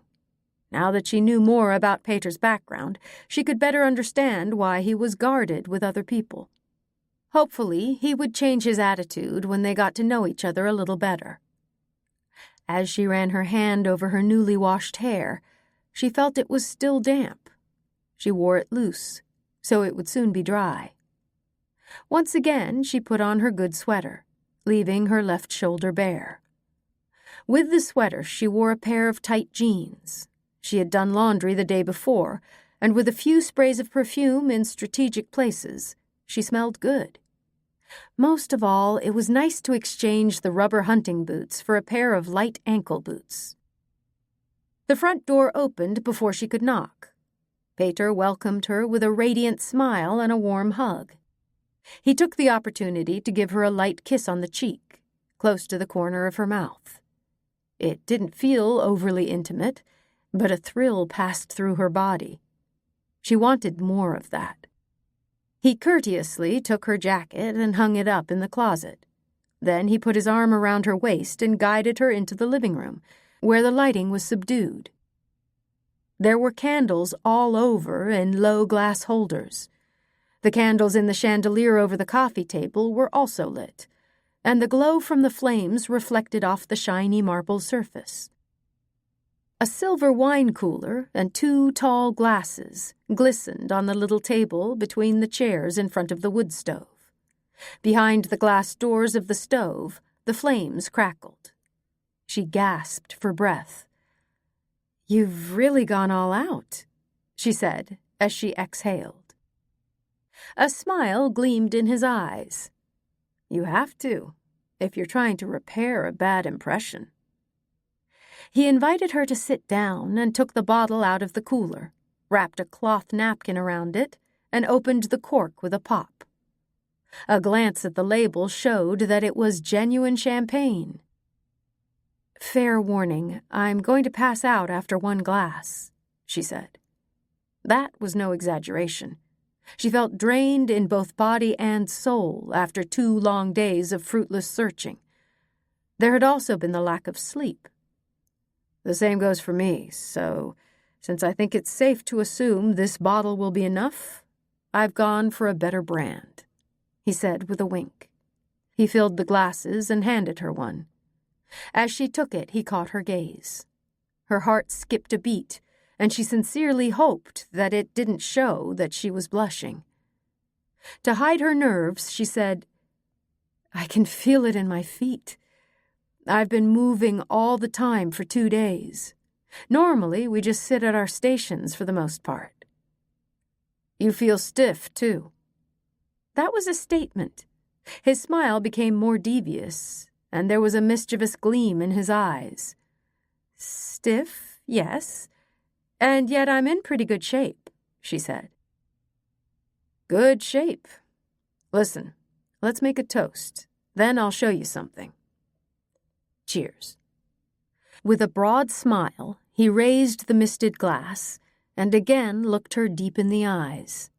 Her heart fluttered again, and she felt the warmth spreading in her body. A handsome man, intelligent and exciting with his little secrets. And who didn't have secrets? She liked all of it, but she didn't want to appear too eager. When they had taken the first sip, he stood up and extended his hand to her. "Come on, Bring the glass with you. Now you'll get to see something I haven't shown you before," he said. Without hesitating, she took his outstretched hand and followed him over to the kitchen. They crossed the kitchen floor, up to a closed door, the one she didn't have time to look behind the last time she'd done a house inspection. He let go of her hand and opened the door. With a proud gesture, he pointed into the room and exclaimed, "Ta-da! My gym." She stepped in and looked around the space. Along one wall were 4 different pieces of exercise equipment, one of which was a decent-sized treadmill. She was very familiar with the brand. These were professional machines. In one corner he had installed a sauna with glass walls, and under the oblong window with frosted pane, she saw a big jacuzzi. 2 soft, white terrycloth bath towels were hanging on the wall. The floor was of the same beautiful granite as the rest of the house. "Very nice," she exclaimed. "Thanks. I'm quite happy with it. This is the old laundry room that I've expanded. It's still behind the door over there." He pointed toward a door on the opposite wall. "Cheers to your fine gym," she said, raising her glass.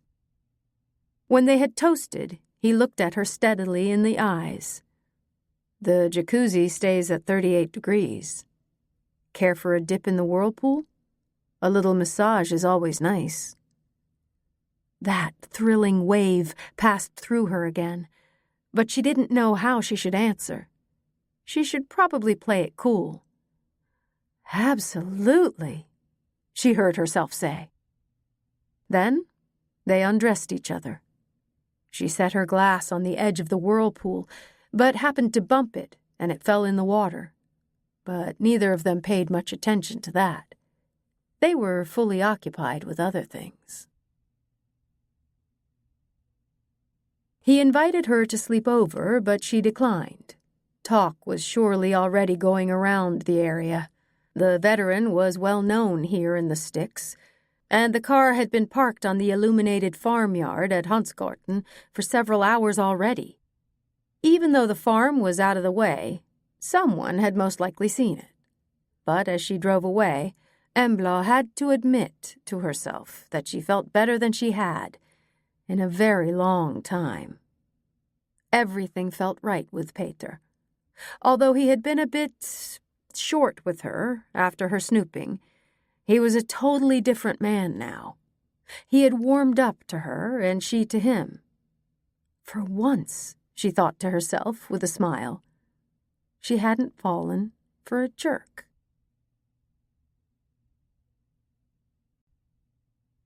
Chapter 25. Embla awoke to sounds from down in the kitchen. As she fumbled for her phone, she saw that it was already 7:15. She stretched before she got up and went into the small guest bathroom. A glance in the mirror revealed a serious case of bedhead, the danger of having sex with damp hair. It was hopeless to try to brush the reluctant strands back into place. The only immediate option was to tie it all up in a bun and affix it to the top of her head with hairpins and rubber bands. After that, her hairstyle was more presentable. "Why didn't you wake me up?" she asked as she stepped into the kitchen. Nisa was sitting at the kitchen table, reading the newspaper. He looked up at her over the edge of his reading glasses. "I thought you needed to sleep in." "This is supposed to resemble a vacation anyway," he answered with a wry smile. "Well, that's fallen apart completely, but I have lots of comp time to use, so I'll come back here as soon as I can. Although it won't be for at least a month. Elliot and I are also planning to come up for a few days during fall break, even though we can't hunt then." "I hope it's possible to arrange that comp time. There are a few moose left in the quota, if they haven't all run away from our area. There's a heck of a lot of disturbances in the forest right now." "If we can just find Anders von Bane, it will be calm again." Nisa gave her a thoughtful look. "Do you think so?" She chose not to answer. Instead, she poured yogurt and muesli into a bowl and sat down at the table. Sure, she still had stiffness in her feet and calves, but otherwise she was feeling great. The evening with Peter had been a real miracle cure. She noticed that she was smiling and quickly erased her satisfied expression. "He must still be in the area, dead or alive," she said quickly. "And if he isn't?" Where would he go on foot? To the west there are only forests and the mountains of Norway, and to the north is the forest and lakes southwest of Erjink. Looking east is also completely desolate, and if he heads south, he'll be here. If he goes to the southeast, he may end up in Bengtsfors. It's at least 50 kilometers in any direction before you reach a populated area. And if he stumbled across some smaller place on the way, we would have known about it by now. "Not if he's staying away voluntarily," said Nisa. "You think he could be behind Kanabori's death?" "It's not out of the question, is it?" "But it looks like an accidental fall. Even if Anders did push Jan Erik, he doesn't need to hide. There are no suspicions of homicide." "Not yet." Her brain was working at high speed while she filled a tea ball with herbal tea, set it in the cup, and poured in the hot water. "But why would he do something like that? They've been friends for a really long time," she said at last. "Well, he did say to Stig not to come back on Friday. They were supposed to take a rest day, and that has never happened before. But maybe they had something important to discuss, and then they had a falling out. So when Kanabori went out to the precipice later, von Bain pushed him down." There could be something to that scenario, thought Embla. But there was an obvious objection. If Anders von Bain had pushed Jan Erik Kanabori down the drop, he wouldn't have needed to flee. Running only made him appear guilty. He could have calmly gone back into the cabin again. There he could have kept reading his book, turned off the lamp, and gone to bed. The next day, naturally, he would have called the police and reported his friend missing. When, later on Friday morning, he and Stig Ekström went to search, they would have found Kanabori below the drop. A tragic accident. But it hadn't turned out that way. "We can't rule out that there was a third person up there on Thursday evening," she said at last. "If that's so, then this is worse than we thought." Embla didn't contradict him. She felt an ice-cold shiver run down her spine and thought about what her grandmother Aina used to say when she shivered for no reason. "Someone is walking over my grave." A short time later, Stig Ekström came to pick them up. Sitting beside him in the front seat was Sixten Svensson. Now it was high time to cut up the animals that were hanging in the shed. Embla usually went along to assist and carry. It was a heavy job, and all strong arms were needed. Because Sixten and Nisa were starting to get up in years, and Stig wasn't a youngster either, she was considering taking a course in butchering that winter. Nisa had already taught her a fair amount, but she wanted to be able to cut the animals up the right way. Sometimes she thought there was a little too much ground meat and pieces for stew. As hunting leader, Sixten was responsible for dividing up the meat within the hunting party. Every year he made meticulous lists, which he called the meat lists. If there was the slightest complaint from anyone concerning the distribution, he could simply stick the lists under the nose of the dissatisfied party. Then whoever complained would usually give in. The rain had stopped, and the thermometer stood at 1 degree below freezing, which was excellent weather for handling raw meat. They were only a few kilometers from the butchering shed when Embla's phone rang. On the display she saw that it was her colleague Hampus Stare at VGM. "What trouble have you been causing now out there in the wilderness?" he said in a high-pitched voice. "Pushed a man over a precipice and hit a second so no one would ever find him," she answered quickly. "What?" "Just kidding. What do you want?" Hampus regained his composure. "There's one heck of an uproar down there. Those two are real hotshots, so we've been besieged by the media." She was about to respond when she completely lost the thread. There were several cars parked outside the shed, including a big van with the Swedish television West News logo. "It seems like they've found their way here, too," she said gloomily. As they came closer, she could see Superintendent Roger Villain standing in the middle of a group of journalists who aimed their microphones at him. A cameraman was perched on top of the van, filming energetically. "The medical examiners have found something that strengthens the suspicion of homicide, although I don't know what it is. Our colleagues in Fuberdal have asked for backup from VGM, and you're already on the scene, of course." She heard what Hampus said, but it took a second before she reacted. "Listen, I'm on vacation. We're hunting," she exclaimed. "You can forget about that. You're on duty instead of hunting poor innocent moose. From what I understand, the missing guy is the prime suspect." "Or else he's also a victim," she objected quickly. "Possibly, but we'll have to figure that out when we come up to you in a few hours. We have to finish a case before we leave." "Okay, and here I'd hoped to avoid seeing your face for a while," she said, with a theatrical sigh. "You wish." Stig Ekstrom parked right outside the door to the shed. None of the journalists bothered to look at them, completely occupied as they were with the superintendent. The three men managed to sneak up to the door, unlock it, and slip in, without anyone from the media reacting. Embla sauntered over to the group and took a place at the back to try to hear what Roger Villain was saying. "Any suspicions about Jan-Erik Kanabori's death?" "No, there's nothing that indicates that it was anything other than an accident," Villain responded. He looked tired, with noticeable bags and dark circles under his eyes. Evidently, he had not slept many hours since Saturday morning. It was probably wise of him to request reinforcement from VGM, Embla thought.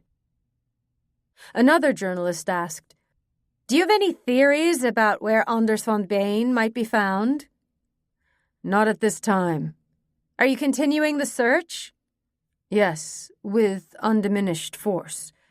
We've gotten reinforcements from the search group, and, as you can hear, we have a helicopter overhead, and it's equipped with a heat camera." He pointed up, and although they could hear the helicopter, it was hidden behind clouds. "Will the frogmen continue searching in the lake?" someone asked. "No, they're done. There was nothing to see."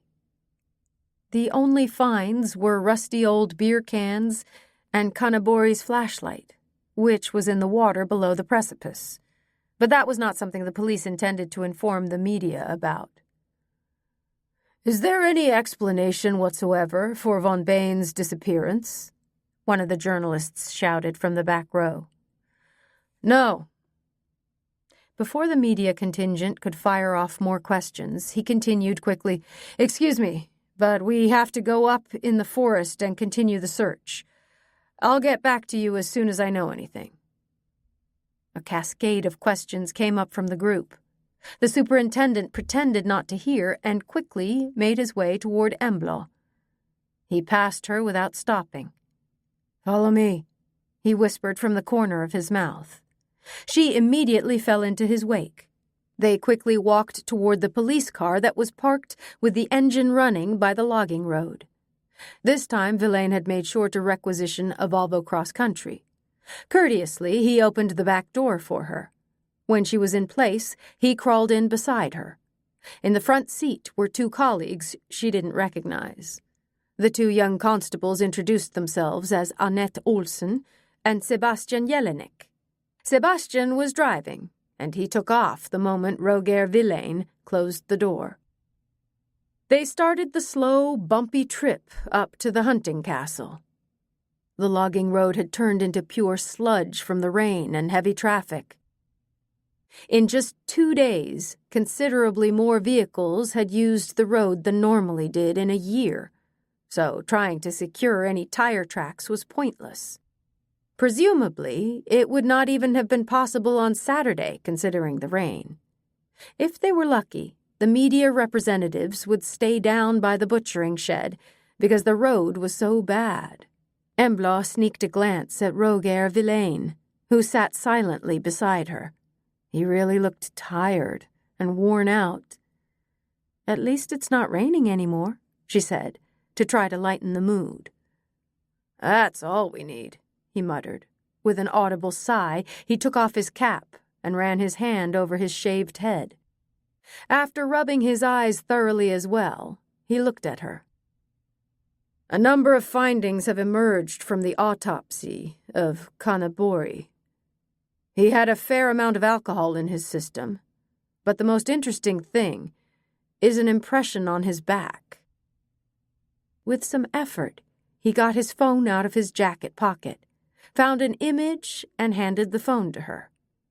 The photo was sharp and showed Kanabori's sturdy back, which shimmered bluish-white against the shiny steel of the autopsy table. Right below the left shoulder blade, there was a distinct mark, an oblong oval with rounded ends.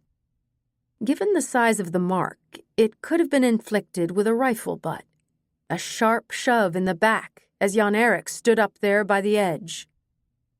And von Bain's rifle was missing, like he was. "So you think that Kanabori got a hard hit with a rifle butt in the back?" she asked, even though she already knew the answer. "Yes, looks that way, doesn't it?" It was important not to jump to the simplest explanation. "Sure, but there's nothing that proves it was Anders von Bain who was holding the rifle," she said. "Then I can also tell you that the techs have compared the impression on the victim's back with the backside of the butt on a Carl Gustaf model rifle caliber .30-06. Fits exactly." She didn't know how to respond to that. No one in her hunting party had such a rifle. On the other hand, she knew that it was not uncommon among von Bain's hunting buddies, and that it was von Bain's favorite gun for moose hunting.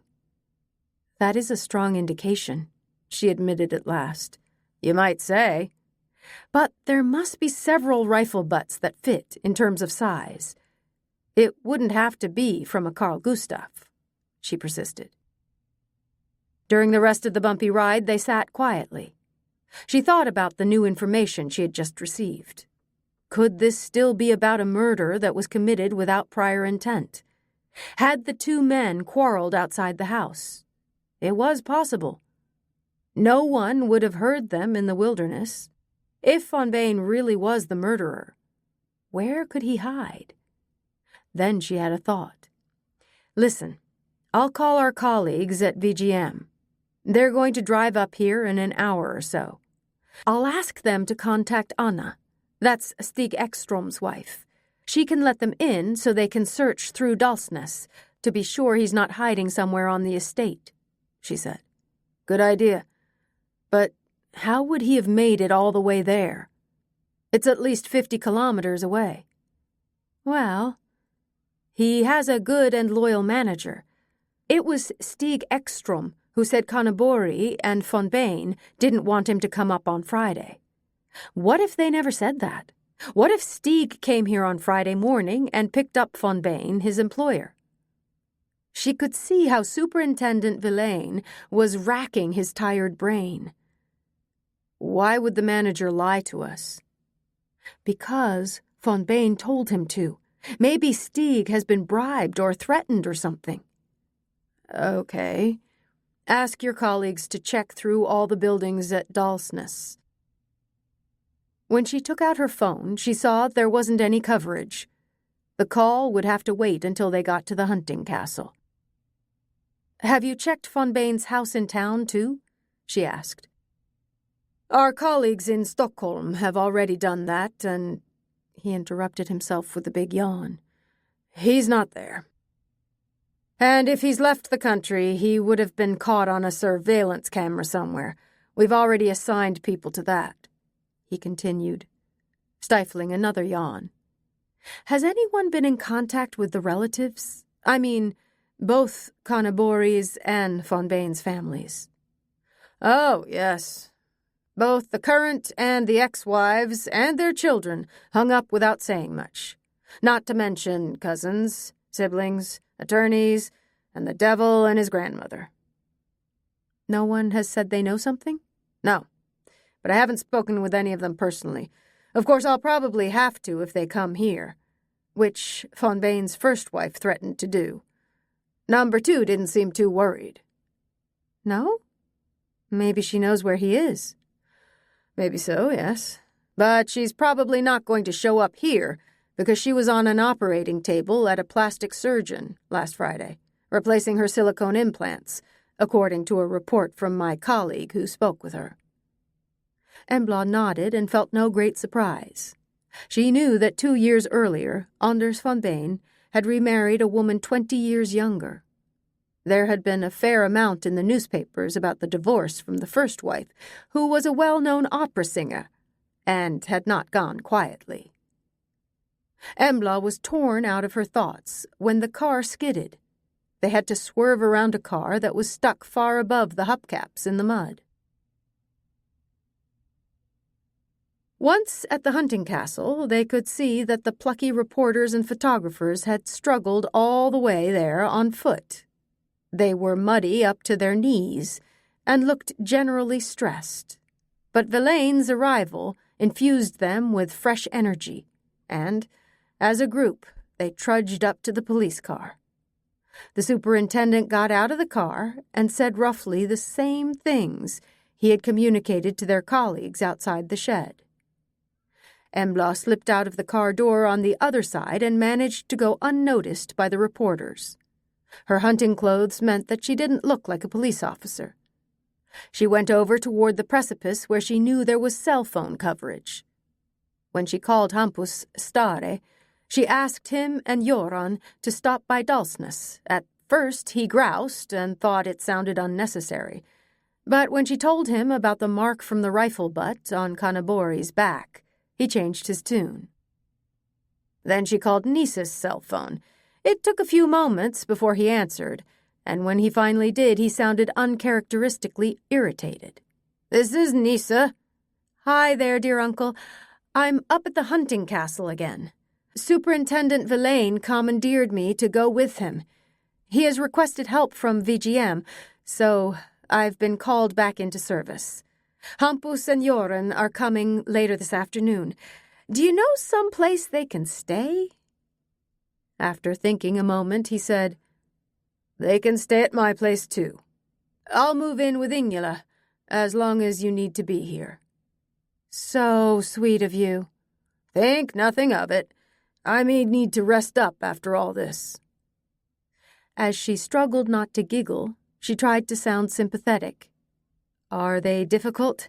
The reporters and—" "Difficult? They're out of their minds. A crazy woman forced her way in here and started raving into a microphone.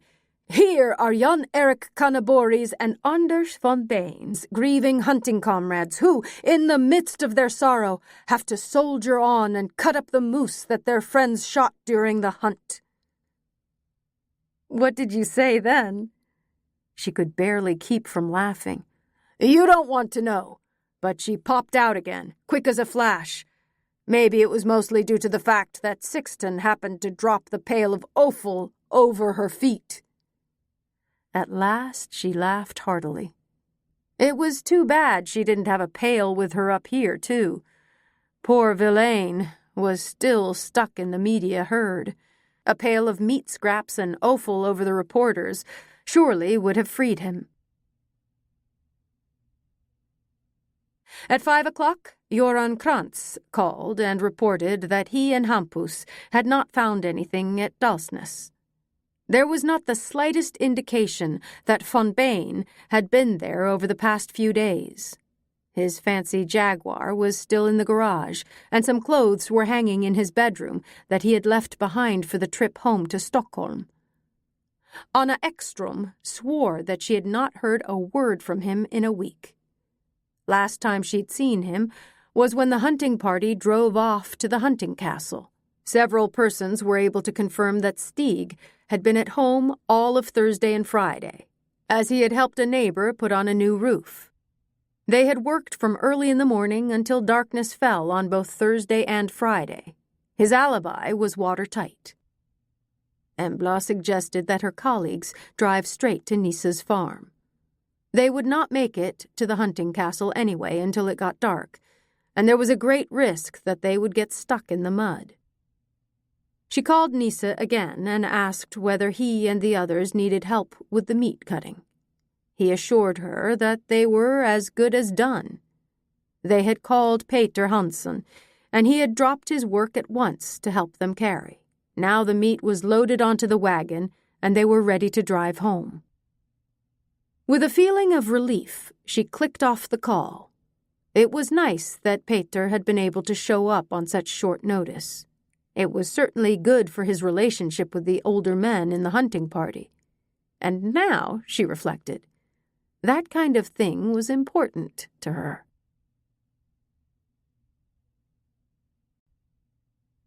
Chapter 26.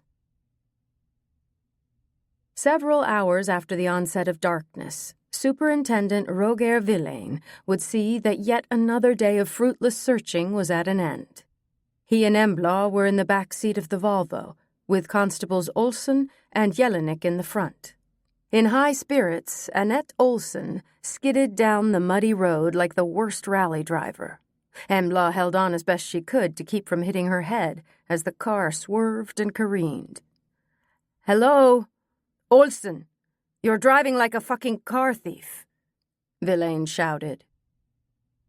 The constable slowed down and took it a little easier. The passengers in the back seat could release their convulsive hold on the car interior and lean back. "Where the hell can von Bain be?" the superintendent said with a sigh. "He's not anywhere around here. If he were, we would have found him," said Embla. "Yes, I believe we would have. By the way, tomorrow I need to see you and your colleagues in the unit." "We can meet you at your office in Trollhättan. How does 9 o'clock sound?" He gave her a grateful look and a faint attempt at a smile. "Shouldn't we meet halfway? Melrud, perhaps." "It's better if we meet at your office, and we have to decide where to set up the investigation center. It won't work to have it up here in the woods." Thanks. That sounds really good. By then, I'm sure we'll have managed to get news from our colleagues who were going to question von Bain's wife and search the house in Djursholm. And maybe the review of the images from all the surveillance cameras at the train stations and airports will have produced some results. Obviously, we've also checked all the reservations for trains, airlines, and boats. Shouldn't you put out an international search warrant? Yes. If he's taken off, he's certainly not inside our borders still. But my boss wants to wait and see if we produce anything before we get the big apparatus going. The rest of the way to Nisa's farm, they sat and dozed. Judging by Superintendent Villain's snoring, he was in a deep slumber. VGM's black Volvo XC90 was already parked in the farmyard outside the house. All the windows except the windshield were tinted so dark that it was impossible to see into the car. When Embla opened the door to the house, she was met by happy laughter. Nisa and her two colleagues, Superintendent Göran Krantz and Detective Inspector Hampus Stare, were sitting at the kitchen table, drinking beer. The aroma of a steaming casserole in the kitchen made her realize how hungry she was. "Hi! Come on in and sit down," Nisa called. He had met both Hampus and Göran on several occasions and didn't feel the least bit uncomfortable having two policemen at his table. "That'll be nice, but I have to shower and change clothes. Stink like a beaver," she said, hurrying up the stairs to her room and the beckoning shower. Behind her, she heard Hampus ask, "Do beavers smell bad?" Well, how would he know, Embla thought, shaking her head. Before he started at VGM, his contact with nature mainly consisted of walks in Slottskogen Park in Gothenburg. The chicken casserole was heavenly, with the aroma and taste of garlic, chanterelles, and fresh herbs. It was impossible to resist. Embla went back for seconds. At that point, Nisse had already said his goodbyes and driven off. The three colleagues had the house to themselves, and while they were eating, they discussed the case. Göran Krantz told them he had made contact with Ola Forsness's father in Oslo. "He's old, 89, but he said something interesting. The same day that Ola went to Dalsnes to take part in the moose hunt, he got a package. He never got to see it because he left early in the morning, but his father opened his mail a few weeks after the funeral. In the package was a gold watch, a Rolex with diamonds, but it was obviously only fool's gold and pieces of glass. Street vendors all over Asia sell knockoffs, so the watch was rather uninteresting. But there was a piece of paper with it." Göran raised his beer glass and took a sip before he continued. "On the paper it says, 'I remember, M.' M? Is there anyone in the hunting party whose name starts with M?" Hampus asked, looking at Embla. She shook her head and tried to recall whether anyone in the circle around the hunting party might have a name, or even a nickname, starting with M, but she couldn't think of anyone. "Does he still have those things?" she asked instead. "Yes, he sent the packages to the police station, addressed to me," said Göran. So, it was just a matter of waiting to see what the package contained. In the meantime, they needed to make a more pressing decision. Embla threw out her hands and made a gesture around the room. "Do you think it's a good idea to set up the investigation center here?" Her colleagues exchanged a look, and then they both nodded. "Anyone who may have seen something or knows something is around here," Göran said. "Then let's start setting things up pronto," Hampus decided. He and Göran went out to the car and retrieved 3 large cases to shore up their resources in Nisse's house.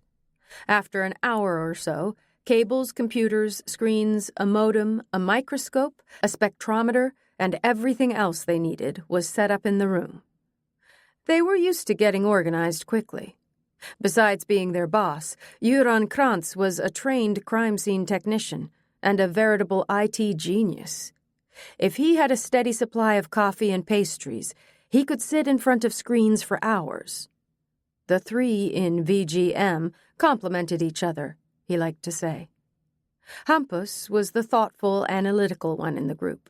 In contrast to their boss, he was tall and thin, borderline skinny, in fact. His thick, dark hair had a stylish cut, short on the sides and rather long on top. When he looked at people through his round glasses, he could easily pass for a stray academic and not a policeman, which had benefited him numerous times. People were lulled into security by his harmless appearance.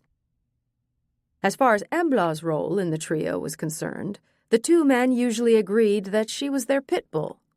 This was said with tenderness on Göran's part and teasingly by Hampus. She didn't care. They were a good team. "I wonder what the watch and the note mean. Who is M?" she mused out loud. "Perhaps the note and the watch have nothing to do with this case at all, and not with Ola Forsness's death in a car accident either," Hampus objected. The boss cleared his throat several times. That usually meant that he intended to announce something important. "I have the investigation from Forsness's fatal accident here. He was driving his brand-new Porsche from Dalsnes on Sunday evening in the direction of Halten. From there, he would continue to Oslo. It was already rather dark, but the weather was clear. The temperature was about 3 or 4 degrees Celsius, and the road was dry. Forsnes was notorious for driving too fast, and presumably he behaved no differently that evening. He drove off the road right before the border, where there's a steep descent with a sharp curve. He crashed into a tree. The Porsche was totaled, and he died immediately. The car was equipped with an automatic emergency phone, which made it easy to find the wreck. "That sounds like an accident to my ears. Nothing strange at all," Hampus interjected. "Sure, but the investigation showed that there were no brake marks on the road. The car's brakes were completely flawless, so it was assumed that he must have fallen asleep at the wheel. A clear accident. Keep in mind that one of his buddies has died and another has disappeared exactly 1 year later," Embla noted. "There isn't necessarily a connection," Hampus maintained. "True, but I think the watch and note are strange.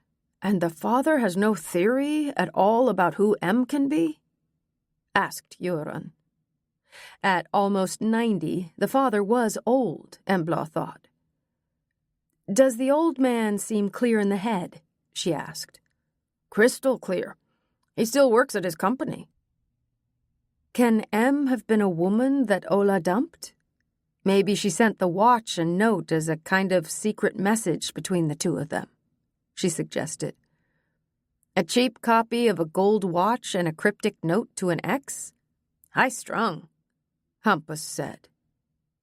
At last, Embla felt the fatigue from the past few days kick in. She would fall asleep in her chair if she didn't go to bed. After mumbling good night to her colleagues, she went up to her little room. She was asleep before her head reached the pillow.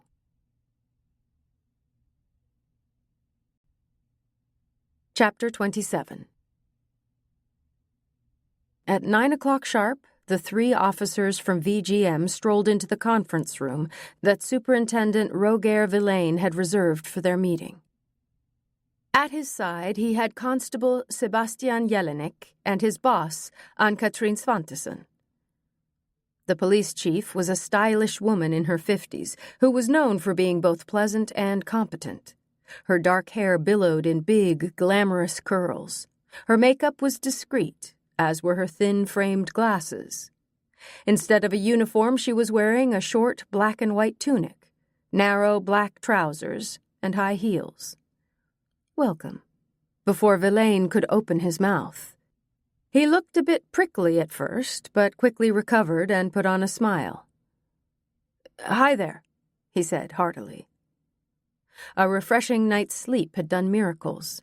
His eyes radiated energy, and his freshly shaved head gleamed in the glow of the fluorescent lights. His light blue shirt was fresh and crisp. There were several mugs, 2 thermoses of coffee, and a plate with a sliced tea ring in the center of the table. Göran got a warm look in his eyes when he saw the pistachio-green almond paste and the roasted almond chips. It was his favorite pastry.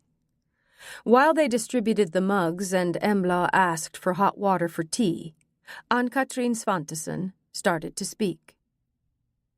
"First, I'd like to get an update. This case is getting a lot of attention in the media. I'm consistently getting inquiries about whether the investigation has produced any results. So, Roger, has it?" Villain cleared his throat a few times before answering. "The mark under Kanabori's shoulder blade speaks for itself. He received a hard blow from what we have reason to believe is the butt of a rifle, and he fell down the precipice. According to the medical examiner, he died immediately. The cause of death was a broken neck, which likely occurred when he struck his head on the stones below." After a little tapping on the computer, an enlarged image of Kanabori appeared on the wall behind him. There was a clear, violet-red mark a few centimeters below the right shoulder blade, close to the spine. The impression was angled upward, like when the hands of a clock are at 7:05. The next tap showed a close-up of the rock by the edge of the precipice. Helene pointed at some almost invisible marks. "It's hard to tell in this photo, but we found scrape marks in the lichen, there by the edge. Kanabori tried to get a foothold, but as we know, he didn't succeed," he said. After a little fumbling, he managed to zoom in on the edge of the cliff so they could see the scrape marks more clearly.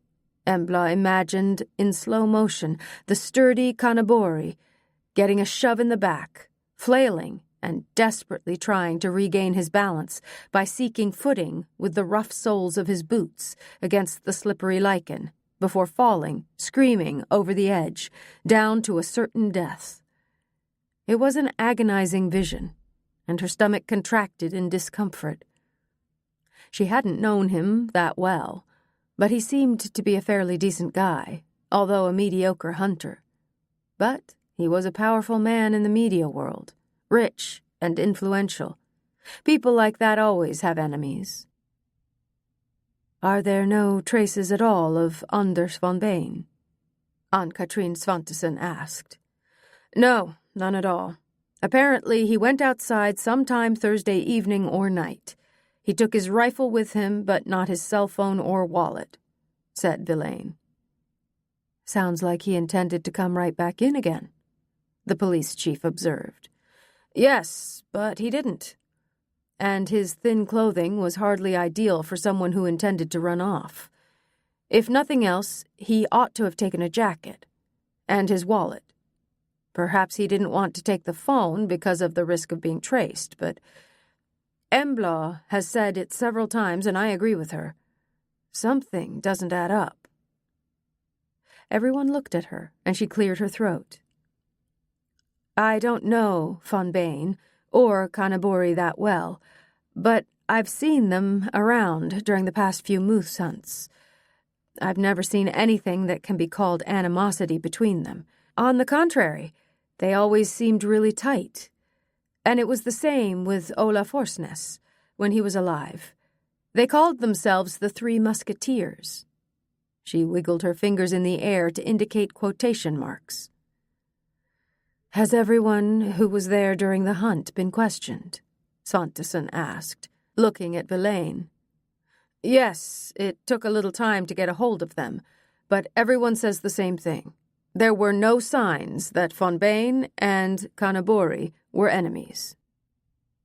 There was a moment of silence before Roger Helene looked at Embla and asked, "What do you think happened?" "No idea. But I can't believe that von Bane would push his friend off the precipice. I've started wondering if there was a third person at the hunting castle last Thursday evening." "It's possible. But we'll have to be content with stating that von Bane got out of bed, set aside his book, took the rifle out of the closet, put on his boots, and went out. After that, we don't know what happened. But here's one more mysterious picture," the superintendent said. A close-up of wet, muddy soil and a damp stone showed up on the wall. At first, none of them saw anything noteworthy in the picture. But when Roger Helene pointed to the edge, they could make out a circular impression in the muck. The circle is exactly 70 centimeters in diameter. There's also an unclear impression here from a sturdy boot, but only an extremely small part of the front of the sole is visible. This person was standing on the rock. "But what's that ring?" Hampus asked. "I don't know. Something left a very clear impression, a thin ring." He clicked again and produced a view over the precipice and the surrounding terrain. "Kanabori fell here, and here is the ring, 4.5 meters from the marks on the edge. The lantern post is between them," Hampus noted. "Yes, although—" The superintendent trailed off when there was a knock on the door. Constable Annette Olsen stepped in with a small package in her hand. Hi, an express package from the police station in Gothenburg. For you, Göran, she said. He stood up, took the package, and immediately started removing the brown wrapping. Before he opened the thin gray cardboard box, he put on his latex gloves. He fumbled with the tissue paper until he found what he was looking for. With a pair of long tweezers, he took hold of the metal armband and held the gleaming watch up for inspection. "So, this is a worthless copy," he said. With some difficulty, he opened a plastic bag that was on the table and put the watch in it. Then he sent it around so that everyone could take a closer look. Carefully, he lifted the tissue paper out of the box. At the bottom was the small slip of paper. He grasped one corner with the tweezers and placed it in a small plastic bag with a seal. He inspected the note thoroughly before he let it be passed around. "Ordinary copy paper, printed out on a laser printer, but I'll look more closely at that later," he said. The piece of paper was rectangular, about 5 by 7 centimeters. The lower edge was cut a bit crookedly. In the middle of the paper it said in rather large letters, "I remember. M." Embla turned over the package, but there was nothing discernible on the back. No marks, folds, or stains. "I'll be damned," Roger Villain exclaimed. Ann-Katrin Svantesson gave him an astonished look and raised her eyebrows slightly. Villain's neck was turning red, and he pointed at the note. The Tex found an envelope in Kanabori's room, sent from Gothenburg. The address was printed out on a computer on a self-adhesive label. Self-adhesive stamps, too, so no DNA from saliva on the backside. In the envelope was a piece of fabric of some kind, and a similar note. You could have heard a pin drop in the room. Everyone looked at him, waiting for Villain to continue, but he evidently didn't know any more than that. He feverishly tapped on the computer in front of him and let the images flicker past at a rapid pace. "There," he said finally. The image showed a small padded envelope. Beside it was a black scarf and a slip of paper. He zoomed in on the paper, and everyone could see that it was identical to the one that was on the table in front of them. "Where did they find this?" Göran Krantz asked. "In an inside pocket of Kanabori's suitcase." Villain sounded absent. He stood with his gaze fixed on the objects in the picture. A black scarf and a fake gold watch. I remember M. What is the sender trying to say? The police chief wondered out loud. She, too, looked intensely at the image, as if she was trying to find something they hadn't seen at first glance. "Probably only the sender knows that, and perhaps the recipients. That is, Ola Forsnäs and Jan-Erik Kanabori. And neither of them can tell us anything because they're dead," Hampus said dryly. Göran emptied the last of his coffee cup. "To me, it's as clear as day. Kanabori was murdered, and we'll have to look at the investigation of Forsnäs's accident again," he said. "Will you take that on?" Villain asked quickly. "Sure." Göran reached for the last piece of pastry. It could be a long shift in front of the computer that afternoon, and it was crucial not to let his blood sugar sink too low. "And what happened to von Bain? Did he get something in the mail too?" Ann-Katrin Svantesson looked searchingly at the police officers around the table. Villain straightened up automatically as he answered his boss. "Right after this meeting, I'm going to make contact with our colleagues in Stockholm and ask them to search his house in Djursholm one more time. Those of us who are here in the room will search through the estate and the hunting cabin in Dalsland. It will be easier now that we know what to keep an eye out for." "We can check Dalsnäs when we drive back," said Göran. "Good. But you can't very well drive down here every morning, can you?"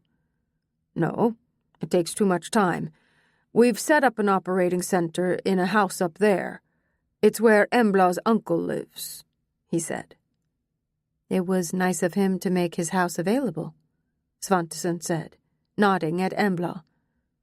She knew he probably didn't have much choice, but she didn't intend to enlighten the police chief about that. Instead, she simply smiled in response.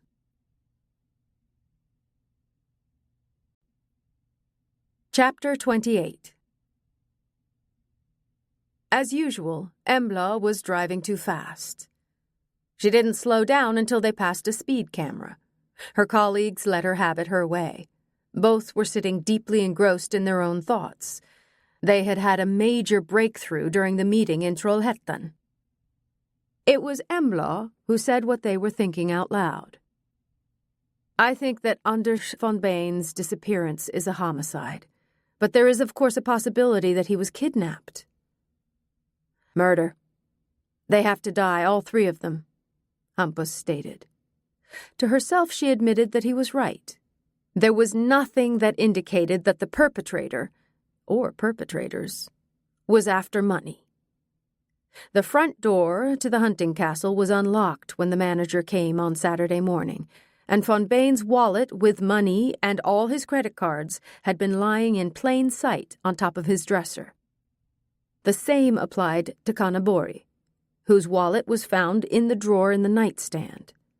In one of the compartments, there were a couple thousand kronor in cash besides. No, this was not about money. It was personal. "Do we know that this only concerns these three?" Göran asked thoughtfully. "Not really, but it feels as if the musketeers are the targets," Hampus said. Göran nodded and hummed a little. "It's getting to be lunchtime. What do you say about the Thai restaurant in Mellerud?" he said with a smile. Hampus and Embla exchanged a look, but didn't say anything. At this point they had learned the signals and what applied. Pedal to the metal, to whatever serving location was mentioned. The Thai restaurant served a lunch buffet which suited them just fine. Hampus preferred meat, Embla was picky about what she ingested, and Göran operated according to the motto, extra everything. They sat down at a window table where they could keep an eye on the car. It was conspicuous, and at least twice someone had tried to break into it. It was when she got up to fill her glass with lemon water that she noticed the solitary man at a corner table, deeply absorbed in a tabloid paper. It took her a few seconds to register who he was. His hair was considerably thinner. He was about 20 kilos heavier around the waist, and a pair of reading glasses kept slipping down his nose. He wore an elegant suit, no doubt tailor-made, of thin, dark blue wool. His shirt was light blue, and his silk tie was red with a tasteful white and blue checked pattern. It was many years since she'd last seen him, but this was Milo Stavic. She had no doubt about it. For a fraction of a second, Embla felt incapable of walking the short stretch across the floor over to the refrigerated case where the pitcher of water was. With an extreme exertion of will, she suppressed her sense of panic and started moving as unperturbed as she could. He did not look up from the newspaper and did not seem to notice her. Obviously, he couldn't have recognized her when they came into the place, or else he already had. The thought made cold sweat break out on her back, because she was the only one who knew what had happened that night 14 years ago, besides Milo and his two brothers, and they knew more than she did. Before the police from VGM were ready for coffee after lunch, Milo Stavic folded up his newspaper, stood up, and paid at the register. He did not even glance toward them at the window table. He probably didn't need to. She assumed he had observed them carefully when they came in. With confident steps, he went up to a big dark blue Mercedes, started the car, and turned onto E45 without a backward glance. She felt relieved and hoped he hadn't recognized her. Then she had been a gangly 14-year-old with her hair wrapped in a scarf, and she had been wearing far too much makeup. The scarf, which she had borrowed from her mother, was cobalt blue silk and went amazingly with her eyes. She still had it, and wore it often. It had hidden her conspicuous red hair, which she had scooped up in a bun on the top of her head. Hopefully he hadn't made a connection between the gangly teenager and the woman who came in with 2 men. All 3 reeked of cop. An old gangster like Milo Stavic would sense that sort of thing. Maybe it was her best disguise. After a while, she managed to relax and talk more or less normally with her 2 colleagues. Anna and Stig Ekstrom were standing outside the entry waiting for them. The turbulence of the past few days had affected them, and they both looked tired and disheartened. Embla greeted them cheerily and chatted to lighten the mood.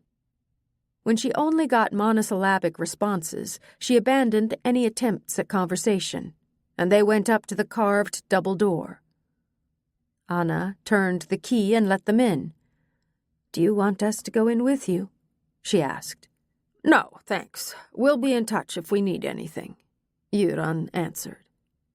A faint autumn sun struggled to break through the clouds without much success, but the sparse light that filtered in through the tinted windows was sufficient enough for the furnishings in the big hall to stand out clearly. 2 heavy wardrobes, a large mirror with a gilded frame, a curvy rococo dresser, and a gigantic decorative rug that covered almost the entire floor surface. "I seem to recall from my latest visit with Hampus that down here there are only rooms for entertaining, a library and the kitchen. The bedrooms are on the top floor. It's most likely what we're looking for is there," said Göran. "If he got an envelope or package too, he certainly would have brought it with him to the hunting castle," Hampus objected. "Probably, but we have to search here first to make sure we haven't missed anything." Since she was inside Dalsness now anyway, Embla decided to look around. Neither she nor Nisse had ever been inside the big house. Quickly, she walked through an impressive dining room with beautiful furniture and into a smaller living room. The room was light and peaceful, but the air was starting to acquire the smell of an uninhabited house. Tiny silver specks of dust danced in the pale rays of the sun. Big windows and a patio door faced the lake, and outside there was a large tarp draped over what was presumably garden furniture. The library was also beautiful, with its glassed-in bookshelves that hugged the walls from floor to ceiling, and the well-worn leather furniture in front of the open fireplace. Methodically, Embla started looking through the shelves and shaking all the books.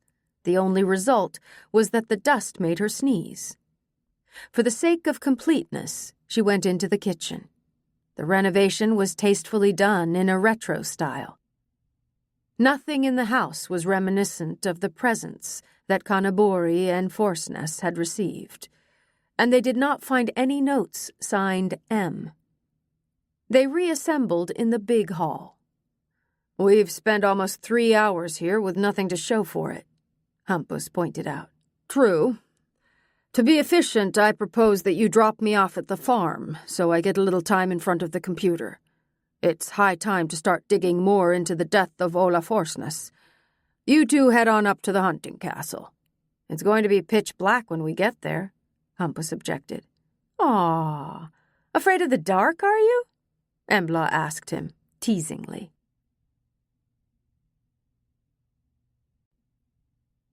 Chapter 29. By the time they finally made it through the mud to the hunting castle, the sun had gone down. The so-called road was more like a waterlogged field, but at least it was calm and clear out. Superintendent Villain had given them a key to the house before they left the police station in Trollhättan. He had been noticeably embarrassed about not being able to go with them or offer any reinforcements. His excuse was weak, We're understaffed due to illness and parental leaves, and the investigation of a recent homicide is taking up all our resources. The murder victim was a member of a criminal gang. Such investigations are always both time-consuming and resource-draining, but Embla thought he should have been able to loan at least some of his personnel to VGM. They had a lot of ground to cover in their search. Euron had soothed the superintendent by saying that the group was used to working independently and that they would be in touch if they needed any reinforcements. Villain was visibly relieved. Hampus looked up toward the dark house, taking a firmer hold on the handle of his technician's bag. "The place really looks spooky," he admitted. The windows gleamed black in the facade, and the pointed gables and dormer windows of the roof stood out ghost-like against the sky. A sharp arc, arc, arc, arc rang out from nearby. The raven was probably drawn by the offal that had been dumped in the forest, and now it was disturbed by their presence. "Who knows? Maybe Count Dracula has taken over the place," Embla said with a laugh. But she had to admit he was right. There was something ominous about the house. She quickly composed herself and looked at Hampus. "Come on. We can't just stand here and put down roots," she said, starting to walk toward the entry. A blast of cold struck them as the door swung open on the creaking hinges. When she tried to turn on the switch, nothing happened. She clicked several more times. No luck. "Where's the fuse box?" Hampus asked. "I have no idea." They took their flashlights out of their jacket pockets. The beams of light flickered across the walls, but they didn't see anything that appeared to be a fuse box. "Let's try the kitchen," he said. They went through the hall and into the narrow corridor that led to the kitchen. He found the box behind the door. Carefully, he inspected the old-fashioned porcelain fuses in the panel, then turned on the main breaker. The light in the hall came on, as did the ceiling light in the kitchen.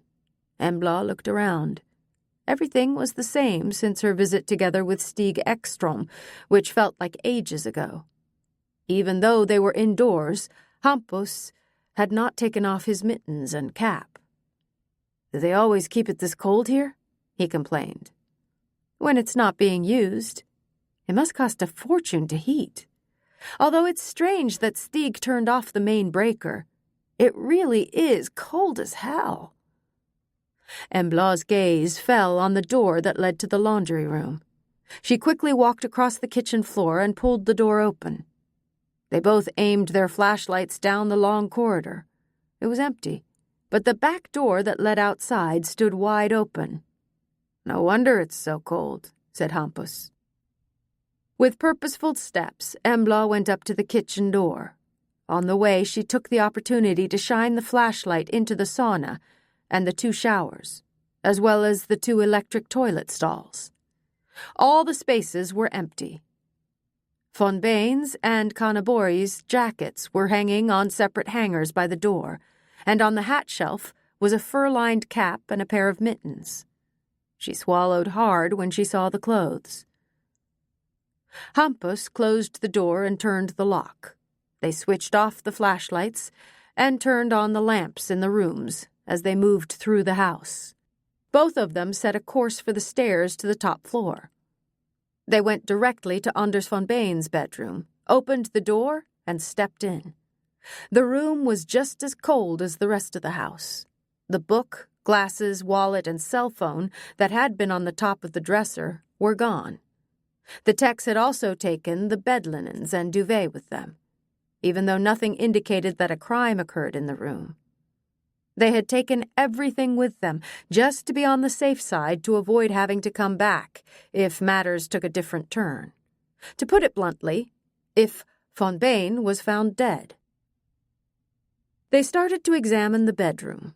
First, Embla searched in the little closet behind the wallpapered door, but there was nothing of interest.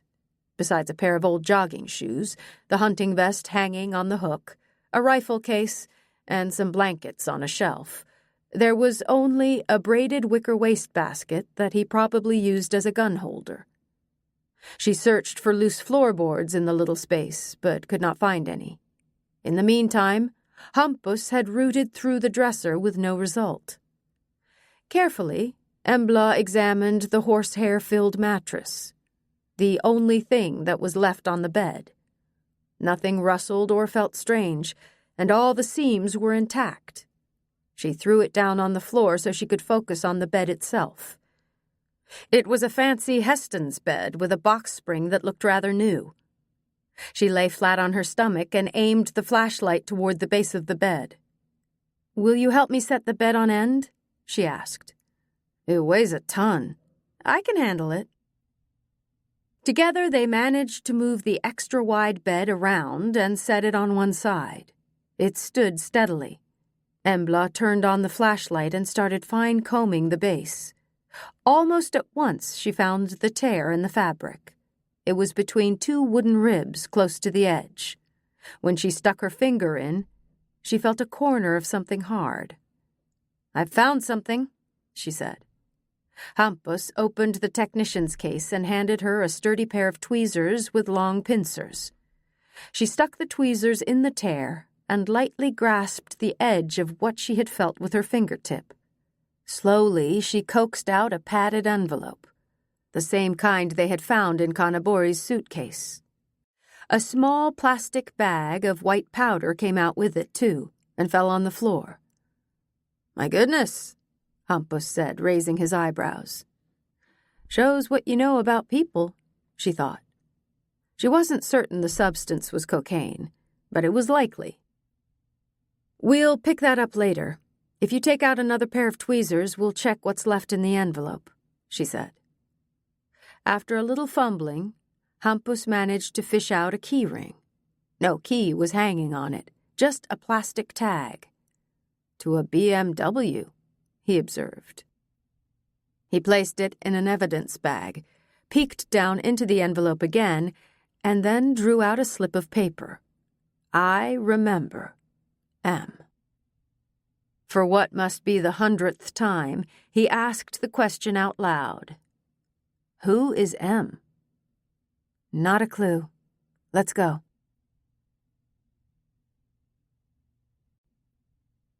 Chapter 30. Outside the house, the darkness was dense. They switched on their flashlights and were walking toward the car when suddenly they heard a short yelp followed by a howl. Hampus stopped short. What the hell was that? Loudly and off-key, Embla started singing the chorus to Ylvis's song, "What Does the Fox Say?" When she was done, she gave him a teasing look. "Now you know what the fox sounds like," she said with a laugh. "A fox? Are you sure?" "Absolutely. We've hunted lots of fox up here. 2 years ago, there was a serious outbreak of rabies, and we shot most of them. The stock hasn't really recovered yet, so we're not shooting any this season." "Good news for the foxes." He tried to sound cocky, but she noticed he was looking around anxiously. "On the other hand, there are a number of wolves around here. They howl, but they hunt silently. You don't hear them attack," she said in a casual tone. "Nice to know." He walked faster, and she smiled to herself as she opened the door on the driver's side and climbed in. They had not even discussed who would drive. It was obvious that this was her territory. Embla started the car's powerful engine, and with a sigh of relief, Hampus leaned back and relaxed. Slowly, she started driving down the rutted road.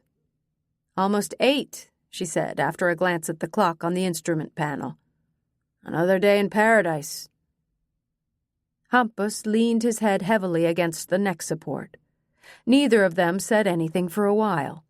She had to concentrate on driving.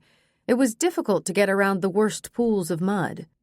Suddenly, Hampus came to life. "Look, taillights!" he shouted excitedly.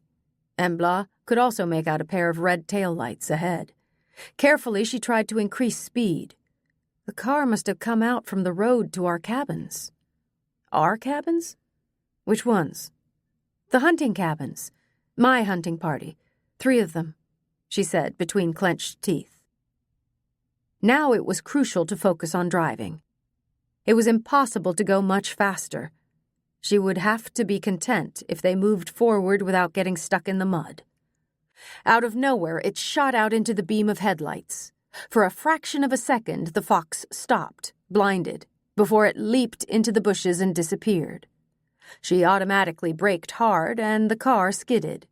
The heavy vehicle slid down into a big, muddy pool by the side of the ruts. The wheels spun and dug down deep into the mud. Feverishly, she tried to straighten the tires and back up, but it was fruitless. With a few audible oaths, she slapped her palm on the steering wheel. Then she took a deep breath. "You'll have to take over the wheel. I'll get out and push." "Push? Then we'll drive right into the forest." He was right. They would have to back the car up somehow to get back on what was supposed to be a road. They discussed this for a while before Hampus hatched the idea that they should open one of the first aid kits that was in the car to see if there was something they could put under the tires. In each one there was a thin aluminum blanket, the kind you wrap around injured people to keep them warm. Because Embla didn't have any better suggestions, they worked together to coax the blanket under the back tires as far as possible. Hampus got in the driver's seat, put the car in reverse, and accelerated, while Embla pushed from the front. They had to make several attempts before they managed to get loose, and by then Embla was heavily coated with mud after slipping and falling several times. "Damn, the taillights got away," she moaned, trying to wipe away the mud from her hands. "And there's no point in searching for tracks in this mud." "Hardly." Embla's cell phone beeped, and she reached into her pocket for her phone. A text from Peter. "See you this evening?" Her heart leaped and made a few extra beats, but she realized it was impossible. It would take more than an hour before they were back at Nisa's farm again, and yet another hour before she was presentable to the outside world. And she was exhausted besides. Quickly, she texted, "Working. Tomorrow?" She had barely sent it before he answered, "Okay, XO." She found herself smiling. That was sweet. Right now, she needed that. The rest of the way, they sat without speaking and listened to the radio, where Håkon Hellström kept insisting, "It will never be over for me." As they stepped across the threshold to Nisa's kitchen at last, Göran looked up from the computer screen. He raised his eyebrows when he saw Embla. "Is it nice?" he asked. "What?" "The mud pack." Both he and Hampus started laughing, but she was not even tempted to join in the merriment. "That's not funny," she snarled. As she stomped off angrily toward the shower on the top floor, he called after her, "I've made paella marinara." At once she forgave him. He knew that was one of her favorite dishes. Göran had gotten the shellfish from the frozen foods case at the ICA grocery store. There he had also shopped for saffron, olive oil, and artichoke. None of that was among the staples in Nisa's kitchen. Over dinner, they discussed the taillights they had seen on the road and the fact that the kitchen door at the hunting castle had been open. "I think that the person who left the door open was also the one driving the car we saw. He or she was in the house when we arrived. To delay us, the intruder turned off the main power switch, which provided extra time to slip out the back door," said Hampus. "How did that person get in?" Göran asked. "There were no marks on any of the doors, and the front door was locked when we arrived. Whoever was in there had a key," Embla asserted. "Could it have been Anders von Bain?" All three thought for a few moments and came to roughly the same conclusion. It was impossible to rule that out. But why would he take the risk of returning to the hunting castle? If he really had killed Jan-Erik Kanabori, He would have every reason in the world to stay as far away from the scene of the crime as possible. I don't think it was Von Bane. If the key ring and cocaine were important, he had plenty of time to take those things with him before he split, said Hampus. Embla nodded. I really don't think it was him either, she said. So, who was it? Their boss asked. She shrugged and threw out her hands. I have no idea, but this intruder must have gotten a hold of Anders von Bane's keys to the cabin somehow, and the car must have been parked down the road to our hunting cabins because I didn't see it when we drove up to the hunting castle. I didn't either, said Hampus. So, if this person walked back to the car when we arrived, there ought to be a chance of finding footprints, Euron thought out loud. Both of his inspectors shook their heads. I don't think so. It's all one big muddy mess up there. Dozens of people must have tramped around there over the past few days, not to mention all the cars. No, I wouldn't bother searching for footprints, said Hampus. What do you think about the possibility of finding fingerprints inside the house, then? Euron looked encouragingly at them. They, in turn, looked at each other. Again, it was Hampus who answered. The same problem inside the house as outside. Lots of people have streamed through it in the past few days, and without gloves or plastic protectors on their feet. So we'll have a hard time producing evidence. Then we'll have to rely on our little gray cells. Euron tapped his temple. Mine have already gone to bed, said Embla. She did not even try to conceal a big yawn. Maybe we should call it a day and get up early tomorrow, Hampus suggested. You do that. I'll sit here a while longer, said Euron, nodding toward the computer.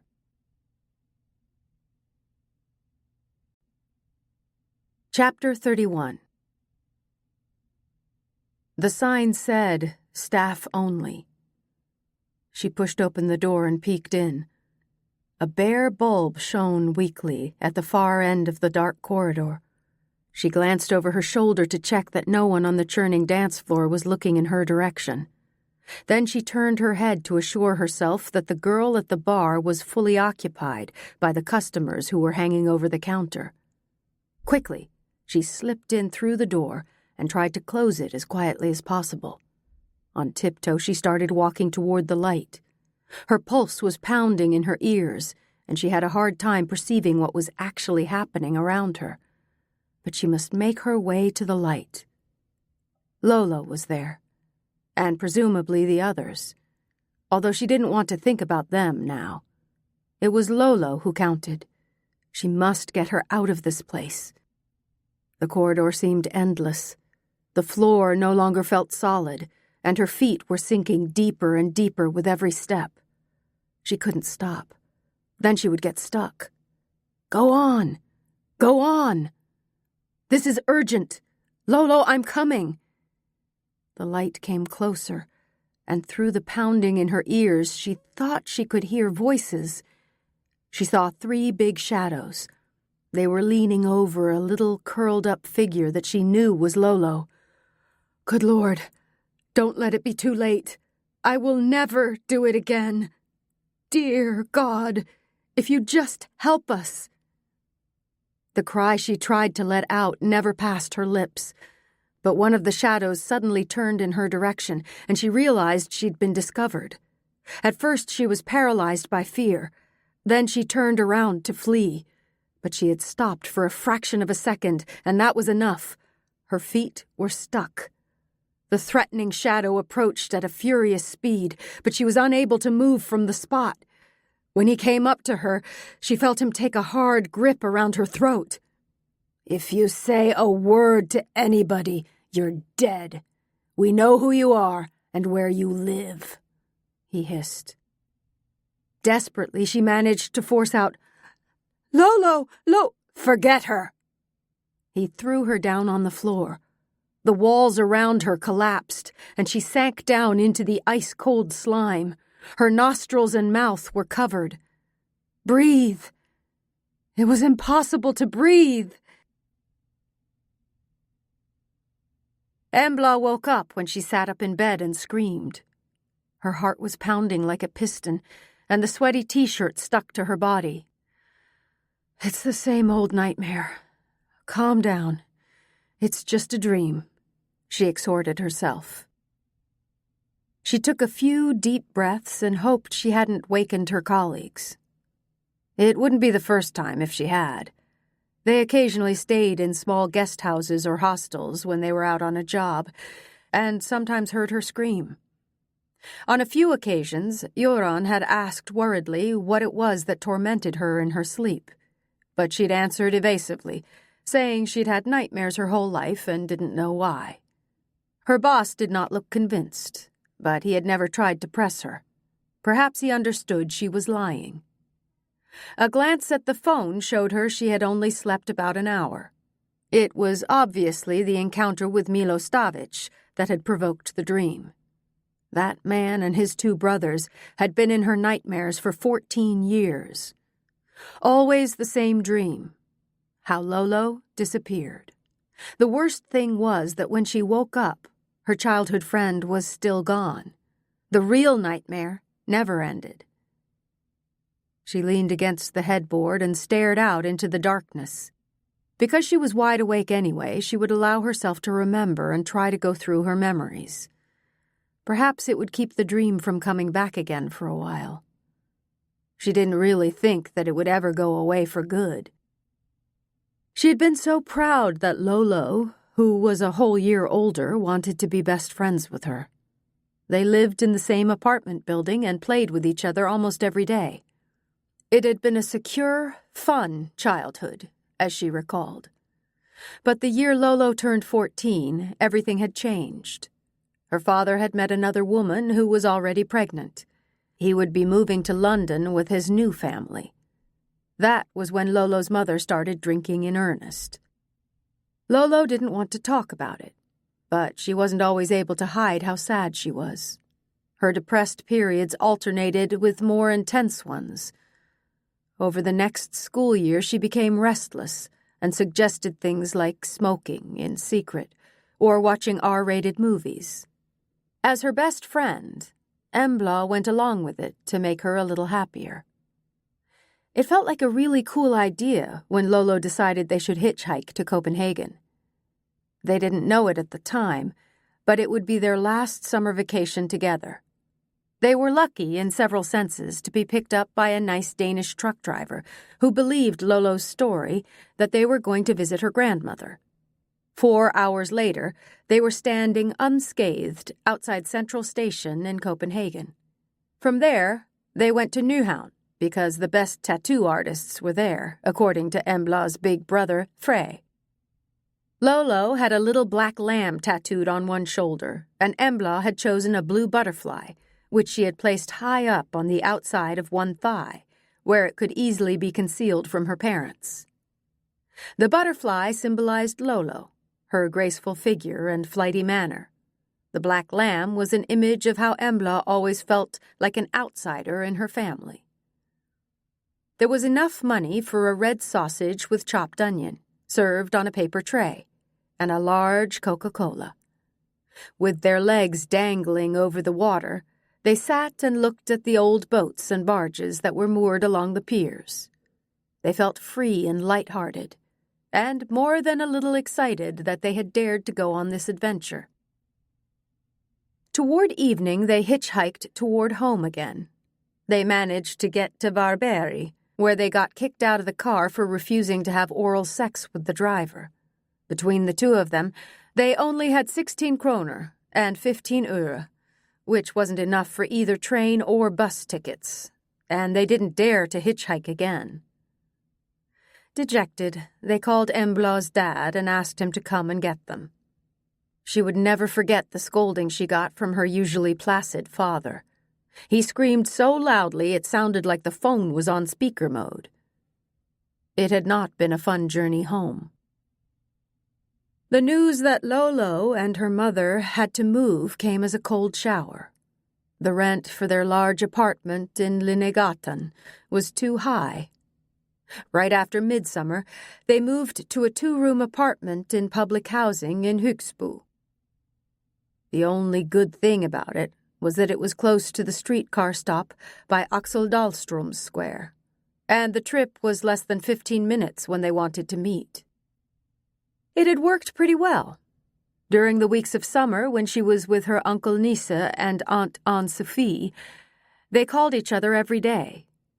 Not until Embla came home from Dalsland did Lolo tell her that she had met the world's sweetest guy, who was a little over 20. Lolo herself would turn 15 in a month. The age difference wasn't that big a deal, she said with feigned nonchalance. Embla, who had just turned 14, thought it probably was, but was careful not to say anything. She didn't want to appear childish. She herself only had her little summer romance with Tobias to offer, and there wasn't much to talk about. He didn't even have a moped. One Saturday afternoon at the end of August, Lolo called and ordered her to dress up for a visit to a nightclub that evening. After a slight panic attack, what do you wear to a nightclub? Embla decided on a low-cut white tank top, black tights, and white sneakers. Because she hated her red hair at least as much as she hated her first name when she was a teenager, she wrapped one of her mother's shawls around her head. She told her parents that there was a school disco at Frölunda Cultural Center, and that she and Lolo were going to have a sleepover in Högsbo afterward because it was closest. The part about the school disco at the cultural center was actually true, but she didn't tell them that they weren't planning to go. Nor did she mention that Lolo's mother was going to a 40th birthday party with a girlfriend in Jönköping and would be gone for the night. They met at Lolo's place to put on makeup and get ready. In the refrigerator there was a tub of potato salad and grilled chicken. There was also boxed white wine in the fridge, and in the pantry there were another 2 boxes of Spanish red wine. They chose white. Worldly wise Lolo filled 2 wine glasses to the brim. She assured Embla that her mother wouldn't notice anything since the box was almost full. They each had another 2 generously filled glasses before they left the apartment.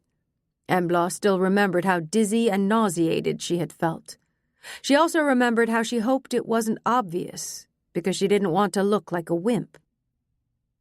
Before they left the apartment, Lolo gave her an extra key in case they got separated. The bouncers recognized Lolo and called to her. The 2 girls, who were obviously not 20 and evidently not sober either, got to go ahead in line outside the bar with no problem. In her slinky light blue dress, Lolo looked like a fairy, even though she sometimes staggered alarmingly on her high heels. The area around the bar was packed, and a dark-haired bartender had beads of sweat glistening on his forehead. A blue-haired girl worked with him, and both were fully occupied. He was as lithe as a dancer behind the bar, smiling and making wisecracks with the customers while he took orders. He was good-looking, with marked cheekbones and big brown eyes that glistened when he smiled, which he did often with blindingly white teeth. His black hair was long and gathered in a thick ponytail. He was as handsome as a movie star. Lolo managed to squeeze her way up to the bar, and when he caught sight of her, he lit up and walked over. Embla herself felt lost and remained standing away from the noisy bar, so she didn't hear what they said to each other. People jostled and shouted around her. When a tipsy older guy, he was at least 25, tried to hug her and insisted on a kiss, she got scared and for a brief moment took her eyes off the pair at the counter. After a slight scuffle, she managed to shake off the guy and moved a little farther away. When she looked toward the bar, a drunk guy was hanging over the counter shouting for a beer. Lolo and the bartender had disappeared. The blue-haired girl bustled around alone behind the bar. Embla started looking around. She heaved herself up on her toes and made little hops to be able to see better. People around her hissed at her not to move her arms so much. Right before the door with the staff-only sign closed, she caught a glimpse of Lolo's light blue dress. What happened next was the scene that constantly recurred in her nightmare. The shadow that had caught hold of Embla after she followed them through the staff-only door was Milo Stavic. She also remembered two threatening silhouettes leaning over the little figure on the floor. Later she understood that these were Milo's younger brothers, Kador and Luka. She had managed to find their names when she started working as a police officer. She had seen a photo of Luka, who was wounded in an exchange of gunfire on the avenue, and she had recognized him at once as the good-looking bartender. After Milo threw Embla down on the floor and went back to his brothers, she lay there, gasping for breath for a long time. Half unconscious, she heard a door open and then close heavily. Somehow she managed to get up on shaky legs and stagger toward the light. All that was there was a fire extinguisher hanging on the wall beside the steel-lined outside door. The door was furnished with several locks, and she wasn't able to open it. The brothers had probably locked it from the outside. She still didn't know how she made her way through the dark corridor, only that she opened a door and was swept back up in the sea of noisy, dancing people. Somehow she ended up on a streetcar that went to Högsbo. But she had no clear memories of that ride either. Because she had a key to Lolo's apartment, it was simpler to continue to Axel Dahlström's square than to get off at Linnégatan and try to explain to her parents why she and Lolo hadn't been at the Frölunda Cultural Center, as they said. And they would notice that she was drunk. That had been the biggest reason she hadn't gone home. That, and part of her hoped Lolo might be waiting for her back at her mother's apartment. And if she wasn't, well, Embla needed time to calmly come up with a credible lie about where Lolo was when she disappeared, and why Embla didn't know where her friend had gone. Because she would never dare tell the truth. Milo Stavic's message had scared her out of her wits. If you say a word to anyone, you're dead. We know who you are and where you live. She had spent a wakeful night in the apartment on Gulmitsgatan. She'd only been able to fall asleep toward morning. When she woke up at lunchtime, she had the first hangover of her life and felt terrible. When she heard a key in the door a few hours later, she felt a wild hope that it was Lolo, but it turned out to be her mother. Crying profusely, Embla told her that Lolo hadn't come home. During the night she had fabricated a story that as far as possible tallied with the truth, but beyond that was a pure lie. Rambling a little, she started by saying that Lolo had talked about a guy who lived in the city, and that they were going there to meet him instead of going to the disco at the cultural center. She said she reluctantly went along, even though she would rather have gone to the disco. When they got off the streetcar, Lolo suddenly said she wanted to go alone to meet the guy. "You're just going to feel left out," she said. They had quarreled, and she rode back to the apartment to wait for Lolo. But she never showed up. At least the latter was completely true. And no, she had no idea what the guy's name was. Then she told the same story to her parents, and to the police who spoke with her a day or so later. Afterward, she rationalized her actions, telling herself she had been young and stupid, and scared, terribly afraid. Milo had frightened her into silence, and besides, she was trying to save her own skin. There had been quite a bit of foolishness over the summer, considering the trip to Copenhagen and the tattoos. Getting drunk on wine and going to a club would hardly pass as a minor offense. She would be grounded for the foreseeable future, and she wouldn't see a whiff of an allowance for several years. She had been unable to think clearly. Somewhere deep down, she wanted to believe Lolo would come back, that everything would work out. But it didn't, and suddenly everything was too late. Too late for the truth. Would it have made any difference if she had told someone what had really happened that evening? Yes, without a doubt. But she couldn't remember exactly where the club was or what it was called. She'd been too drunk. The only thing she knew for sure was that the place was called La Viva something or other. It was only much later that she figured out the club was called La Dolce Vita. She had also seen 3 men abduct Lolo. That would have been enough for the police to suspect the Stavich brothers, because they owned the club. She knew that now, but not then. Maybe that was why she had become a police officer, a sort of penance. Clear up all the other crimes, except the one that was already too late to solve. Saddest of all, Lolo's mother had committed suicide the following year with the help of a bottle of strong liquor and a vial of prescription sleeping pills.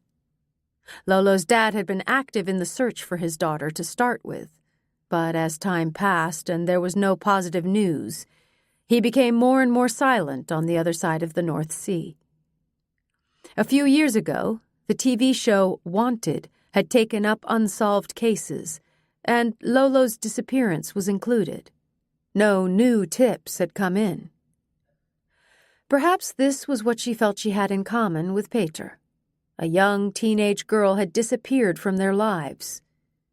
But it seemed to him as if his sister Camilla was alive.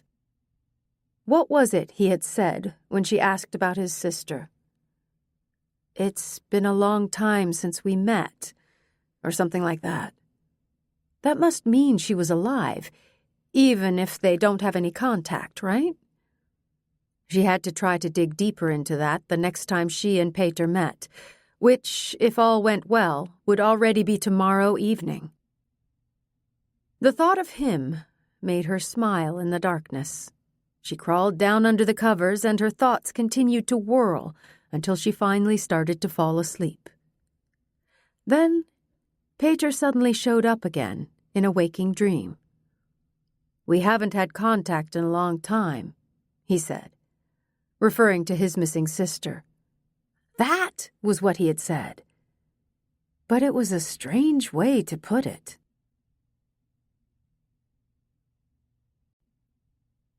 Chapter 32.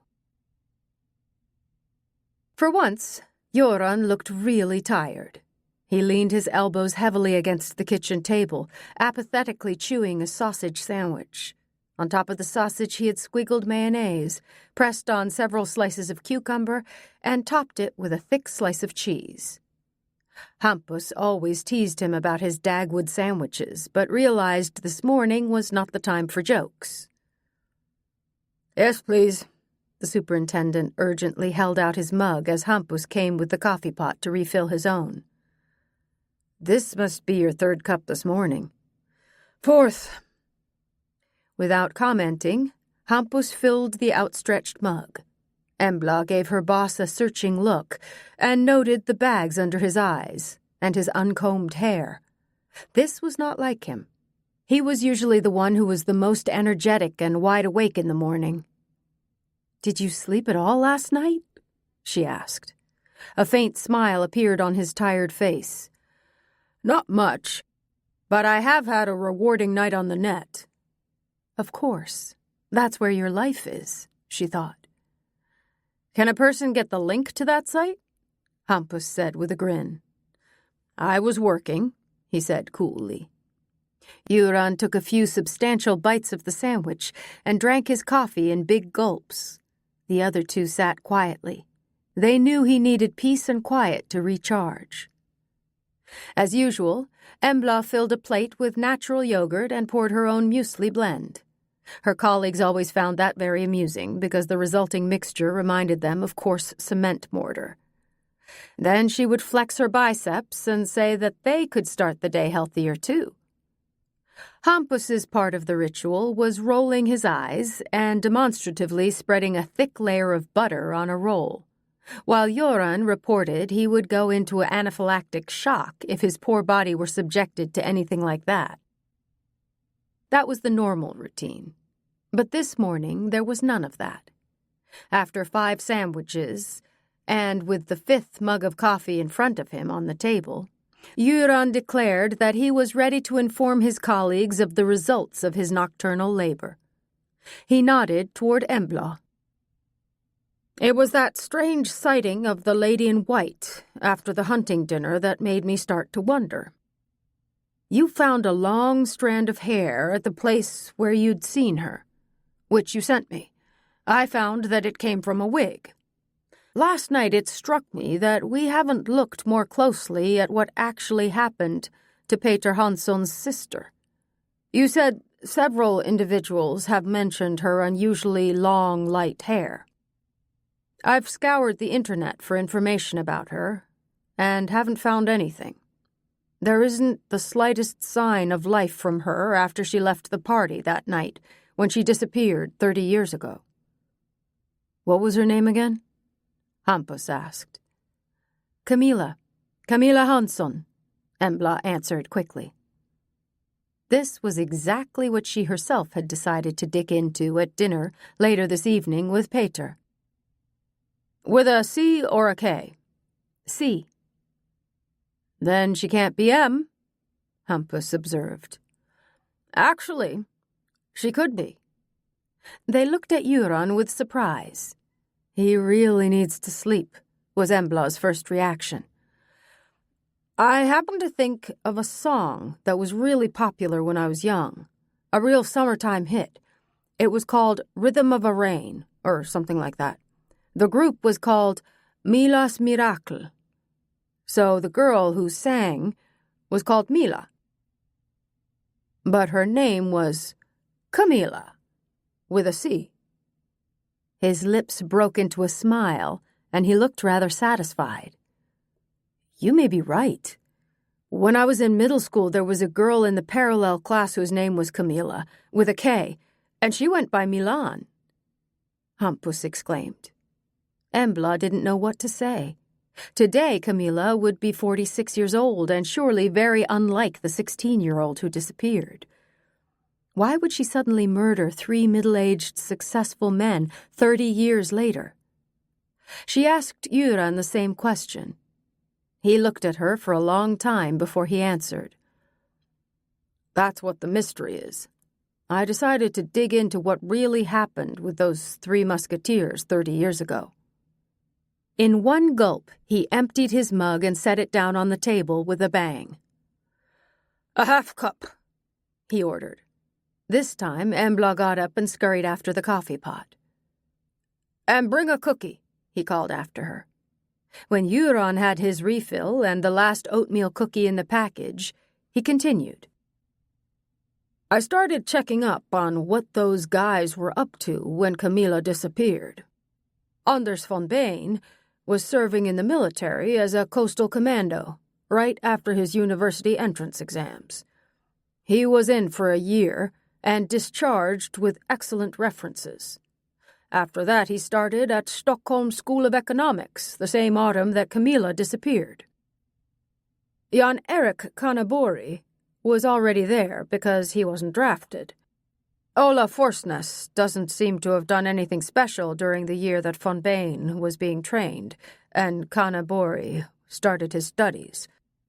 After high school, he mostly traveled to various places along the Riviera and partied during the summer. When autumn came, he went to Australia for 3 months and was in the U.S. for the same amount of time."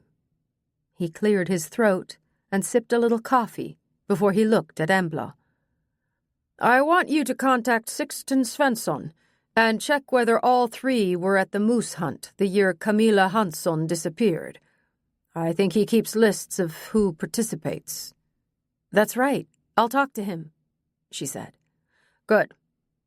What's interesting is that the year after Camilla's disappearance, none of the 3 took part in the moose hunt.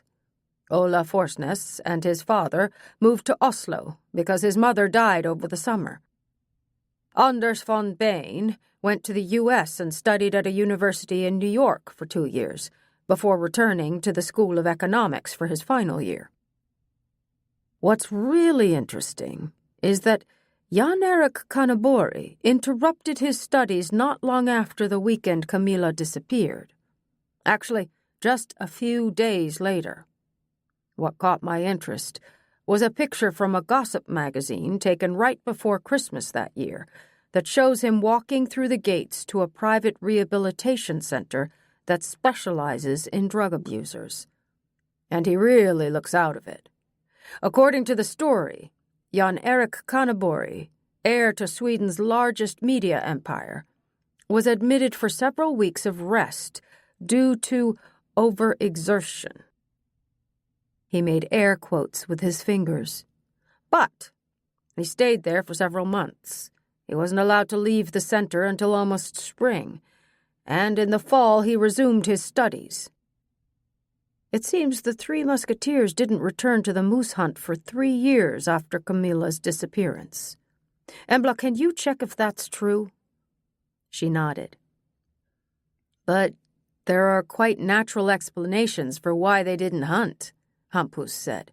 I mean, studying both abroad and in Sweden, moving to Oslo, a stay at rehab. They had a lot going on. I agree, but 3 years is a long time. And I found some other things, too.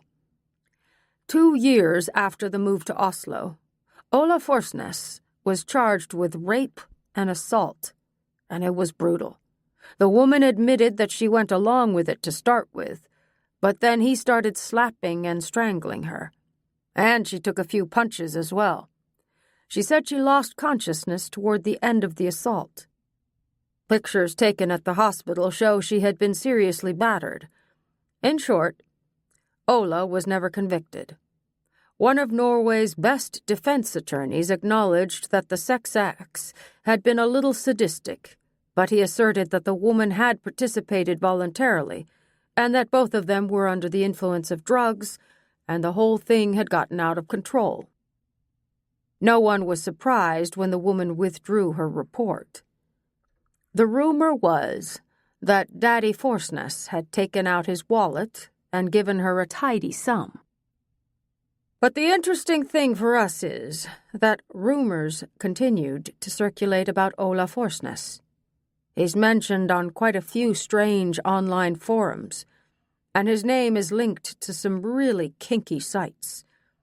I found him both by name and by photo. It's safe to say the guy liked sadistic sex. Your reputation is created in cyberspace, Hampus said. And there it will be for eternity. Amen, Euron added. He laughed and continued. People can try to create a facade of themselves on various social media platforms, but people like me always scare up their secret traces. It's impossible to hide anything. He raised his coffee mug in a joking toast, just as Hampus's phone started playing the theme from The Good, the Bad, and the Ugly. With a dissatisfied grimace, he read the name on the display. Filippa, he announced, and stood up. He didn't answer until he was out of the living room. As usual, they heard his monosyllabic, curt responses. A few seconds later, he came rushing back into the kitchen. I have to leave. Greta has been admitted to the hospital with appendicitis. She's going to have surgery. Emergency. It can burst at any moment. I have to go home. Have to take care of Esther. He was so upset that he stumbled over his words. Greta was 4, and Esther had just turned 2. Of course he had to go home and take care of the younger one. It's okay. You can take the veteran, Embla offered, placing a soothing hand on his shoulder. Not on your life. That scrap heap could fall to pieces anywhere on the road. I have to get home. Offended on behalf of her car, she withdrew her hand. Scrap heap my ass. But she had to admit that the old vehicle could be a little tricky. Listen, I'll call Nisse. I'm sure you can use his car. They have Ingela's, she said. She called Nisse, who promised to bring the car right away. No, I'll drive Hampus over to you. I'm going out anyway to talk with Sixten. I can go with you if you want. Thanks, please do. She felt relieved. She never felt quite comfortable with Sixten. He could be extremely temperamental at times. Having Nisse along would surely facilitate contact with the old hunting leader.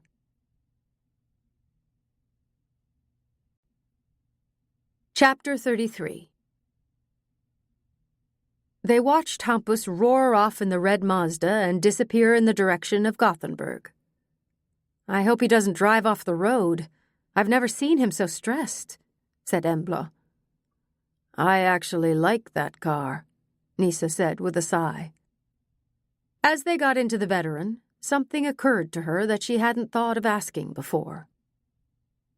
"Has Sixten ever had a girlfriend? Or a boyfriend, for that matter?" Boyfriend? Sixten? No. But he lived with a woman named Britt Marie for a few years. That must have been in the early 70s. He was drinking quite a bit even then. She got fed up with it and left him." "Does Britt Marie still live here?"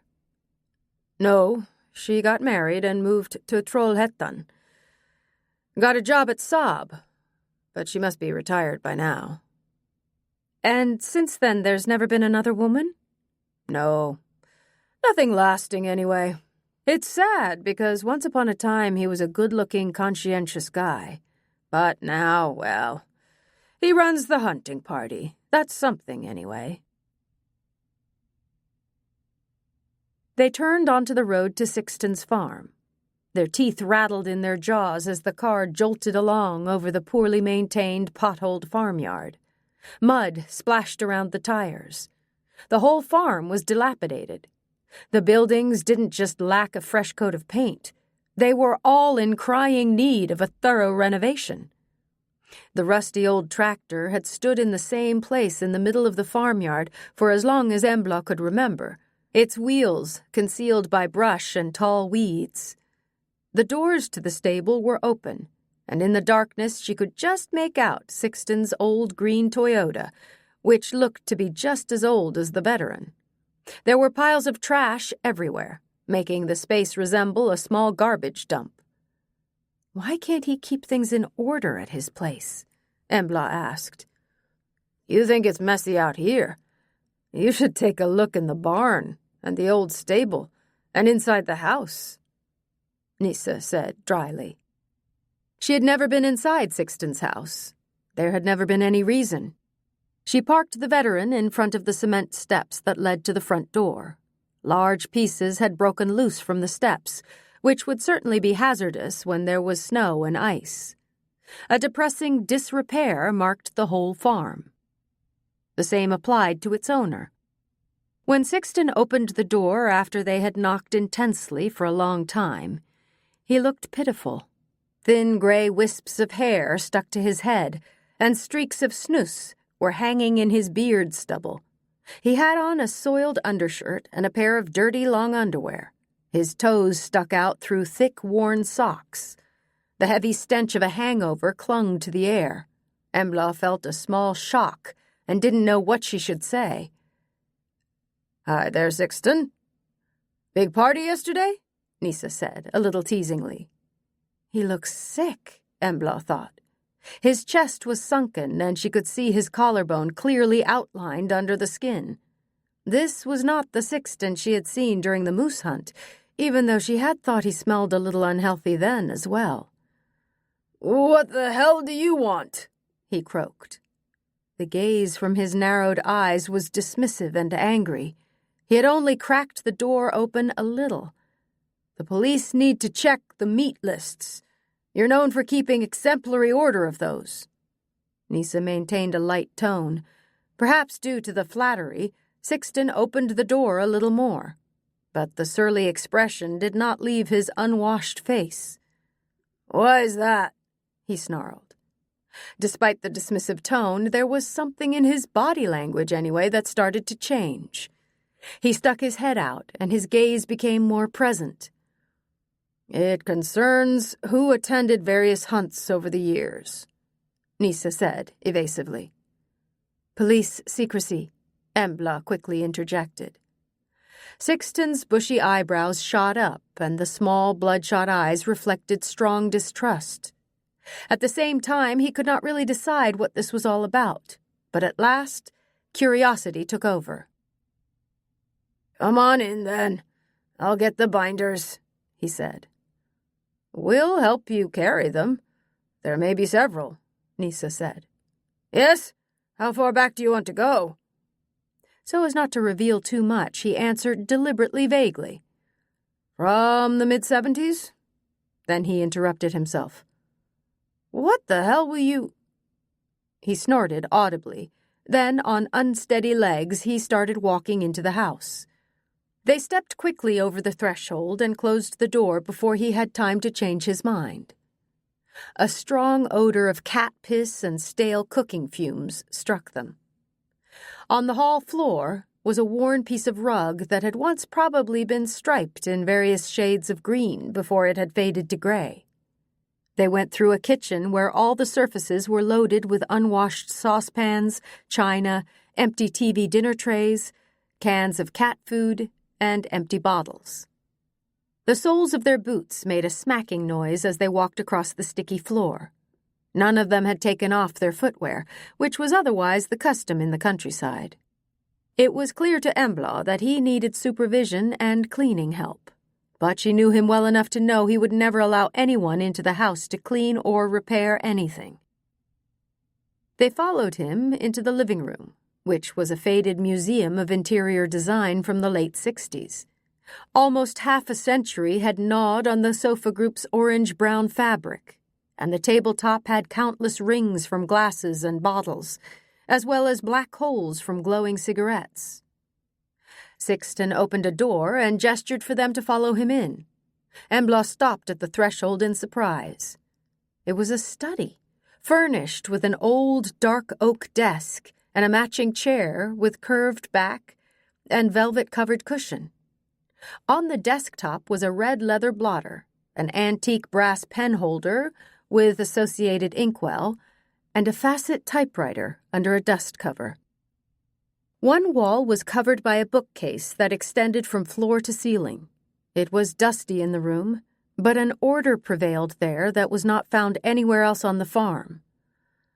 I work on everything that I have to take care of before the hunts, in here. Embla detected a ring of pride in Sixten's voice. Only then did she realize that the hunt was his whole life.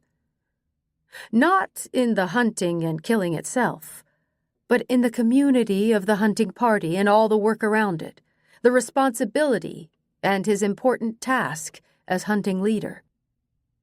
He was the one who planned the hunts, and everyone had to pay attention to him and obey his orders. Maybe those were the only occasions during the year that he really got to associate with other people. He went over to the big bookcase. Here's where I keep the lists. His hands were shaking noticeably as he took out 3 thick binders. These are from 1975 and on, he said. That was when you became the hunting leader, Nisa observed. That's right. One of the youngest ever. I took over when Pops died. Again, she could hear the pride in his voice. He had been so young when he was shown that trust. He must have hunted a lot and been really skillful, she thought. Even if he still was a good hunting leader, it was safe to assume that now he was only a shadow of the hunter he had once been. Sixten pointed at the desk and said, You can sit here and look at the lists. We'll probably want to borrow the binders. There may be pages we have to copy. I promise you'll get everything back no later than the day after tomorrow, Embla said. His whole face contracted with displeasure, but he did not object. I'll bring a couple of Pilsners with me when we return them. Nisa patted his old friend on the shoulder, and Sixten's expression lightened. It did not take long to read through the meat lists, which had been meticulously kept over the years. In orderly columns, Sixten had written the hunting participants' names and their allocation of meat in neat handwriting. Göran had been right in thinking that the 3 friends had not participated for 3 consecutive moose hunts in the years immediately following Camilla Hansen's disappearance. Göran and Embla discussed whether it meant anything or if it was a coincidence. The musketeers, as they had already determined, had been occupied with other things.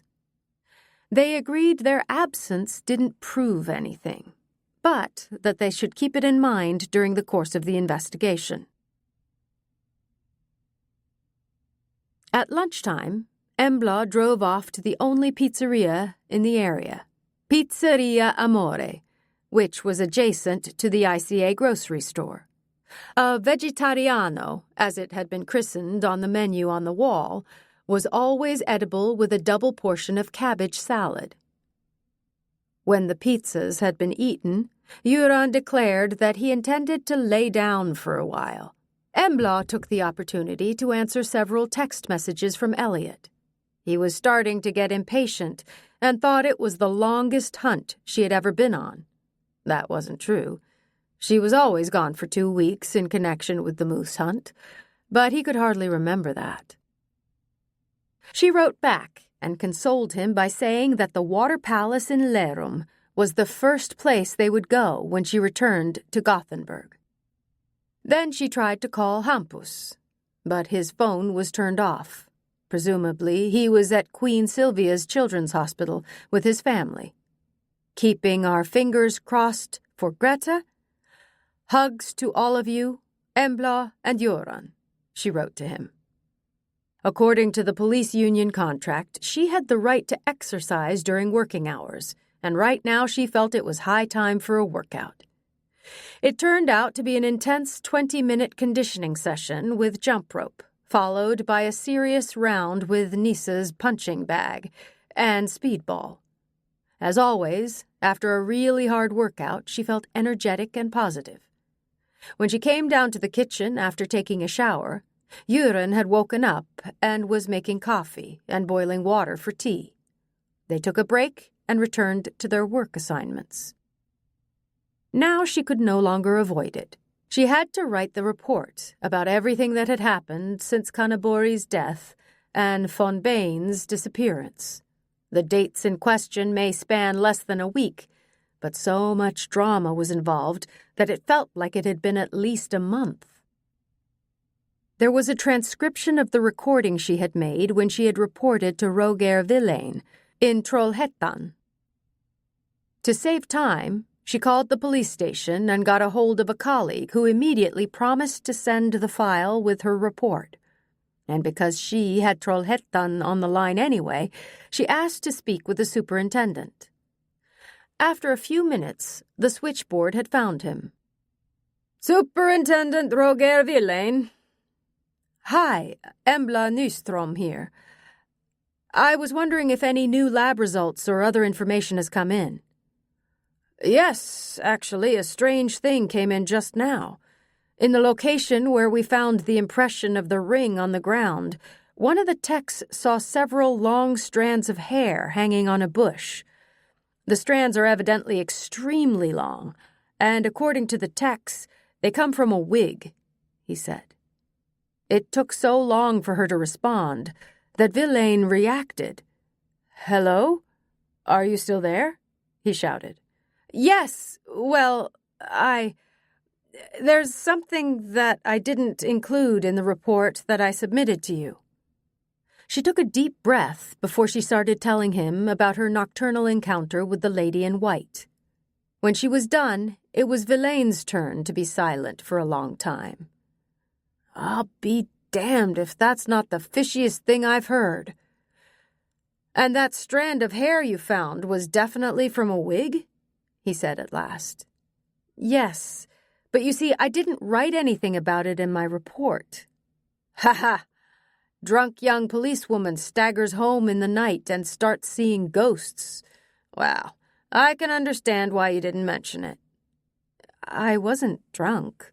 Of course, I told Göran and Hampus about the lady in white, but we didn't think it had anything to do with what happened to von Bain and Cannabori. But now I'm starting to wonder. We also think we know who the M on the notes may be. She told him about Göran's connection between Camilla and the nicknames Mila or Milan. The rhythm of a rainy night. Yes, I've danced to that song many times. Milas Miracle. Mila, M. You may have something there. The problem is, we don't know where this Camilla Hansson is, or if she's even alive. said Helene. Embla considered mentioning the evasive answer she had gotten from Peter when she asked him about his sister, but she stopped herself. The only one who might know anything is her brother, Peter. I'm going to see him this evening. Because he works during the day, we decided to meet a little later, she said in as casual a tone as she could muster. Good, but it would surprise me if he knows anything about her. There are no reports that she has shown up, dead or alive, anywhere. Camilla Hansson's disappearance is now a cold case, but the case was never closed, said Helene. After quickly deliberating with herself, Embla said, There are actually a number of strange things that happened over the past week or so. They probably don't have anything to do with Kanabori's death and von Bain's disappearance, but just in case... She told him about the viper in the outhouse and the foothold trap the fox was caught in along the path. She also mentioned Frippe's sudden illness, which the vet determined was poisoning. Yeah, it's not certain that any of these things are connected, but I agree. It's strange it all happened during this particular hunt. We'll have to take all of that into account if anything else along those lines happens, said the superintendent. As far as I'm concerned, there's already more than enough strangeness, thought Embla.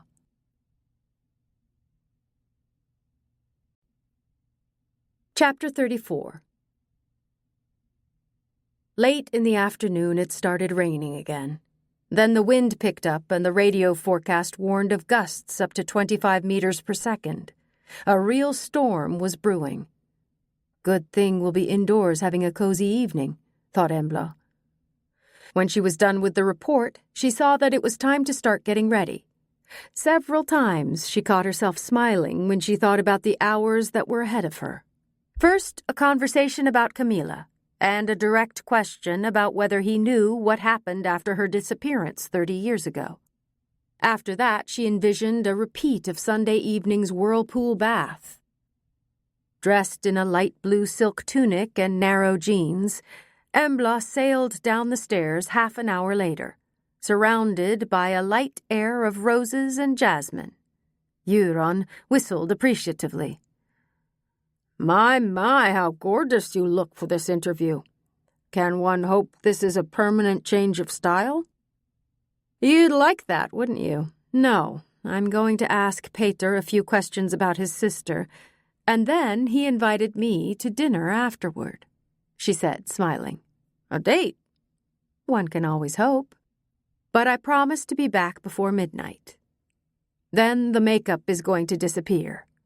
I'll be dressed in my usual rags, and the veteran will once again be, well, the veteran.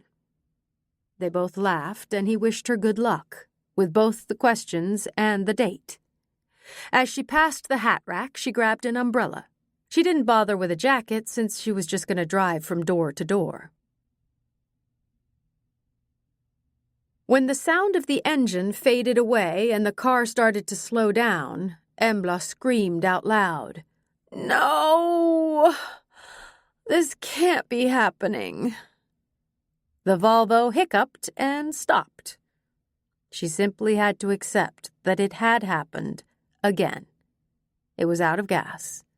But this time it was for real. She had forgotten to fill up after faking it last time.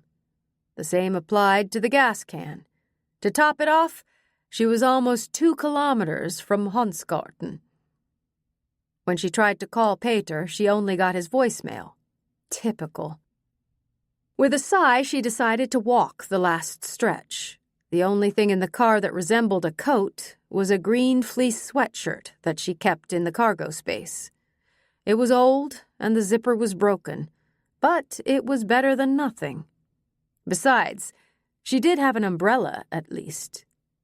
Determinedly, she stepped out into the storm, opened the hatch, and pulled on the sweatshirt, and took out the 2 warning triangles. They were probably quite unnecessary, since no one would be out on the road on a night like this, but in any event, She placed one in front of the car and one behind it. Then she was ready for her unplanned walk. The umbrella turned inside out, and the ribs broke after only a few hundred meters. Irritated, she threw the sprawling metal skeleton into the ditch. The only bright spot was that the high-heeled ankle boots, despite their glamorous appearance, were both warm and watertight. Expensive and good-looking, but practical, which she was very grateful for right now. But the rest of her outfit was a total catastrophe in the storm.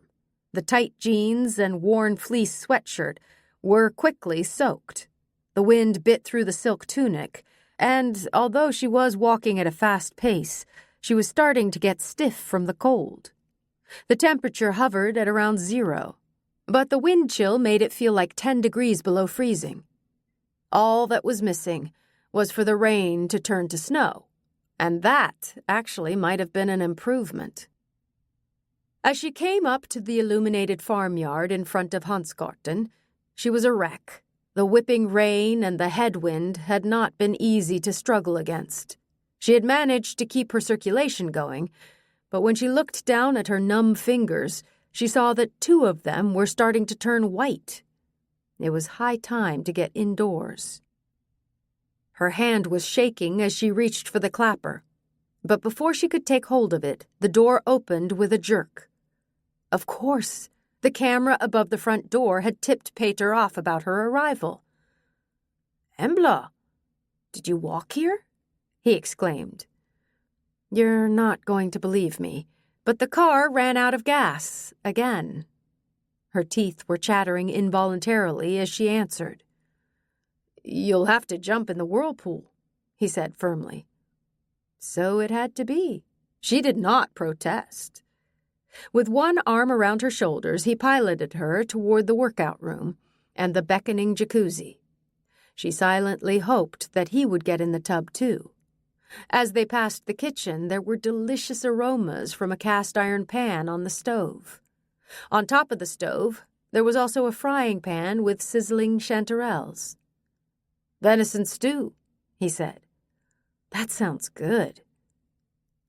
Out in the laundry room, she took off her soaking wet clothes and hung them up in the drying cabinet. She set her phone on top of the washing machine. Then she found a thick white terry cloth towel and wrapped it around herself. It was quite lovely to sink down in the warm whirlpool. Peter came in after a while and checked on her.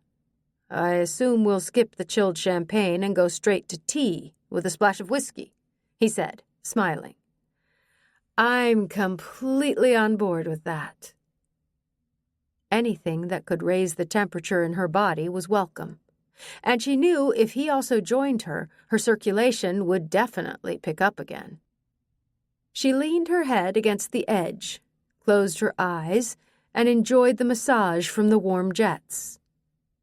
She was about to fall asleep when Peter came back in with 2 steaming mugs, one red and one blue.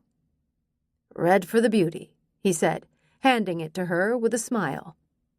He sipped carefully from the blue one. She felt a little self-conscious, but asked the question anyway. "Aren't you going to get in too?" "Not now. Have to get the stew ready. The mushrooms still have to go in." He smiled and set the mug down on a tall stool that was next to the tub, placed himself behind her, and gently kissed her upturned forehead. At the same time, he let his hands glide across her shoulders and down toward her breasts. Carefully, he caressed them. The desire grew inside her, and she was just thinking about taking hold of his arms and, more or less, dragging him down into the water, when he suddenly stood up. "The food. I have to check." Before she had time to react, he was on his way out of the room. Man. She felt disappointed and snubbed. "Don't be silly. He'll be back soon," she admonished herself. The tea was strong and had a sharp taste of whiskey. Because she wasn't in the habit of drinking liquor, she only dutifully took a sip of the hot drink. That would have to do. And she had to admit to herself that she already felt much better. Carefully, she set her mug beside his on the stool. With a satisfied sigh, she leaned her head against the edge and closed her eyes. "Are you asleep?" The sound of his voice startled her. "No, just enjoying it." He peeked down in her mug. "Oh, my. The naughty girl hasn't taken her medicine," he said, shaking his index finger jokingly. "No, alcohol's not really my thing. I drink from time to time, but there are other things that get me going," she said, winking a little teasingly. Smiling, he leaned down and gave her a long, deep kiss. She was completely restored after the involuntary walk in the storm. Her circulation was racing as fast as after a thorough workout, which, on second thought, the last half hour could be compared to. Peter proved himself to be incredibly inventive, and he had great endurance. Gentle as a contented cat, she stretched in the wide bed and listened for whether he was on his way upstairs again. He had gone down to make sure the food hadn't burned. Though she was embarrassed, she knew she had to call Nisa to ask him to come to the rescue with the gas can again. She needed her cell phone, but it was still down in the laundry room, and there was no phone in the bedroom either. She knew her clothes would not be dry for a while, and wondered if Peter had something she could borrow in the meantime. If nothing else, he may have a bathrobe somewhere. Energetically, she swung her legs over the edge of the bed and went over to the nearest sliding door on the closet wall. Behind it, suits, pants, and shirts were arranged neatly on hangers. There was nothing that really suited her. She closed the door and pulled open the next section. To her surprise, there were no shelves and rods behind it. All she saw was a little wallpapered door, flush with the wall. In the keyhole was an old-fashioned key, probably the only lock in the whole house that wasn't digital. It was as if her hand was guided by a will of its own as it reached out and turned the key. The door glided soundlessly open. Without taking time to think, she stepped in. The little room was a rather large side closet with a sloped ceiling. The space was faintly illuminated by what she at first perceived to be an aquarium, but then realized was a large terrarium. Inside the glass, a large light brown boa was moving slowly along a dry branch. Across the sand, at the bottom of the terrarium, a little black snake wriggled and slipped under a flat stone. Snakes. There were shelves on the walls that held a number of old things: a red enamel coffee can, a household scale, glass jars, egg cups, piles of fabric, porcelain, everyday objects for the most part. Was he collecting things for a flea market? But the snakes. When she twisted her head, she saw the lady in white. She was standing with her back turned toward the door, facing the wall, as if she'd been put in the corner. The waist-length hair was loose and fell in a cascade down her back, and she was dressed in a white slip, a Lucia gown.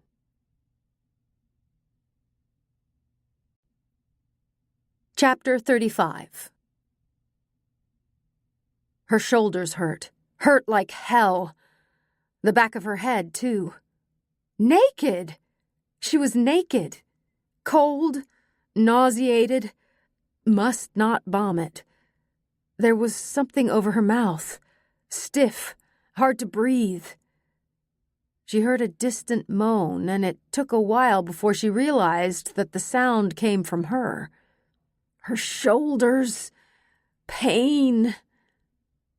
Okay, you're starting to come to. It was Peter's voice, but somehow not. His voice was warm and friendly. This one sounded sharp and cold. With an effort, she cracked open her eyelids. A shadowy figure, a bright room.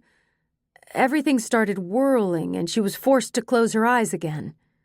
She tried to get her bearings. Slowly, it occurred to her that her wrists and ankles were bound. Somehow she was hanging from the ceiling. There was tape over her mouth. To gain time, she let her head fall forward, as if she had fainted again. Ugh, fucking cop. That voice again, which in her dazed condition she recognized as Peter's. But what was going on? Something serious had happened. What? They'd had sex. She had gone up to his row of closets and slid a door to the side. Behind it was another little door, yes. She'd opened it and gone into a little room. Snakes, lots of old things on shelves. The lady in white. A secret room. A room that no one could enter. She'd gone into Peter's secret room. This was her punishment. He had beaten her and tied her up, hung her from the ceiling. Her body ached. Crazy. He was crazy. What did he intend to do with her? Kill her? Was it really possible that he could? Why hadn't he killed her yet? Must gain time. She was hanging heavily from her arms. With difficulty, she extended her ankles and felt her toes graze cold floorboards. As imperceptibly as possible, she braced the tips of her toes against the floor. That relieved her shoulders, but she was careful not to make her hanging position look different than before.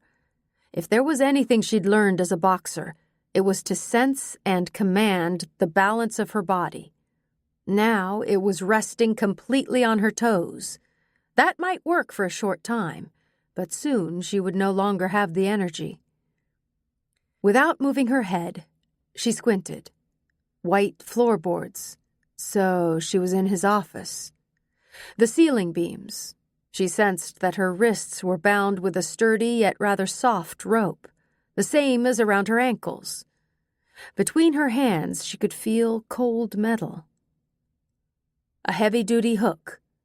He had hung her from a hook from one of the beams, like the dead animals in the butchering shed.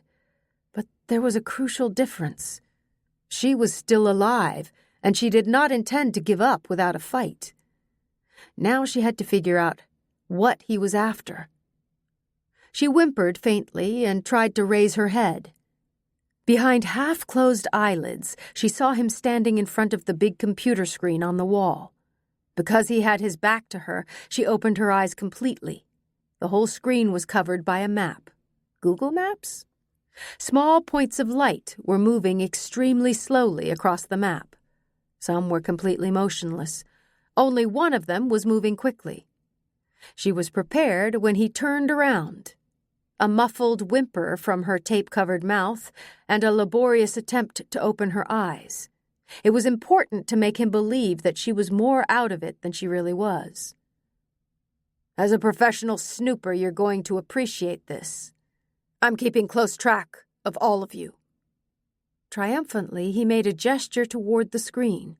She continued to hang her head, but moaned weakly. Through her eyelashes, she saw him pointing toward the dots of light. Here's your colleague, the superintendent. As usual, he's sitting quietly in the house. The only time the fatso moves is when he's going to the refrigerator or the bathroom. There's your uncle. Evidently, he's moved out while you all occupy his house. He's staying with a woman named Ingela Gustafsson. They've been seeing each other since last spring, but you know that, because you were at her house the other evening. Karin and Bjorn are at home. The dot that's moving rather fast is that idiot Tobias, who's out driving. And here is his dad, Einar. Even Sixten has a cell phone, although he mostly leaves it in the house and forgets to charge it. Yes, you're probably wondering how I know all that. When I took over the farm, I got the list of contact information for everyone in the hunting party, with cell phone numbers and email addresses. Thank you, thank you. It was just a matter of sending a Trojan to each and every one of you. Then I was in your computers.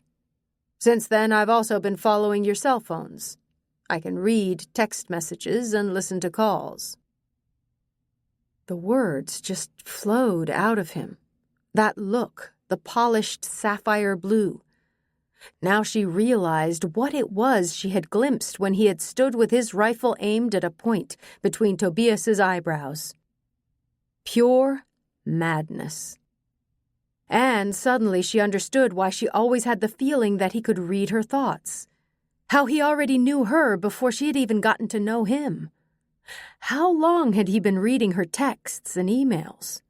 Could he see her browsing history? Did he understand that she was looking for Lolo? His mouth formed a malicious grin. I'm sure you're wondering where your cell phone is. Why isn't it visible on the map? It no longer exists because I've neutralized it. You have ceased to exist. With a peculiar chuckle, he turned back to the computer screen and ran his fingers almost tenderly across the digital map. They don't know that I see and hear everything. Total control. Like I had over Forsness. A sadistic glee shone in his eyes as he turned toward her again. His Porsche was brand new and obviously equipped with an automatic alarm. If anything happened to the car, it would call for help automatically. People don't think about the fact that it's nothing but a little computer mounted in the car. It's just a matter of hacking into it. I had all the time in the world last year when you all were out in the woods hunting moose. When he came back and got in the car, I was in control. I could follow exactly where he was on the screen, and he drove fast. When he came up to that sharp downhill curve, I took over and put the brakes out of commission. He didn't have a chance. Her toes were starting to ache. She knew she had to act soon. She raised her head and looked him right in the eyes. Their gazes met. Her stomach churned, and she was afraid that she would throw up behind the tape. Quickly, she turned her eyes away. As intended, he interpreted that to mean that she was afraid and was giving up. Now you're going to tell me what you and your colleagues have been up to over there in your uncle's house. Have you found any technical leads or anything else? His voice sounded treacherously smooth. She realized why she was still alive. Naturally, he was afraid of having left some trace behind, in or around the hunting castle. Sure, just come remove the tape from my mouth. You'll find out a thing or two. With the cold gaze fixed on her, he started to approach. When he was 2 steps from her, she sharply contracted her stomach muscles, raised her knees up to her stomach, and kicked toward his face with all her strength. It was his nose she was aiming at, and one heel hit perfectly from below. With a crunching sound, the cartilage loosened, and his head flew backward from the force of the kick. He fell back and struck his head against the edge of one of the desks. She heard a low, gurgling groan as he slid down on the floor. Then he was quiet. Blood streamed from his nostrils. One of his legs was right under Embla's feet. She managed to balance on his shin while she reached up and shook her wrists loose from the hook. The rope around her wrists and ankles appeared to be a thin curtain cord. The tassels were still attached. Presumably, he had it stored in his secret room. Now she saw that he had hung a tackle over the beam and hoisted her up with it. No doubt he kept that on a shelf, too. Her feet felt numb, her toes were asleep, and her shoulders ached like hell. But she knew it was essential to get out of the house quickly before he came to. She hopped out into the hall and then carefully slid down the stairs on her butt. There was a great risk of falling if she tried to hop down. Once she had cleared the stairs, she managed to stand and make her way into the kitchen. Here, there ought to be knives. But where? She started pulling out the drawers with her bound hands until she finally found the knife drawer by the stove. After several failed attempts, she managed to get a hold of a knife and started hacking at the rope around her ankles.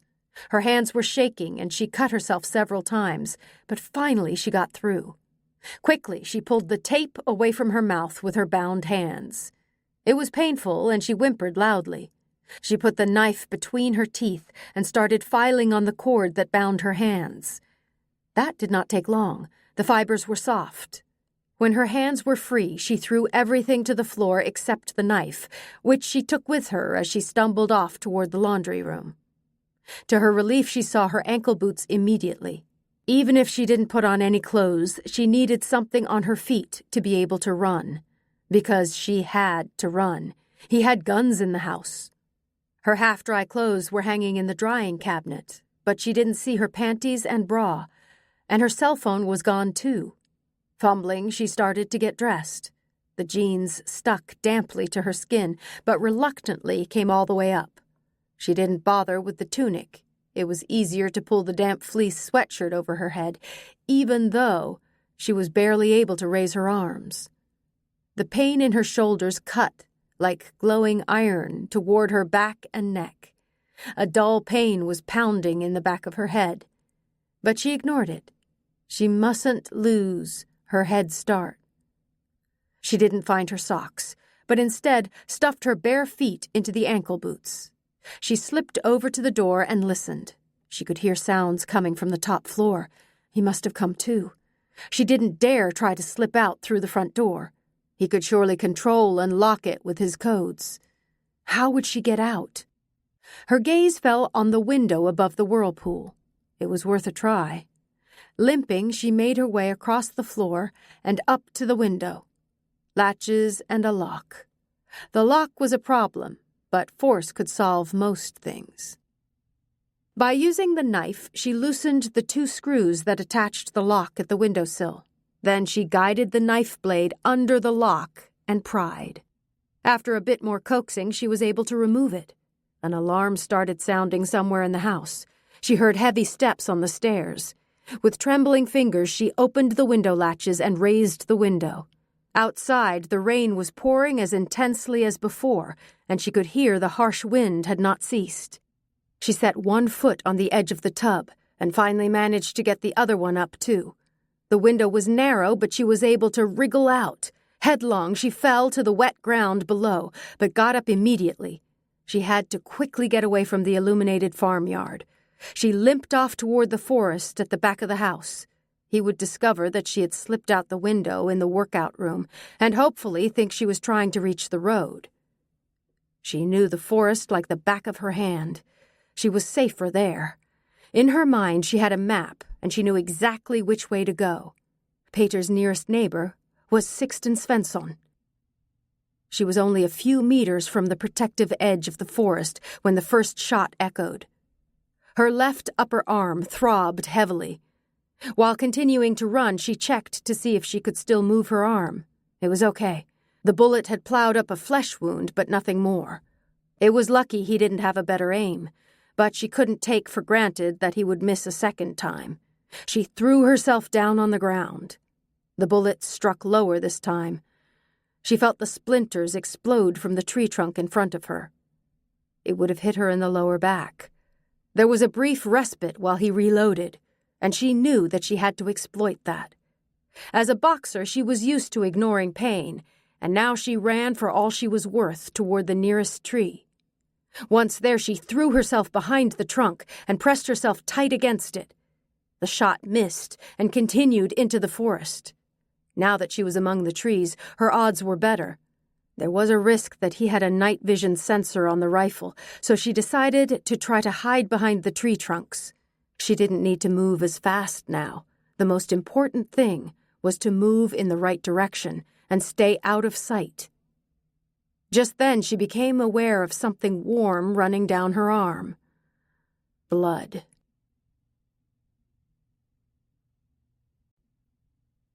Chapter 36. Embla ran in a zigzag between the trees in what she knew was the direction of Sixten's farm. The chance that he had heard the shots was almost non-existent. He was too far away. Besides, he was likely drunk on his ass by then. Whatever.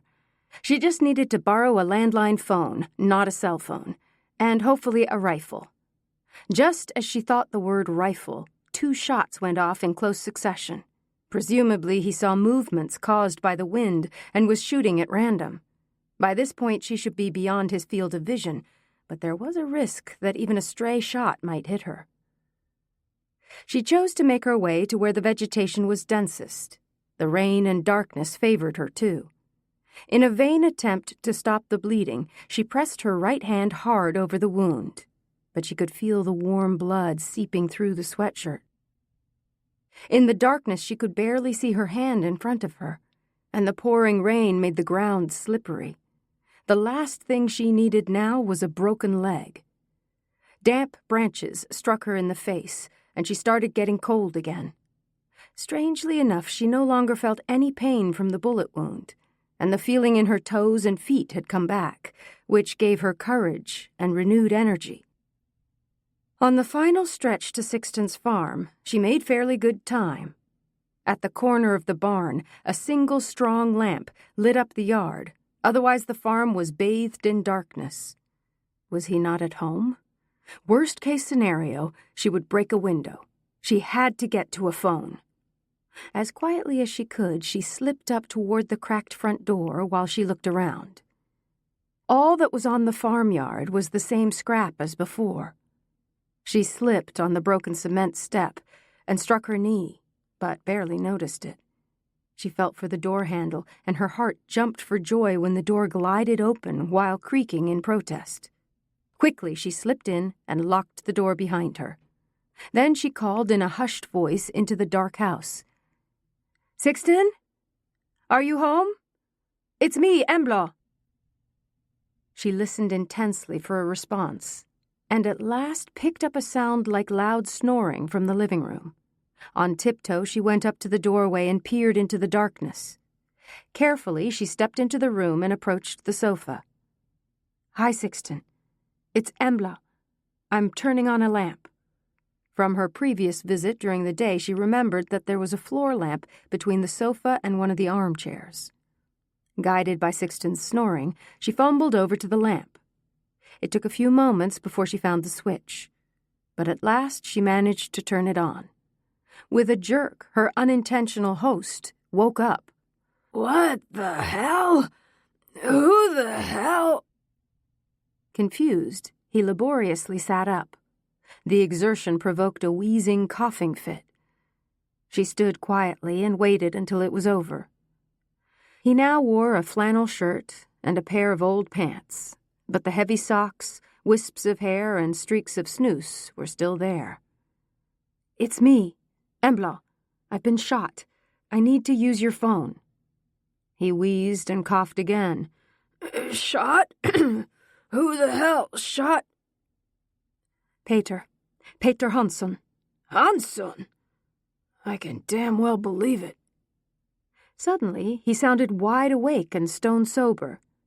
"Yes. Where's your phone?" In the kitchen, on the wall." With lightly shaking hands, he rubbed his eyes and looked at her again. "You look like hell. You're bleeding. That bastard," he exclaimed. But she was already on her way to the kitchen. There she turned on the ceiling light and found the phone hanging right beside the door. Clumsily, she dialed Euron's cell phone number.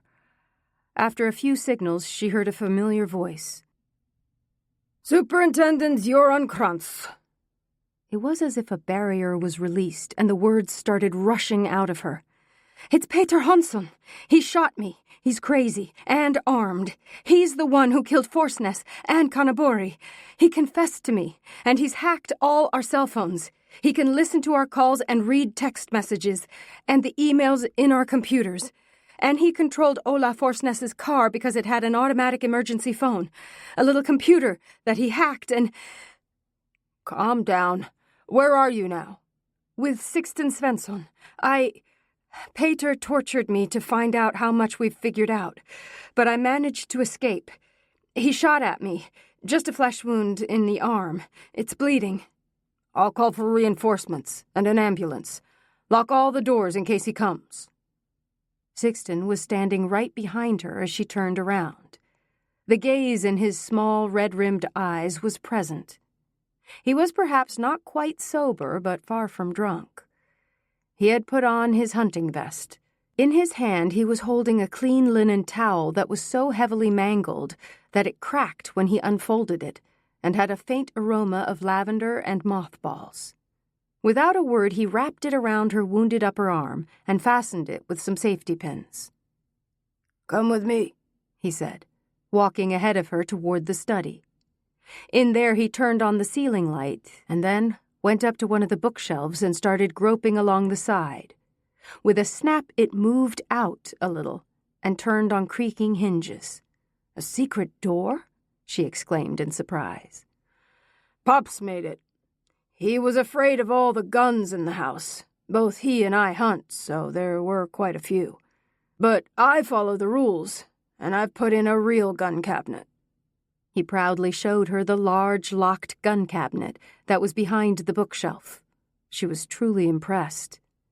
He entered the combination, and the door opened quietly. She counted 8 rifles inside, along with 2 pistols and several stacks of ammunition on a shelf. "Wow." "Yeah, you better believe we have resources here. Here, take this in case he comes after you." He leaned forward and took out a Sacco caliber 6.5 with a mounted telescopic sight. It was the rifle she was used to. "A night vision sensor," he said, winking. "Super. And you?" "I'll take my Remington. And I have a night vision sensor for it, too." With a grim expression, he mounted the sight. Then he leaned down and took out 2 boxes of ammunition.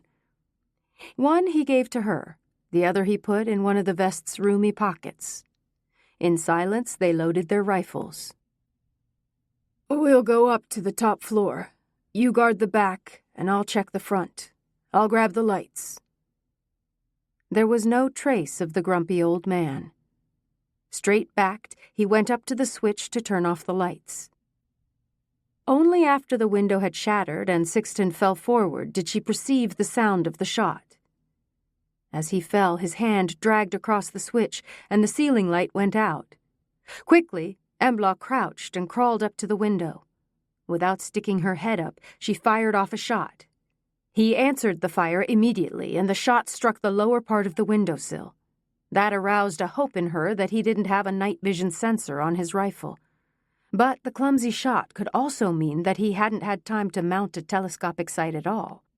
She stood up and aimed toward the light that was at the corner of the barn.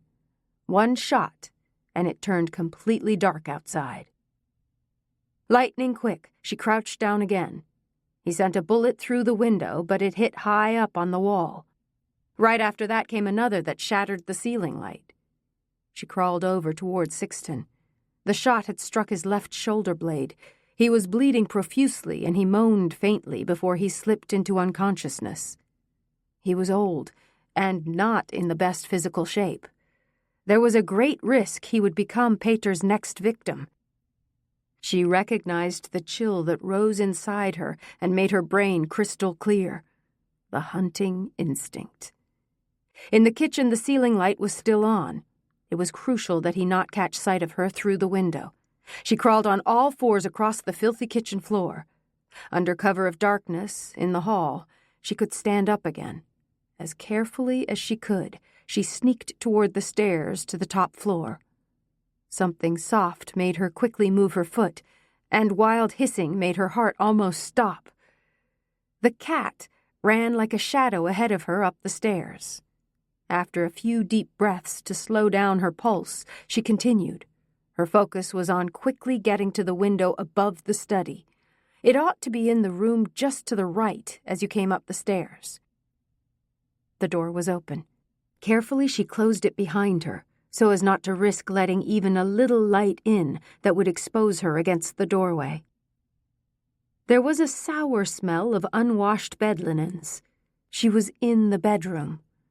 When her injured knee struck the bed frame, she swore between clenched teeth, but continued up to the window. It had an old lace curtain which suited her perfectly. Through the telescopic sight, she looked toward the place where he ought to be standing.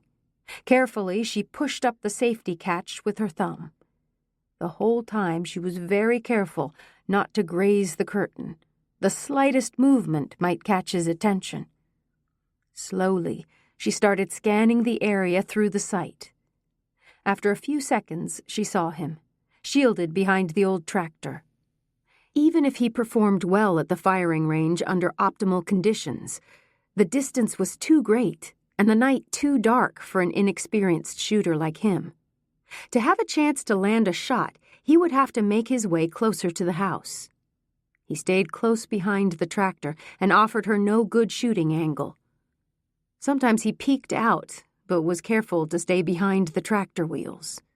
But she could wait. That was her strength as a hunter. The icy cold was there, unchanged inside her, and she knew what she had to do. He had killed 3 men, perhaps 4 if Sixten didn't recover, and he had tried to kill her.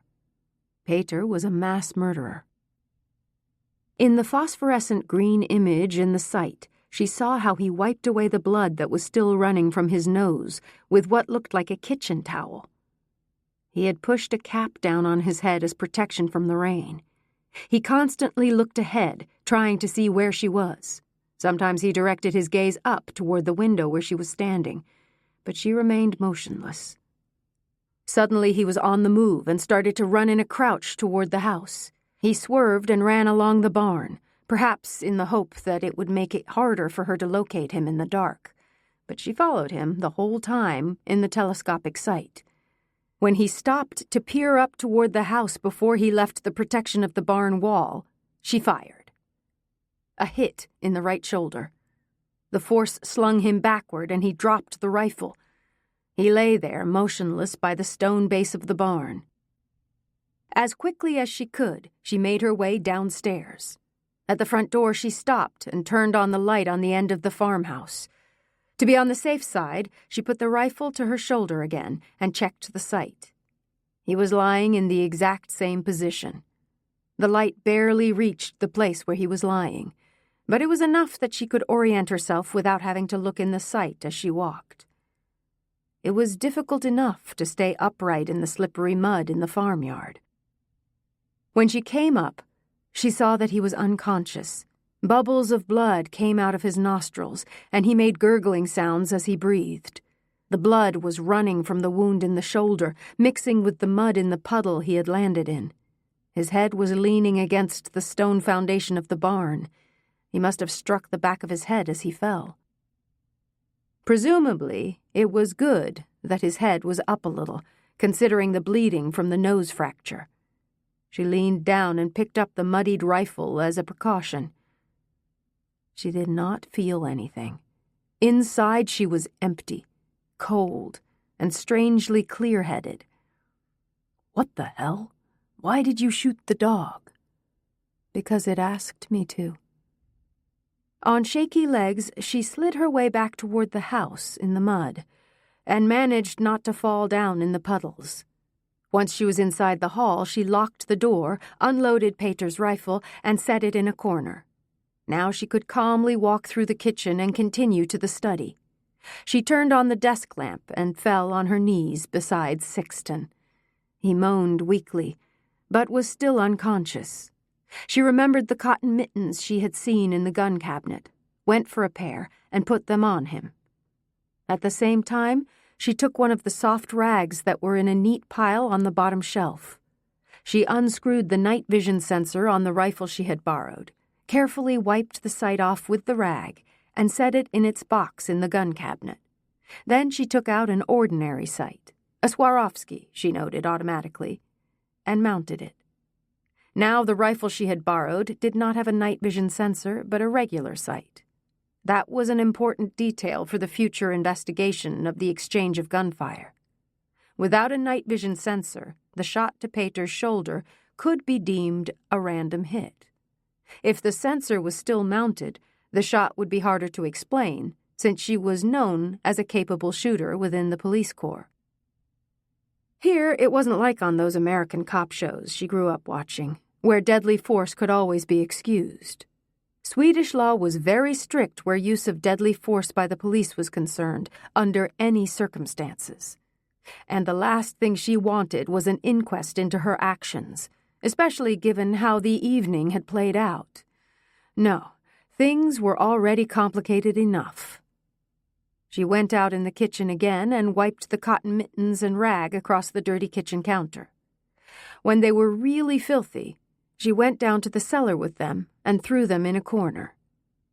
It would be a long time before they were discovered in the mess down there. When that was done, she went up to the hall again and took a gray raincoat down from the hanger. By the front door, she took off her ankle boots and stepped into a pair of old rubber galoshes and went back out in the rain. The galoshes stuck in the gooey mud on the farmyard, and with a sucking sound, the mud reluctantly released its hold. It reminded her of how she moved in the dream where Lolo disappeared, although this was a real nightmare that she would not wake up from.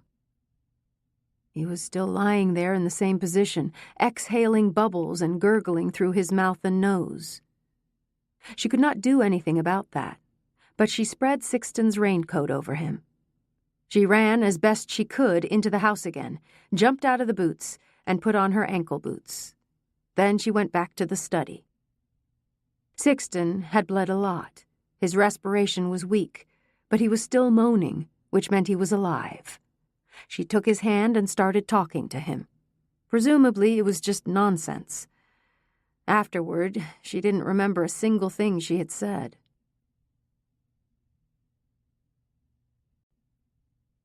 Chapter 37.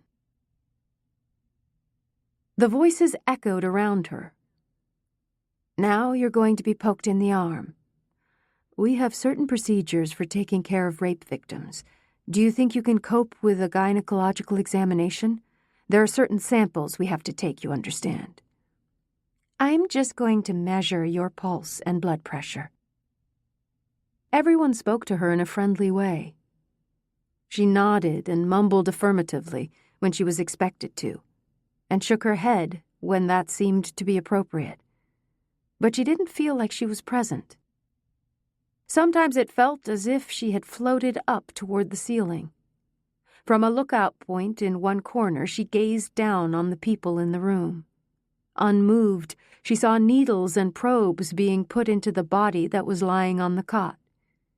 She was indifferent about what happened to it. No, she was not there. The physical injuries would not kill her. The gunshot wound in her arm was rather superficial and closed with a couple of stitches. The abrasions from the rope were washed clean and dressed with soft compresses and bandages. All the tears and cuts she had all over her body got the same treatment.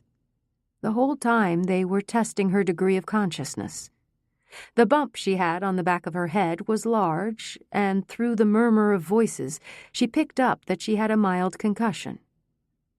Professional care, she thought, without feeling grateful. It was as if the cold inside her would not let go.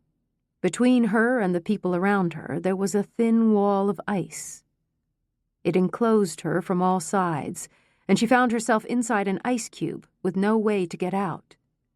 She did not know for sure if she really wanted to. Right now she was doing fine inside the cube. There were no feelings there. Late that night, she was taken to a hospital ward.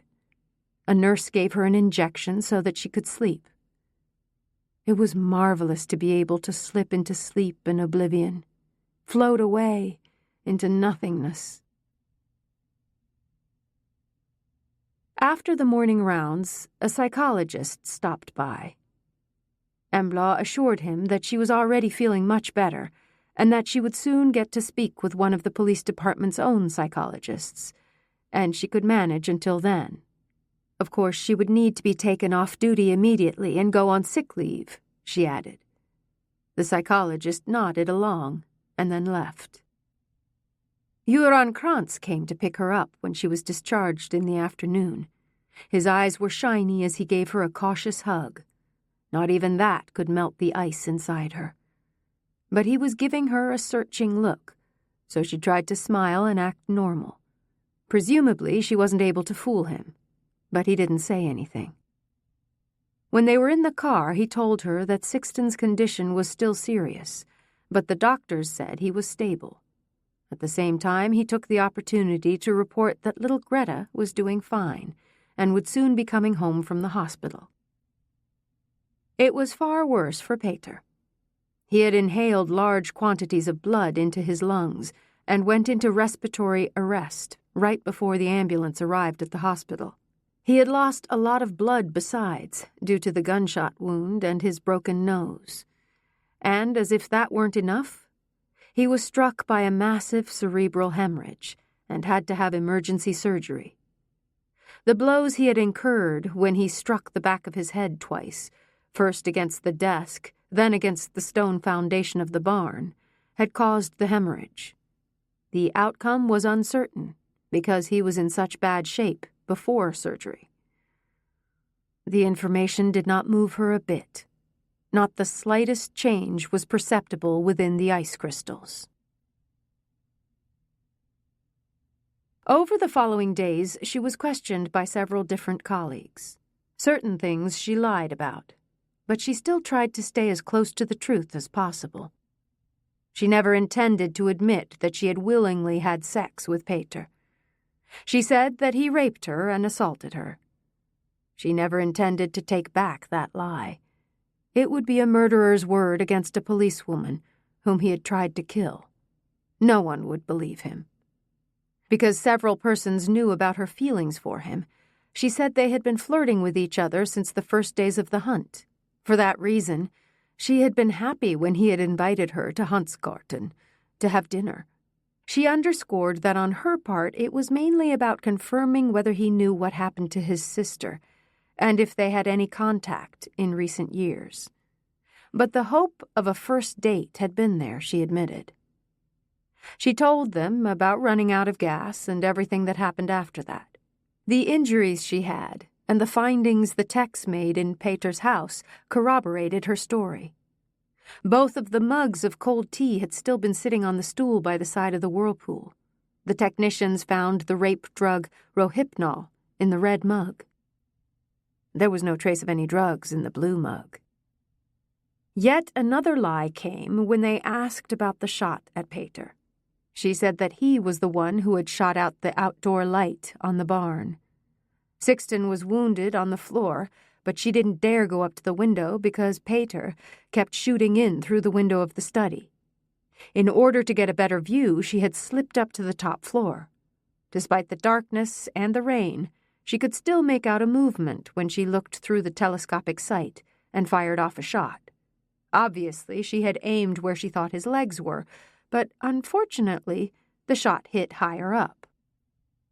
After ballistic investigation and a fingerprint search, they established that Peter had been shot with Embla's rifle, which did not have a night vision sensor.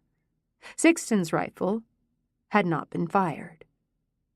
The conversations with the police department's own psychologist were also a balancing act on a slack line. With a tearful voice, she told them how Peter had flirted with her and duped her.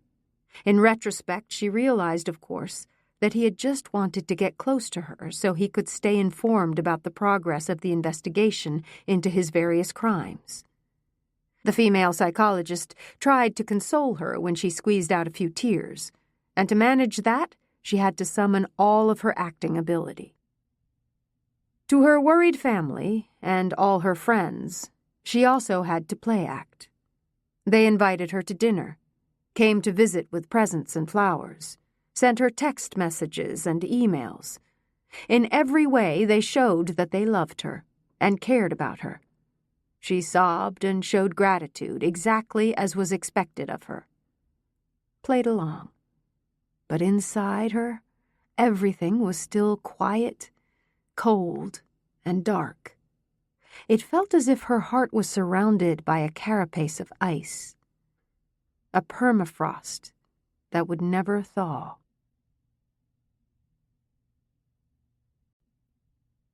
Chapter 38. She was on medical leave for a week, and then she was given administrative duties, while the exchange of gunfire at Sixten's farm was investigated. Hampus and Göran kept her informed about the investigation. It was through them that she learned about the Rohypnol in her mug. There had actually been several attempts at poisoning. When the veterinarian got the results from the tests he had taken on Frippa, they showed positive for glycol. Because glycol tastes sweet, dogs will eat it readily without suspecting trouble. But it is a deadly toxin, and it was sheer luck that Frippa recovered without any major injury. The investigators' theory was that Peter probably gave the dog doctored sausage during the lunch break, when the hunting party gathered by the grill. He had wanted to guarantee that the dog would be away from the house overnight. Peter's secret room was pathetic. In it were a lot of things from his childhood home. You didn't need to be a psychologist to realize that he had tried to gather up the fragments of his traumatic childhood. The lady in white turned out to be an inflatable doll, dressed in a Lucia gown and with a long blonde wig. A black suit with long, tight workout pants and a long-sleeved hoodie hung on another hanger. To get the doll to stay upright, Peter had constructed a light metal stand that was hidden under the gown. That would explain the round impression in the soft earth by the precipice. Thanks to the stand, he could easily carry the plastic doll around. He wore the black suit himself, which made him virtually invisible in the dark. It was the white female figure you saw. In one of the albums, they found a photo of Camilla, taken the year before she disappeared. Wearing a crown of lit candles, she stood at the head of her retinue of maids on the stage in an auditorium. Her eyes radiated joy. Her long hair was hanging loose and glistened like spun silver. She was truly beautiful. The resemblance to Peter was clear. They had the same high cheekbones, beautiful smile, and blue eyes. The night before All Saints' Day, Peter died. Double pneumonia had developed into general blood poisoning. The doctors were powerless. No antibiotics worked on his severe infections. At last he was pronounced dead, and the respirator was turned off. The consulting physician on the ward called Göran Krantz to ask if they had any information about his family. No relative or friend had visited him during the time he was in the hospital, and they didn't know who to contact. Göran told him how it was. Namely, that the police had been unable to produce the name of any close relative. He did not even have any cousins or aunts or uncles, because both his parents were only children. Embla said he had mentioned a live-in relationship that had fallen apart. When Göran searched the addresses where Peter had been registered during the past 15 years, there were no names listed other than his own. An uncommonly lonely person, thought Göran. But he never shared the results of his investigations with Embla. She had enough problems of her own. The investigation of the shot that hit Peter showed that it was an unfortunate chance that Embla's shot struck him in the shoulder. But it was not the gunshot wound that was the cause of death, and she was cleared completely.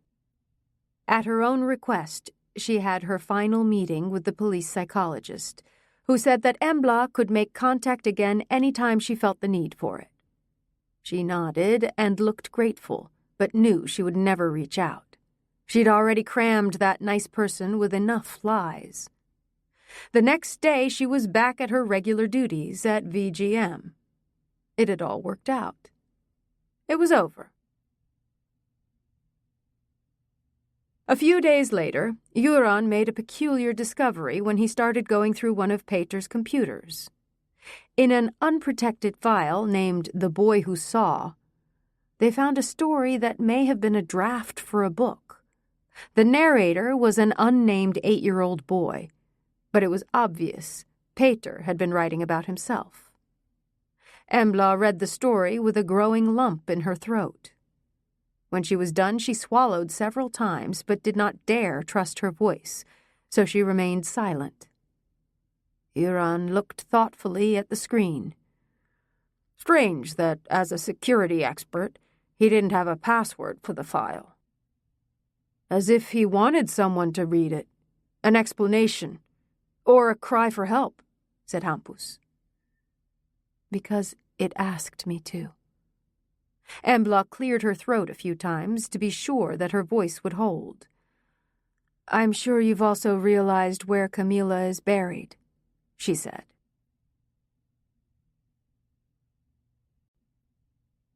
Chapter 39. Together with 2 police technicians, Hampus and Embla crawled around on the floor in the butchering shed. All 4 of them were equipped with flashlights and magnifying glasses. They each proceeded from a corner of the shed. Before long, one of the techs shouted, "Over here!" The other 3 went over to the first tech, who gestured to a group of screw heads in the floor that had fresh nicks on them that glistened in the beam of the flashlights, evidence a screwdriver had been taken to them. After a while, they had a limited area that measured about 1.5 by 2 meters. With the help of a battery-operated screwdriver, they quickly removed the screws and lifted up the boards. The ground below showed clear traces of having been dug up recently. Embla and Hampus took a break while the techs photographed and documented what they had found. When they were done, they started digging carefully. Both of the bodies were there. At a depth of almost 1.5 meters, they were lying next to each other in a double grave. From the medical examiner's report, it emerged that von Bain had been buried alive. There were large quantities of dirt particles in his respiratory passages. His hands were tied behind his back with a cable tie, and there was duct tape over his mouth. Beside him was his unloaded rifle. They found the ammunition under his body. "The floorboards in the new shed weren't nailed like in the old shed, but were fastened with screws instead. Peter could easily and quickly remove the floorboards. There are fresh marks on the screw heads. Because we've read his story, we know how he found Camilla's grave. So he suddenly remembered what he saw in the monocular back then as an 8-year-old. As an adult, he could draw certain conclusions. He probably got into the shed when it wasn't hunting season. That was no problem, because as a member of the hunting party, he had his own key. Once inside, he had searched until he found his sister's grave. He expanded the grave, then screwed the floorboards back on," Euron said. "So von Bain went into the shed at gunpoint, got a blow in the head, and was then placed in the grave beside the skeleton," Hampus summarized. "That's the most likely scenario, yes. Or else he was struck at the hunting castle and managed to come to again." Buried alive. What an unbearable thought. "And Camilla, how did she die?" Embla asked. "There's a break in the hyoid bone, according to the medical examiner. Strangled, that is. There's also a severe fracture in the zygomatic bone on the face, and she was wearing handcuffs, real police handcuffs." "Ola Forsnäs," Hampus and Embla said in unison. "Very probable, considering what we know about his sexual preferences." Hampus grimaced and said, "And the other musketeers helped conceal his crime, one for all and all for one." "Exactly. And besides that, the skeleton had a silver chain around the neck. On it was a charm in the shape of a big M." "You were right," Embla said. "Yes. Mila. And I've also found out that Peter Hansson has been a member of the Gothenburg Herpetology Society since he was 15. A large brown snake and a smaller black one flashed past in Embla's mind. "The viper in the outhouse. I was the one he wanted to get rid of. Of course he didn't like having a police officer in the vicinity when he intended to murder 2 men. The night before Karin was bitten, he and I were out on a walk with the dogs, and he told me he could hold the dogs in case I needed to use the outhouse. I didn't need to. And that evening, Karin and I peed behind the bushes. It was pure chance that she was the one who happened to go out first that morning. It could just as well have been me, which Peter naturally was hoping. When that didn't work, he tried with the foothold trap. But he had bad luck again when the fox got caught in it. When all the attacks against me failed, he bet on charm, and I went for it, she thought. She could barely conceal how sickened she felt at the thought.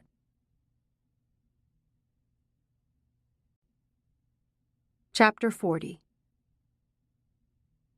When she got home to her apartment in the Kaltorp district of Gothenburg that evening, she felt completely drained. She could not even bear to bend down to pick up the mail on the floor inside the door, and simply shoved it aside with her foot. She went straight to the kitchen and put on the kettle. Manually. No fiddling with a cell phone. Her home was extremely unsmart, and would stay that way. She took out the tea kettle and spooned some organically grown Darjeeling into a tea strainer. While the water boiled, she went to the living room and lit a few block candles that were on the coffee table. When the tea had finished steeping, she took the teapot in one hand and a mug in the other. On top of the mug, she set a flatbread sandwich. Total concentration was required for her to balance it all the way out to the living room. Once there, she set everything down on the coffee table and collapsed onto the sofa. As she reached for the teapot, she watched without comprehending as her hand started to shake uncontrollably. The next moment, the tears gushed out. She curled up on the sofa and cried openly. The ice that had been inside her cracked, and in its place, a black hole arose. A vacuum, an empty nothing. Helplessly, she was sucked into the hole, along with all the nightmare images and voices. Peter. Sapphire gaze. I caused the injuries that killed him. The night vision sensor. Blood.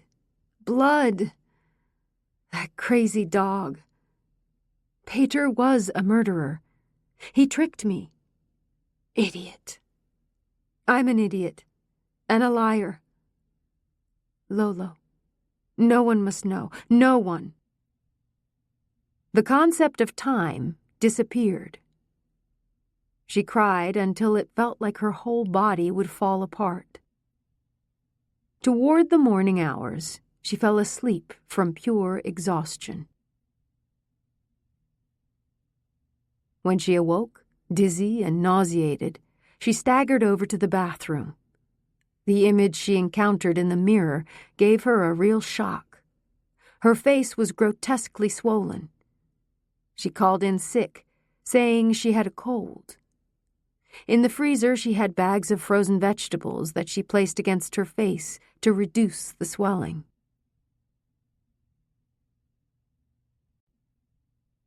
Chapter 41. One day's absence was enough.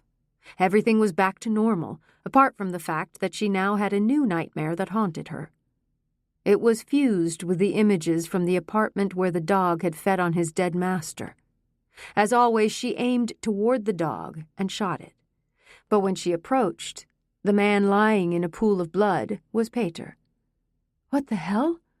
Why did you shoot the dog? Because it asked me to. The situation for Sixten had been critical for several days, but at last he started to slowly recover. His left shoulder was totally shattered, and his arm would be completely unusable in the future. The nursing staff determined it would be impossible for him to manage by himself in the house. To everyone's astonishment, he let them convince him to move into municipal housing for the elderly. Rather soon he settled in and seemed more than content. The food was good. He got help with things he couldn't manage after his injury, and the staff was pleasant. Besides, he already knew most everyone who lived there. And with dinner you were allowed to have a glass of wine or a beer. It was actually not that bad. He never mentioned a thing about the night vision sensor that had ended up back in the locked gun cabinet. Embla hoped he had forgotten it was on the rifle she had borrowed from him. The week before Christmas, she managed to find a T-shirt online with Iron Maiden and a skull, just like Elliot wanted. It was several sizes too big, but better that than too small. The day she was going to pick up Elliot's shirt at the post office, she herself got a package slip. With surprise, she saw that the sender was Sixten Svensson. She had not known him to have ever given anyone a Christmas present. It turned out to be an oblong, rather heavy but relatively small package. Well packed, in bubble wrap, was the night vision sensor.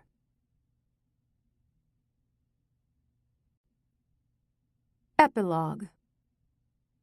The Boy Who Saw. The boy was awakened by loud voices that were coming from the ground floor. He realized that there was no point in trying to go back to sleep.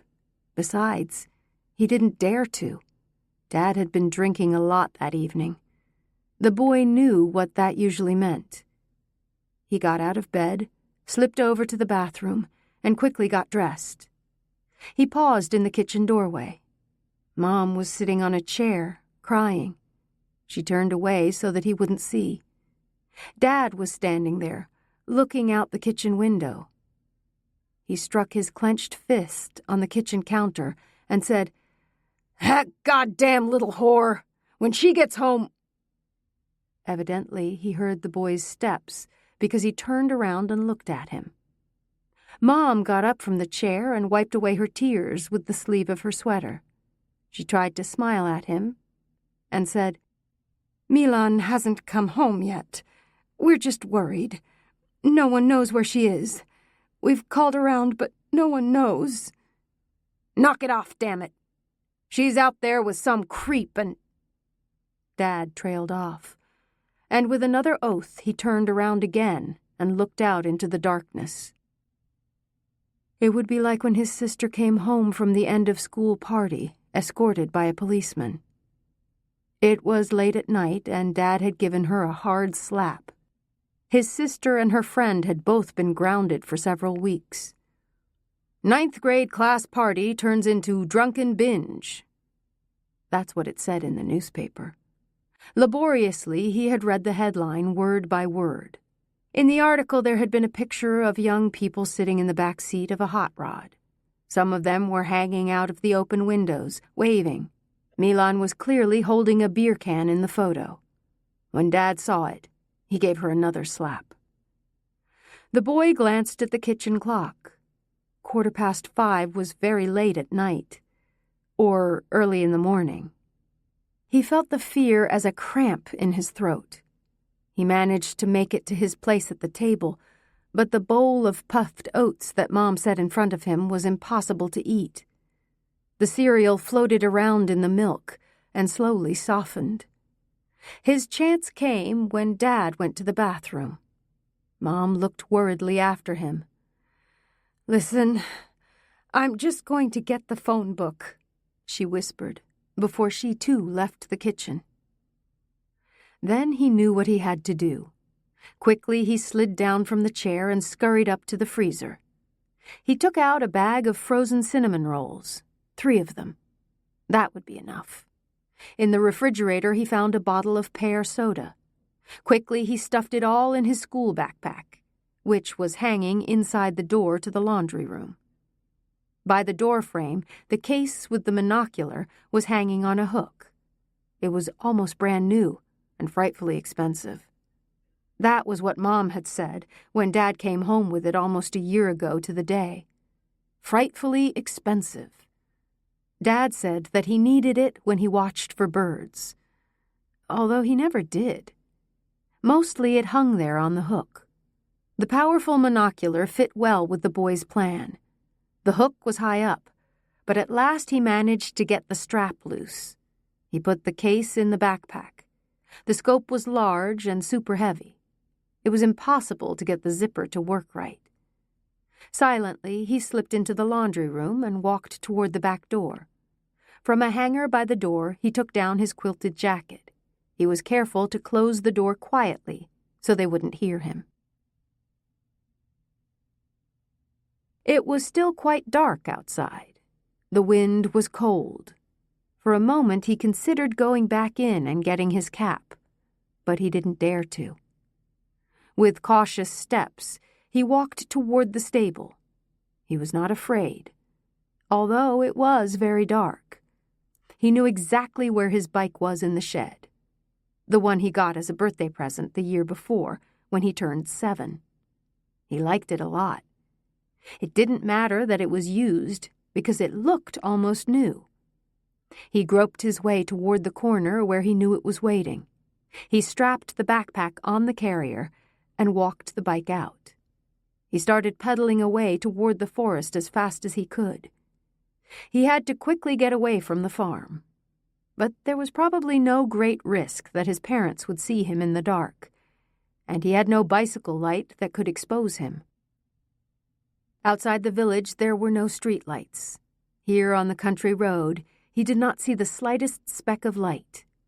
He stopped for just a brief moment to take his mittens out of his jacket pocket.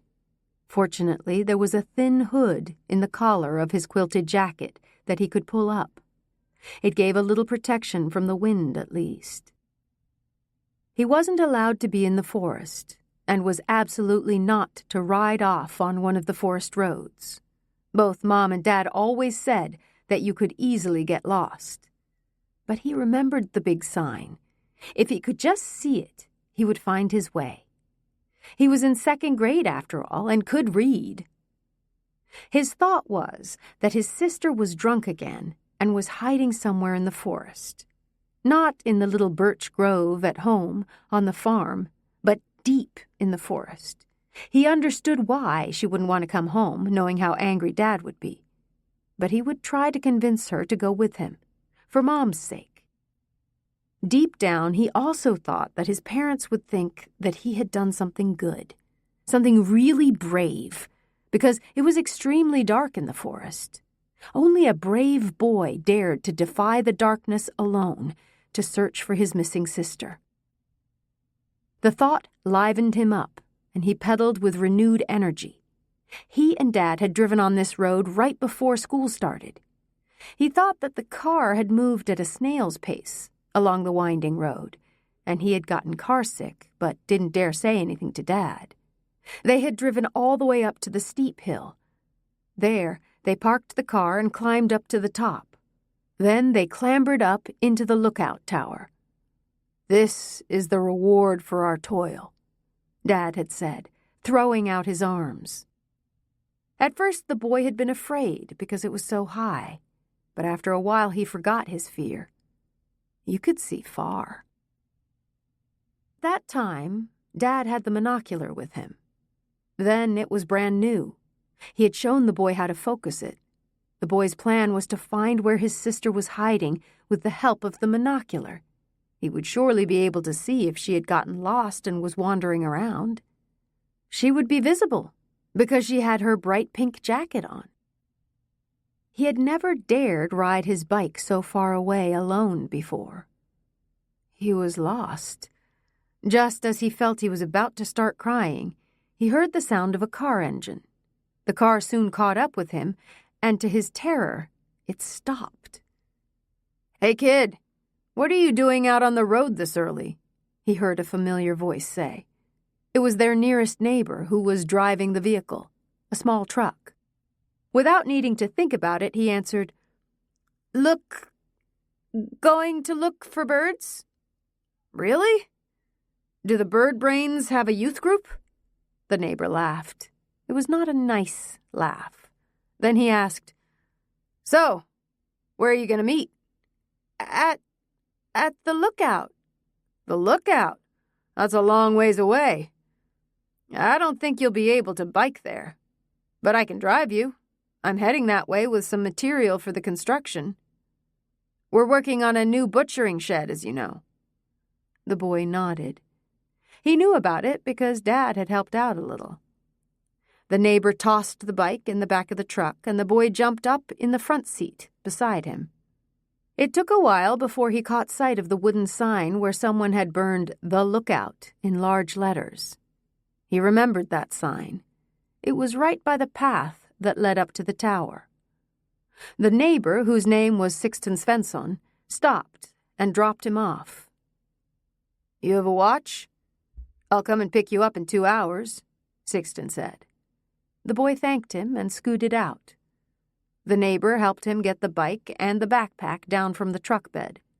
With a jolt, the truck disappeared down the road. He parked the bike by the sign. Then he put on the backpack. It was super heavy. He started the climb up the path toward the lookout tower. He stumbled a few times on slippery stones and roots. Why didn't he think to bring a flashlight?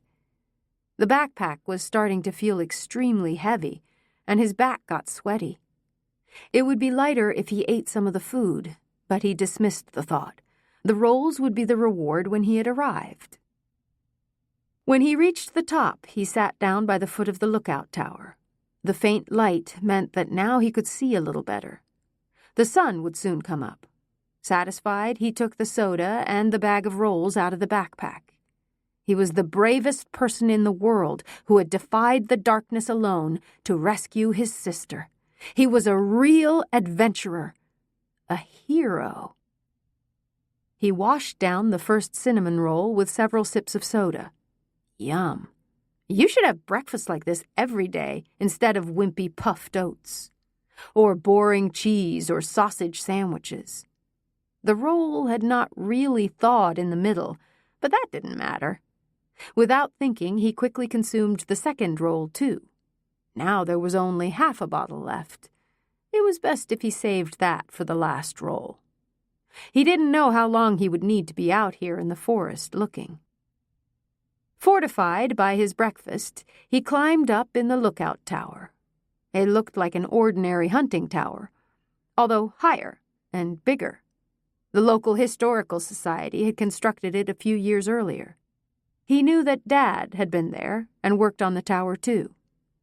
Just like last time, at first, he thought it was awfully high when he looked out from the platform. He gripped the railing. After a while, the fine view made him forget his fear of heights. The sun was on its way up. The monocular must come out of its case. It was heavy, and it was harder to focus than he remembered. The little tube that you looked in was on the top side of the device. Dad had told him to look in the tube, and then he could see just fine. He found a little round screw and started turning it. After a bit, he managed to get a slightly sharper image. He swept the monocular around in all directions to try to catch sight of his sister's pink jacket. If he moved the monocular too fast, there was just a blur and he got dizzy. But if he stayed calm, he had a clear view. There was the butchering shed, the one Dad had shown him the year before, although then only the foundation had been dug. It was in that shed that the hunters would cut up the moose they shot during the hunt. Although Dad had rented out his hunting right. When Sixten, who leased the land, came with the meat, Dad would usually invite him in for akvavit and beer. The last time that happened, Mom hadn't said anything, but the boy saw how sad she was. Now he tried to adjust the focus on the butchering shed. It sounded like a scary place. The butchering shed. He truly wished that Milan wouldn't be there. If she were, he would have to bike the whole way there to bring her home. He would never make it.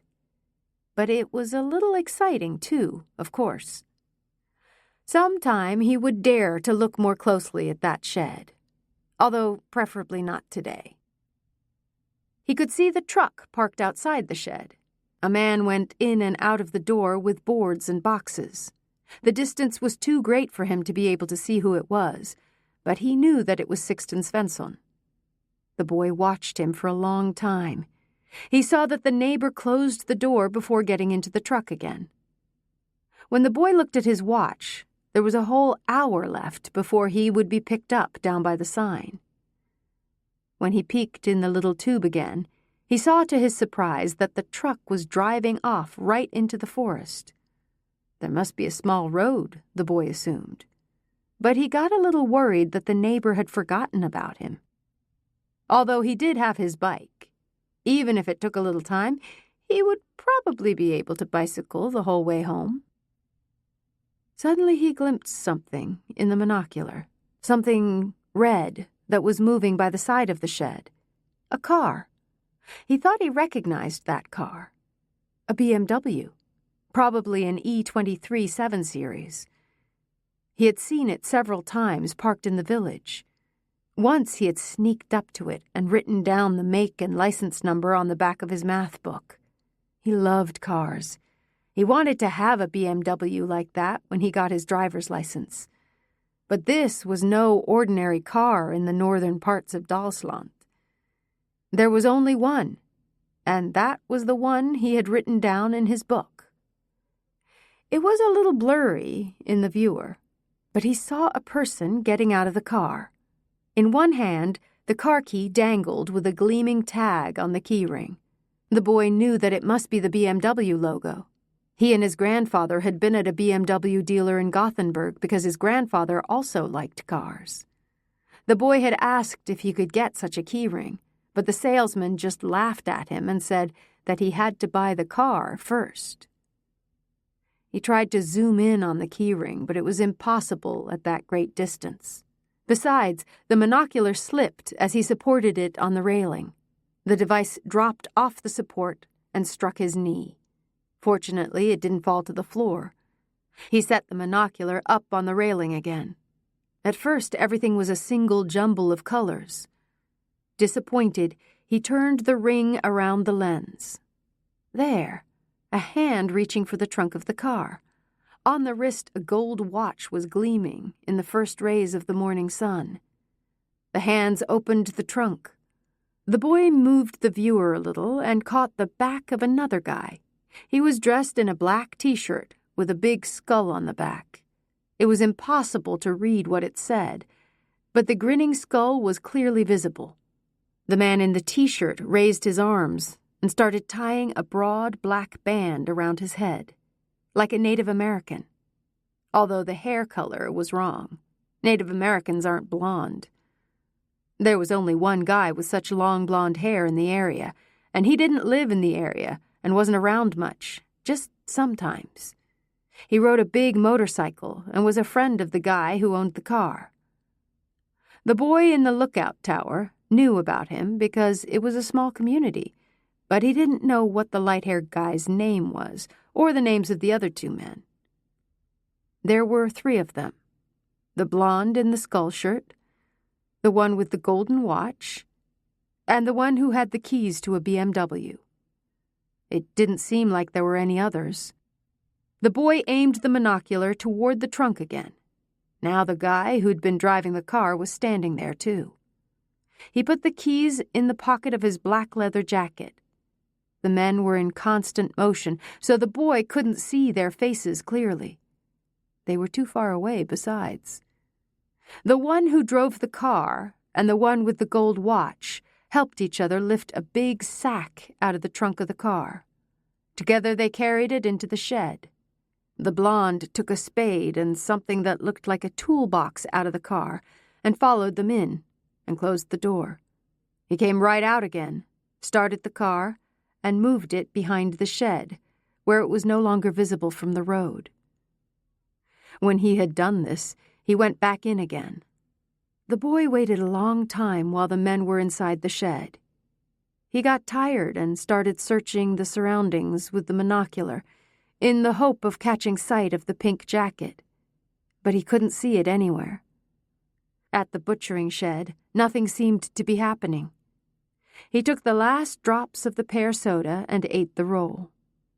When he glanced at his watch, he saw that he only had 20 minutes left before he was supposed to meet the neighbor again. Maybe it was best if he started walking down to the sign and the bicycle. It was disappointing that he hadn't found his sister, but he had made an attempt. Mom and Dad would surely appreciate that.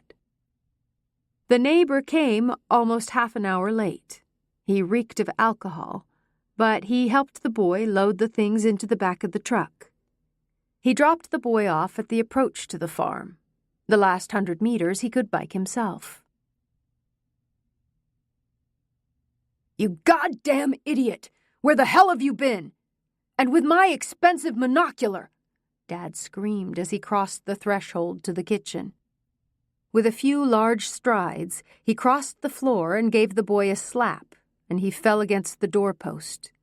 At first, the boy felt no pain. A tone started piping inside his head. At first, faintly, then stronger and stronger. It was like it drowned out the pain. The fireball that formed in his chest slowly started to work its way upward and into his head. It stopped behind his eyes. He could only see the intense light. His eyes burned, and he tried to rub away what hurt so much. But then he felt the warmth that started running down his leg. Pear soda, he managed to think, before the ball of light exploded.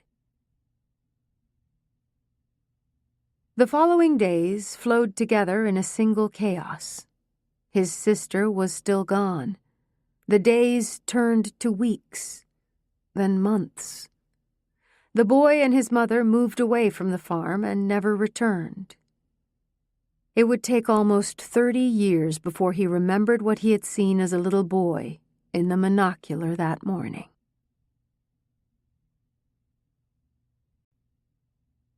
The end. This is Stina Nielsen. We hope you've enjoyed this production of Hunting Game by Helene Tursten. Recorded books are available wherever audiobooks are sold, including audible.com, audiobooks.com, Google Play, Apple iTunes, and in public libraries through RB Digital. Thank you for being a Recorded Books reader.